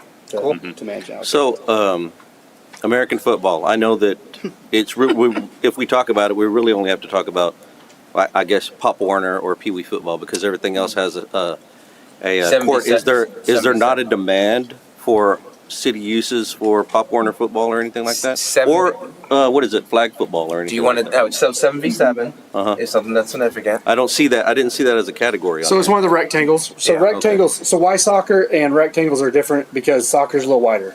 So you can play. You can play on it. You can absolutely play on a football field for soccer, but soccer players like it a little bit wider. Also, a football field has a crown for drainage that soccer players hate. They feel like they're running up and then back down, which they need the exercise. Right, absolutely. Are they being utilized for American football? They are being utilized. Here's the thing: culturally, a kid that wants to play football, wants to play tackle football or flag football, loves to play where the adults play, where their heroes play. And so a lot of times we don't get a lot of people wanting to play on these fields that we have because, one, the school does allocate them, and two, if you're a kid and you can play at the field where you get to see Friday night lights happen all the time, and then you get to play there on Saturday or Thursday, they love that, right? Compared to our field with no scoreboard, no goalposts, it's just a practice field. It's just a different experience altogether. So we provide rectangle fields where football can happen. Okay, well that clarifies quite a bit because I know I always make jokes, but I wanted to really know how much the demand is out there. And I think part of it, like this is where it's going to be interesting when we talk about the iterations of 1849, because I think that when you look at the thought process was specifically, I remember being there with Vernon, Gene, everybody up, 2014, something like that. That's when we started coming up with the idea about that. We talked about that, about hey, you listen to usage, let's leverage that from there. But we just got the Musco lights out there, right? Like, and I mean, and we need to get a scoreboard out there. Things that they have from them. They have a place where they can cook, so they can make the barbecue and everything else they can make their money on. But then bleachers, we need stuff. Yeah. Exactly. So they're going back to the schools and everything else from that as well. So, but if you look at, I don't know if you ever show any pictures of what's going on with the new Phase 2 with baseball and softball. I mean, the thought process and the intention to detail for that. I mean, that just from an eye standpoint over here, even just having the boulders that are softballs and baseballs out there, Cortland, like that's the stuff that really generates folks to be like, oh man, I want to be there. I want to go there. That is differential difference, and it's been interesting to see progression. And honestly, that was a different city manager that we had back then than we do now. Hey, definitely. So to some of the point that, or some items that were discussed about using facilities of either the school district or the county. There's rules and we've talked about, not always being able to have access to it.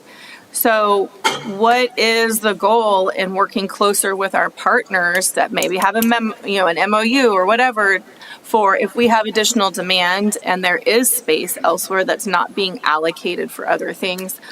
What about us renting the facilities for for those other group, the additional groups to use, or organizing it so that we have more access to to the infrastructure that already exists. Historically, when you see tennis courts available and the track available, but you don't see the football field and the baseball fields available, or basketball courts. Yeah, well, the indoor ones, yeah. A lot of that has to do with access, staffing, or wear and tear, right? You can go run on that track all day long. It's really tough to tear it up. Same thing for the tennis court / pickleball court, whatever they're playing on those ISD courts. You can go out there and do a lot of play, but if you're getting that on our ball fields, we're limiting it. Same thing with the ISD. You talk to the head coach at any school, which is normally also the athletic director at most of those schools, they don't want anybody. They don't even want their junior high or high school, the 10th graders and 9th graders on where their varsity team plays. Like, they're very protective of that field and that space. And so when we're talking about fields, whether it's us or someone else, you are paying for the wear and tear of getting on it. Have we reached out to the ISD and asked if we could start to rent those fields? No, we haven't. But I would imagine it'd be a pretty premium rate, but we can look into that. I was about to say, so Melody, what we did for our soccer, this is how bad it is. When I was running soccer club, we can go to Cedar Ridge, which is, right down 45, and they were more than willing, hey, listen, we're about to have a rain out, turf field, et cetera, right there as well. Can we pay X amount to be over there? Absolutely, you're over there as well. When we tried here inside Pflugerville with our own school districts, they don't care about them. They're shutting it down because of wear and tear, like quite literally. And the problem is that it's been this way for quite a long time. Well, we can be forward thinking. So this isn't an issue with partners. This is got to be an issue with demand. So I don't think talking about negotiating with other entities is appropriate here. I think what we need to talk about is how much do our citizens need that is not being satisfied by our partners. I don't think it's our job to rent something out from the school district. If someone can't get a field, they can go rent it out from the school district. We don't need to facilitate that agreement. Well, then, Chad, so what do we need? Right? And I know you got a couple more slides here. Yeah. So one of the things that we did want to show you is that, of course, in a growing market like yours, the biggest resource is going to be starting to look for land. And before you can even start thinking about building the facilities, today, if you were going to meet these deficiencies, that would be about 94 acres of land. If we look out at 2035, a 10-year plan, that would be about 176 acres. And so that's one of the things that we wanted to help the Parks Department do, and that was part of this feasibility study. These are just some of the graphics, an example of the dimensions that we used. What you see in the bottom left-hand corner is a layout of the field. It just gives you the rough dimensions. Right above that, one of the things I want to show you is travel distance. I mean, what we heard from some of the leagues were, Pflugerville to Austin, 17 miles, Pflugerville to Hutto, 9 miles. These were people who were telling us where they were driving to play. And so we put that in there because I'll make a point with that here in a little bit. But in the report, we have all of these standards and everything. And then we looked at what would the price tag be. By 2035, if you met the deficiencies by 2035, that's about $147 million. Now, one of the things I have to tell you, that does not include land costs because we have no idea what you would pay for land. It does not include land costs. That does not include land costs. Citizens heard that. Sounds like you're getting more. So that's a very, very big omission. Yeah. So one of the things I do want to tell you about this, we went back and we've put the most dire need again in red. We've put the most moderate need in yellow and the light need in green. One of the things about this, and your parks board was excellent whenever we met with your parks board, just because you buy 147 acres or 177 acres by 2035 does not mean it all has to be developed up front. Locking that land in, much like you did in 1849. But let me pause you there. So I got two questions. One, am I over capacity on any of these types? We talked about basketball and disc golf, where we've got more than we need, but not for long.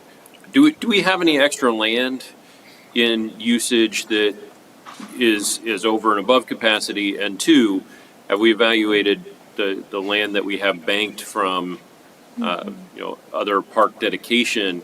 Because I don't necessarily need to go out and buy 177 acres if I've got 85 already hanging around the city that developers have given me for parks. That's a really interesting one to talk about because we do have a lot of space that is either floodplains or required how to be much green how much space. land has been donated that we haven't developed? Yeah. I know you know that number, Melanie.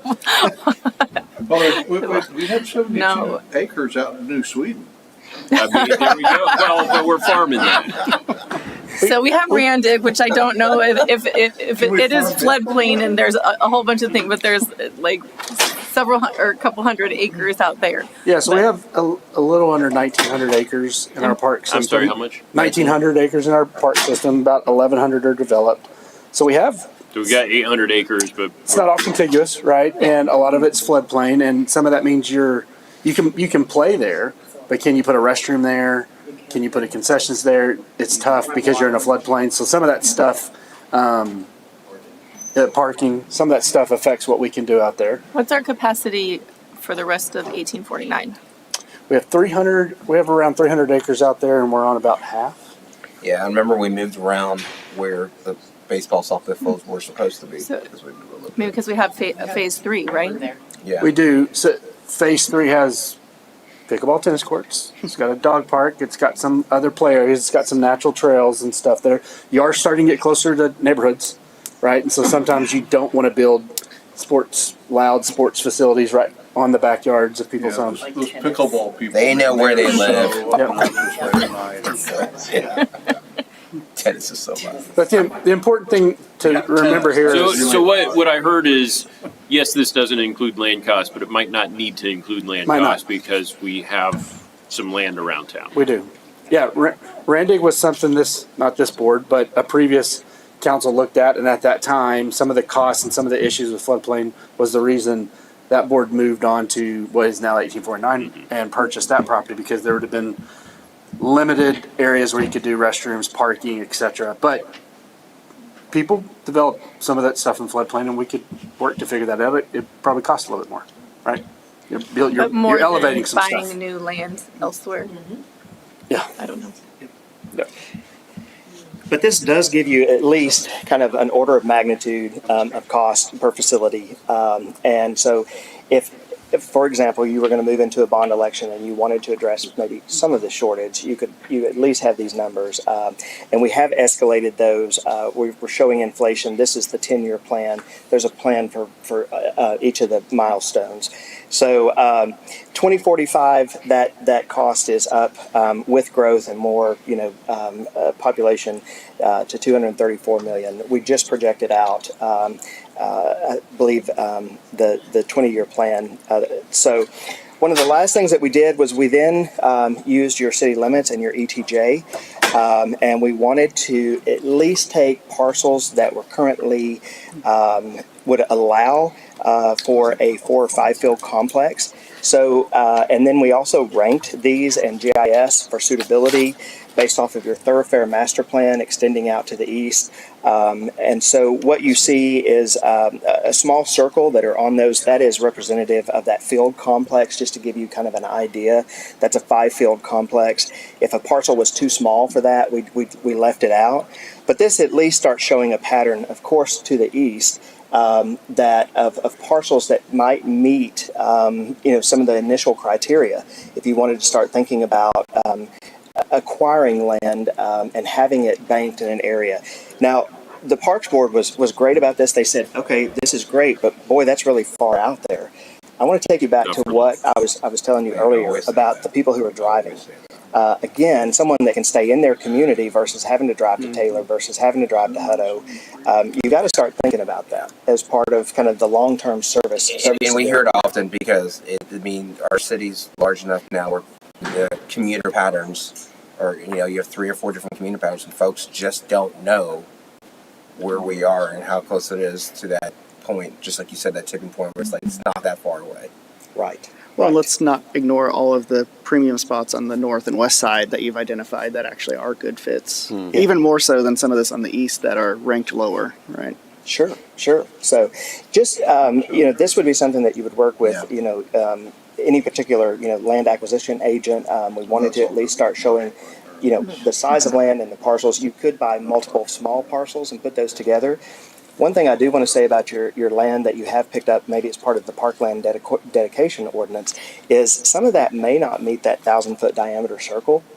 So even though you do have parkland, if we think about a 5-field or a 4-field clover complex, the dimensions of the land are going to become important at some point. And certainly for sports tourism, the more fields you can get together and really help with, like the discussion on A&M or College Station, putting heads in beds and those kind of enhancements, economically, those kind of complexes are going to really pull in more folks. So that is really just kind of a high-level overview. Now that y'all have been patient with me, if you have any questions, I'd be happy to answer them. We didn't ask enough as we got your went. park professionals up here also, so Y'all be nice. All right, council members, this is an item for a resolution adopting the Pflugerville Athletic Feasibility Study. Do we have any questions? No. All right, do we have a motion? Move to approve. Second. A motion and a second.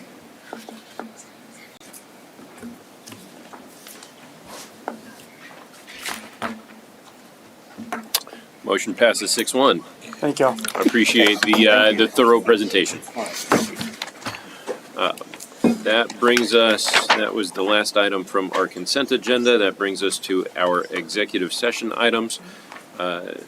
We are going to go into executive session on item 6D, deliberation regarding real property and economic development negotiations pursuant to sections 551.072 and 551.087 of the Texas Government Code related to city property located at 101 East Pecan Street.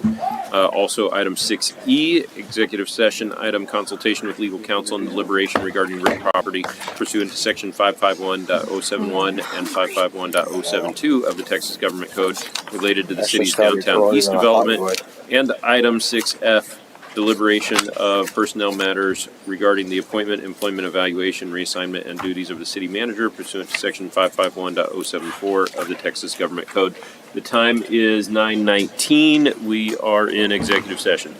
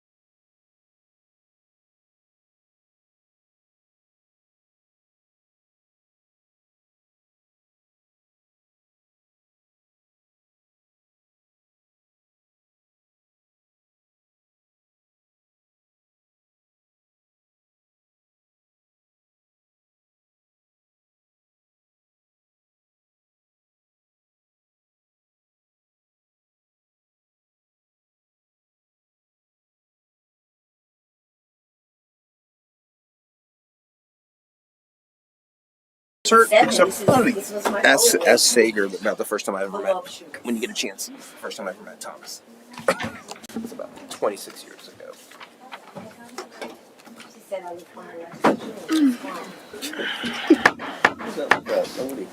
All right, everyone, wake up. Yeah, it's a late night. Thank you all for sticking with us. The time is 11:09. We have returned from executive session and no action was taken. I'm going to grab my copy of the agenda real quick so I can open the open session portion of item 6F. This is to discuss and consider action regarding the appointment, employment, evaluation, reassignment, and duties of the city manager. Council, do I have any? Your performance. Mr. Mayor, will you accept a motion? I will. Regarding these two pieces of paper? Mr. Mayor, I would move that we adopt, as written, the Pflugerville City Manager role profile and the City Manager performance expectations sheets, and that we instruct the City Manager to publish these on the city website and through city social media so that citizens can see what our expectations are. Second. As well. All right, I have a motion and a second. Just for clarification to those of you watching at home and in the audience, these are documents that describe the type of individual we're seeking as our next city manager and our expectations for them. These are documents we've worked on for a little bit. I will start the vote. That passed unanimously. I would ask for Mayor, would you entertain a motion? I certainly would. I would like to make a motion for our mayor to begin negotiations with James to become our next city manager. Did I do that right? That works. Our employment contract and compensation package. Yeah, what he said. Hartshorn. All right, I have a motion. Second. I have a second from Jonathan.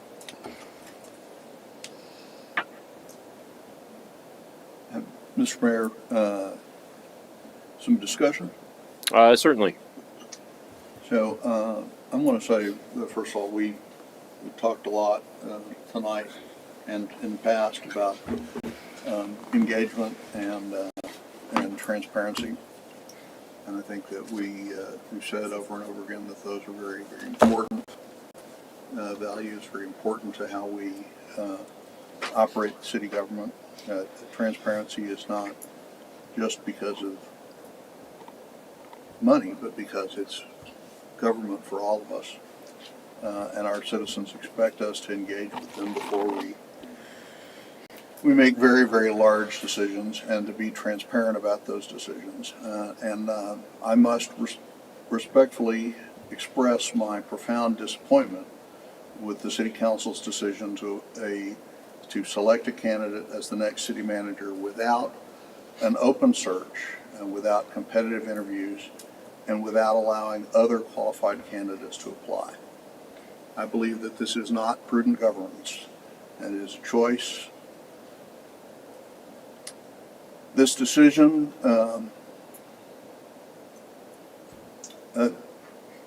appears to show disregard for the citizens and disregard for standard and prudent government practice. And I believe it undermines the credibility of our city, our council, and our incoming city manager. Let me be absolutely clear on this point. I hold Mr. Hartshorn in very, very high regard.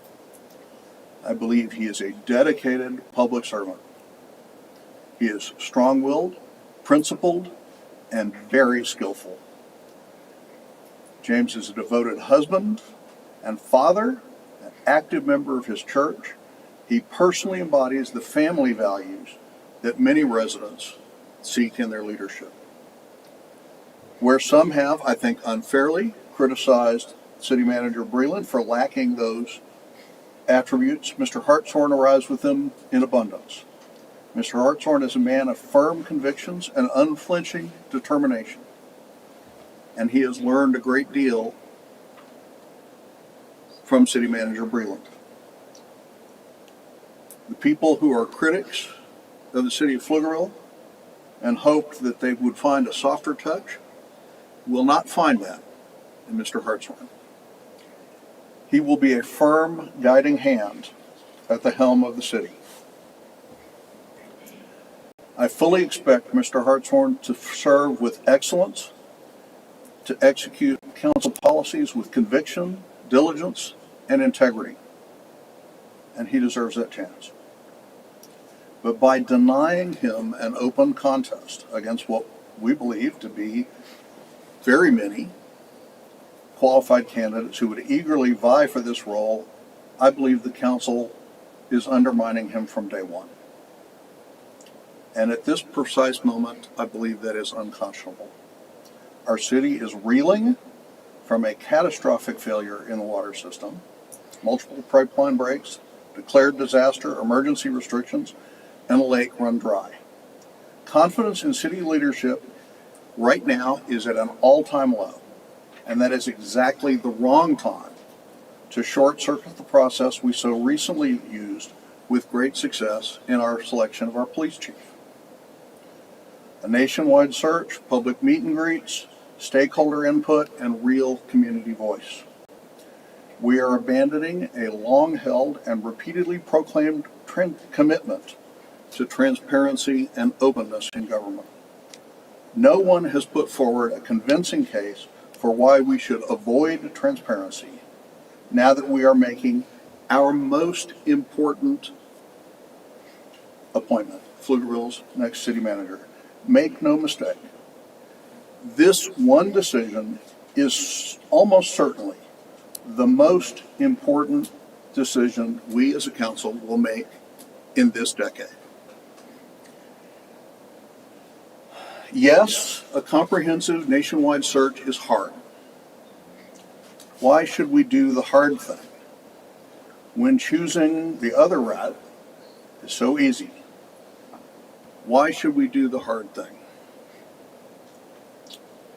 President Kennedy, 64 years ago in Houston, asked, why should we choose this as our goal? Why does Rice play Texas? We choose to go to the moon in this decade and do the other things not because they are easy, but because they are hard. Because that goal of doing the hard thing will serve to organize and measure the best of our energies and skills. Because that challenge is one that we're willing to accept, one we are unwilling to postpone, and one we intend to win. Citizens have properly come to expect transparency for high-ranking officials, especially the city manager, who oversees hundreds of employees and every facet of governance. We deserve a wide-ranging search, open public input, and the chance to voice concerns, critique candidates, and advocate for whatever leader we think is best. This is by far the most important decision the council will make in this decade. There are only 3 appointments we make directly. The city manager is by far the most important.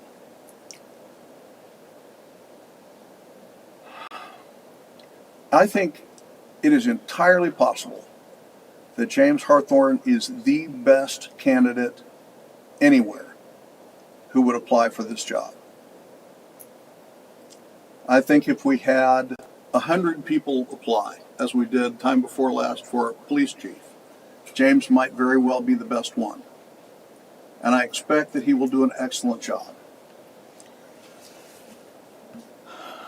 But we have chosen not to do the hard thing. I think Jack Kennedy would be disappointed in us. We'll never know if he would prevail in an open competition, if he would be the best of 50 candidates or 100 candidates. And that is this council's fault. That is this mayor's fault. They have let down our citizens by closing the door and denying us transparency and the opportunity to choose among a diverse pool of candidates. we as a council have failed our citizens.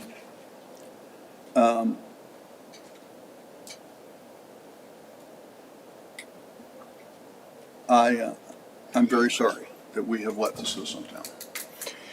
Thank you for those words, David. Obviously, I disagree with many of them, but you are certainly entitled to them. My expectation, pending the result of this vote, is that we will continue a transparent process where James is introduced to the community. I would say the most transparent part of this process is, without a doubt, the 3 months that James has spent serving in the role prior.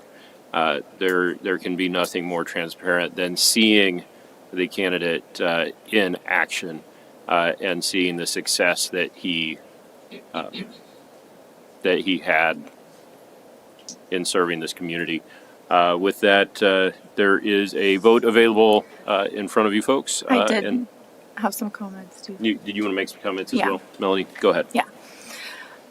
So I want to be clear today that my vote is not a reflection on any individual. I have respect for the experience and service that James has provided to the city. My vote is for a fair, transparent, and competitive process. For a role of this importance, that means a structured search that allows us to evaluate all qualified candidates, apply consistent criteria, and make a fully informed decision for our community.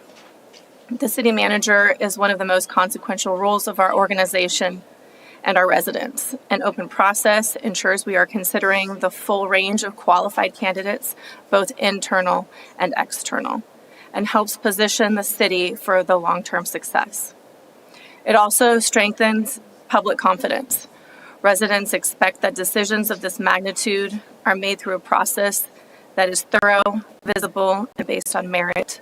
That level of transparency builds trust, not only in the outcome, but in the institution itself.